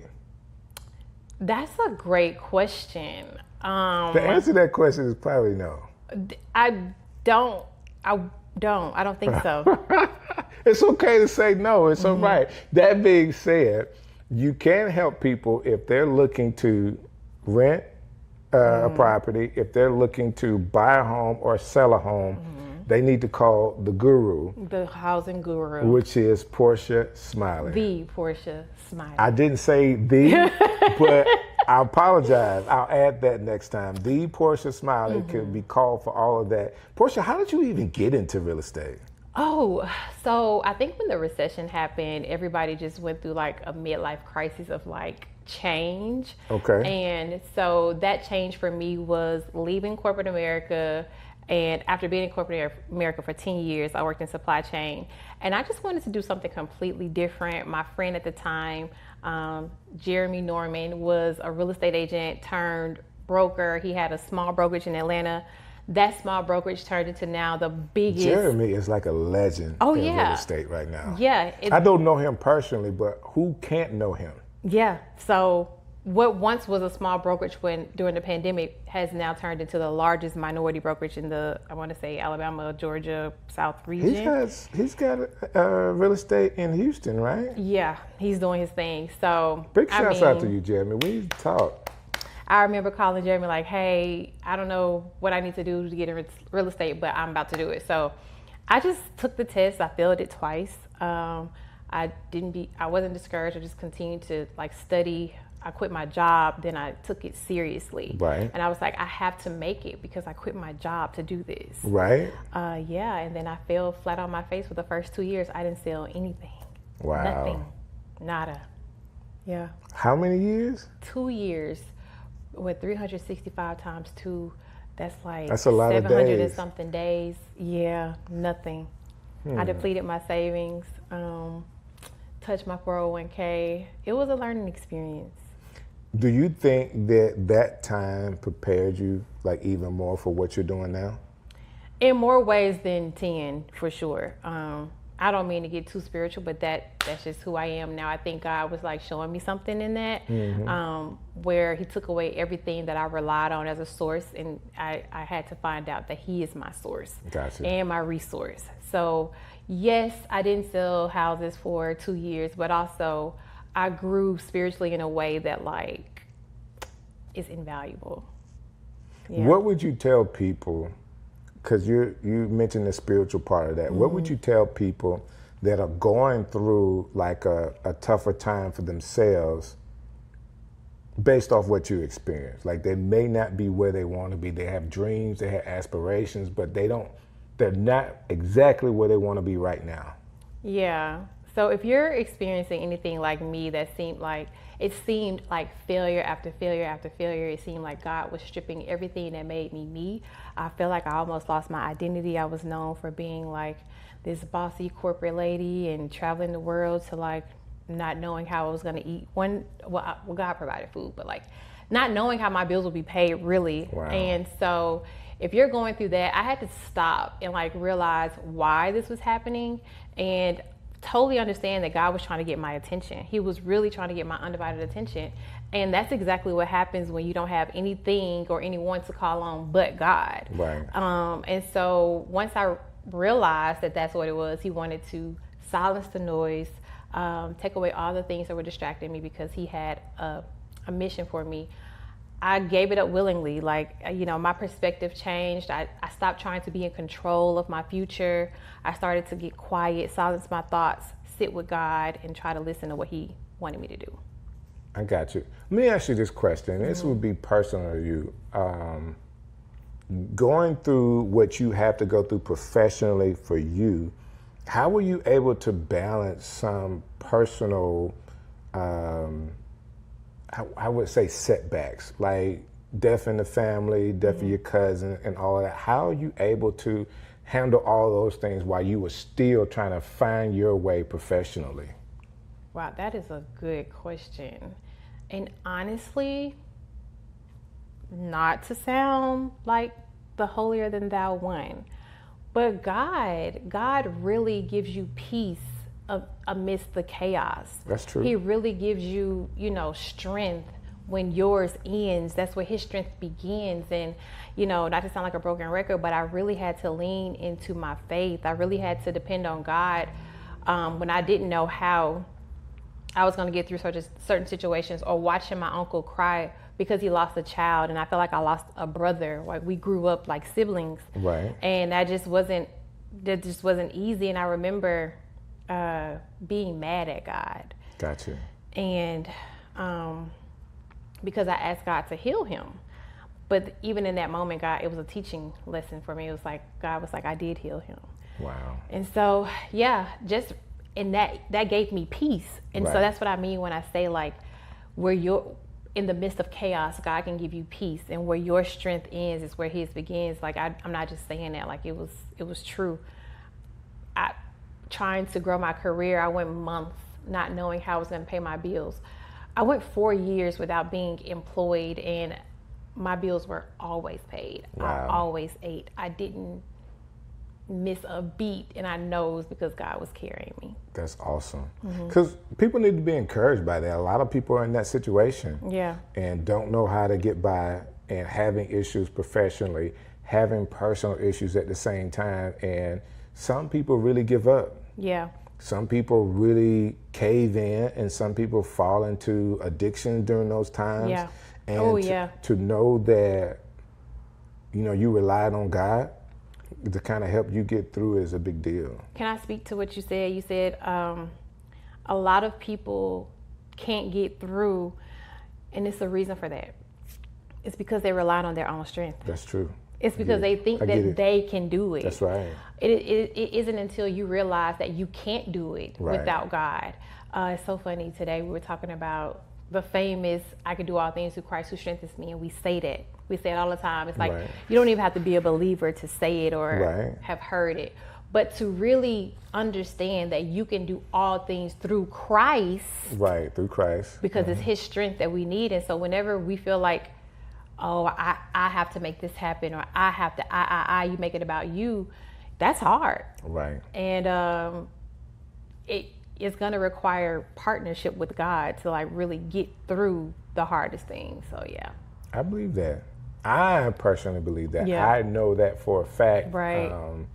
And in so many different aspects. That being said, we've talked before, and I know you're talking about your faith now. When we talk about you professionally in real estate, you actually involve your faith in the selling process with your clients, right? Explain that process, because if I want to buy a house and you talking about Jesus, like I could be like, hold up, Jesus is not staying at this house. I am. Like, explain that to me. Listen, any opportunity I have to talk about God, I do. So from being at the closing table, or from people being discouraged, right? And I'll simply ask, like, do you believe in God? And if they tell me yes, I'm going in. You already know. And I'm like, hey, it's moments where I'm like, can I pray for you? I remember my friend bought her house and she was nervous to like go inside. I said, let's go inside and pray. Wow. So any opportunity I feel, whenever God says, hey, I just can't be ashamed, right? Right. And even if somebody said they wasn't a believer, it wouldn't stop me. I would probably watch how I said certain things. But like, for the most part, if they say, thank you, Lord, that's an in for me. Right. If they say, thank God, that's an in. Like, don't play around with me, because like, I'm looking for an opportunity to bring up God anyway. And I say things like, you know, it might not sound biblical, but it is like, hey, what's for you is for you. You can't miss what's for you. Right. You know, or depending on the person, I'll say you can't miss what God has for you. That's true. And so I kind of established that in the beginning. I listen to what they say, and if they make references to God, then I just go in, you know, and if they don't make references to God, I'll simply ask them, do you mind if I pray for you? You know, do you mind if we pray over this situation? Hey, I feel like you have a lot of anxiety. Do you mind if we pray before we go on our next tour? I haven't met anyone to say no. That's awesome. That's awesome. How did you come by this faith? Like, where does it come from? Okay, two things. One, my cousin Tiffany Miller. A lot of people know who she is in Birmingham anyway. Her wedding went viral. If you don't know, like, she's Tiffany Jones now. Oh my gosh, Tiffany Jones. Her wedding went viral. And I talked to her when she lost her mom every day. And while she was going through that process, she had this quote that she would say, or this thing she would say, faith over facts. So a lot of people say faith over fear, faith over this and that, but she said faith over facts, the facts that the doctor was saying that her mom wouldn't make it, but she did for a long time. And so watching her faith through that, she lost her mom, she lost her dad, she lost the father of her child. She went through so much adversity, but to watch her trust God through the process. Wow. It was like I had a front row seat of all the things I read about in the Bible where people had to have faith and heart, and not just death, but like I watched her trust God for her house. Get it. I watched her trust God for her car. Get it. I watched her trust God for her husband. Get it. I watched her trust God through grief. Be at peace. Wow. To have a front row seat to that, I was like, I want some of that. Wow. So I started to surrender, started to become serious about my faith. That was the first step. The second thing I did, God gives me a word every year personally. And so for 2022, 2023, and 2024, he gave me the same word. I was so frustrated. The first year he gave me surrender. I was like, all right, I got this. Right. I can surrender. 2023, he gave me surrender. I'm like, you just gave me surrender last year, but whatever. 2024, he gave me surrender. I'm like, all right, God, what am I doing wrong? And I woke up one day, May, June, and I was like, I'm going to take this seriously. Have your way. I did a 40-day fast, and my life has never been the same. I consecrated my life to God after that. And I think it's the best decision I ever made to like live for God on purpose. Wow. That is so encouraging. Yeah. So if somebody's watching this today and they're trying to do it their way, and they just heard what you had to say, what would you want them to get out of that? I would say, and this may not be for everyone, but this is for people who have a problem with control or control issues and or people pleasing. Let go. Like we hear the saying, let go and let God, but until you truly let go and let God be your guide, let God be your GPS, it's not gonna be easy. Like trying to figure it out on your own. I was out here doing stuff that didn't make sense. And until you're doing stuff that don't make sense, maybe it's not God. And I don't know, you take that with a grain of salt, like, oh, this girl, she sounds crazy. No, I'm serious. Sometimes what God has you doing doesn't make sense, especially to your family. I remember having a conversation with my mom, and she didn't understand why I wouldn't just go get a job. Like, I had 10 years in corporate America, 10 years of supply chain experience, making 6 figures. I can go get a job tomorrow making a 160. But instead, I chose to be obedient to what God had me doing, which looked like struggle, which looked like failure. My mom didn't understand, so I was like, Ma, you know, I understand why you don't get it. I was like, but because I don't get it. I don't understand what God is doing in this moment, but I'm going to be obedient to what he's telling me to do. So obedience and relinquishing control by fully surrendering. I got it. I like that. Yeah. I think that you are one of the special people in the city. I'm not the only person that thinks there's a lot of people that think very highly of Portia Smiley. Everybody knows who you are. You do a lot of stuff, from all of this real estate stuff, and then you do event planning and decorating for events. Like, you do a lot of stuff to be extremely visible. But if people wanted to connect with you with something, how, based on what they heard from you today, how can they connect with you? You know, I'm working on my linked tree or whatever, but Instagram, I feel like people have no problem with just DMing me. I stay on top of my DMs just because I don't want to miss a sale. I don't want to miss a person that is reaching out for a real estate deal. I don't want to miss a person that's reaching out for prayer. I have people that I pray with. That's awesome. And so I try to stay on top of that. So, and then from there, we can like take it off social media to kind of tend to a separate need.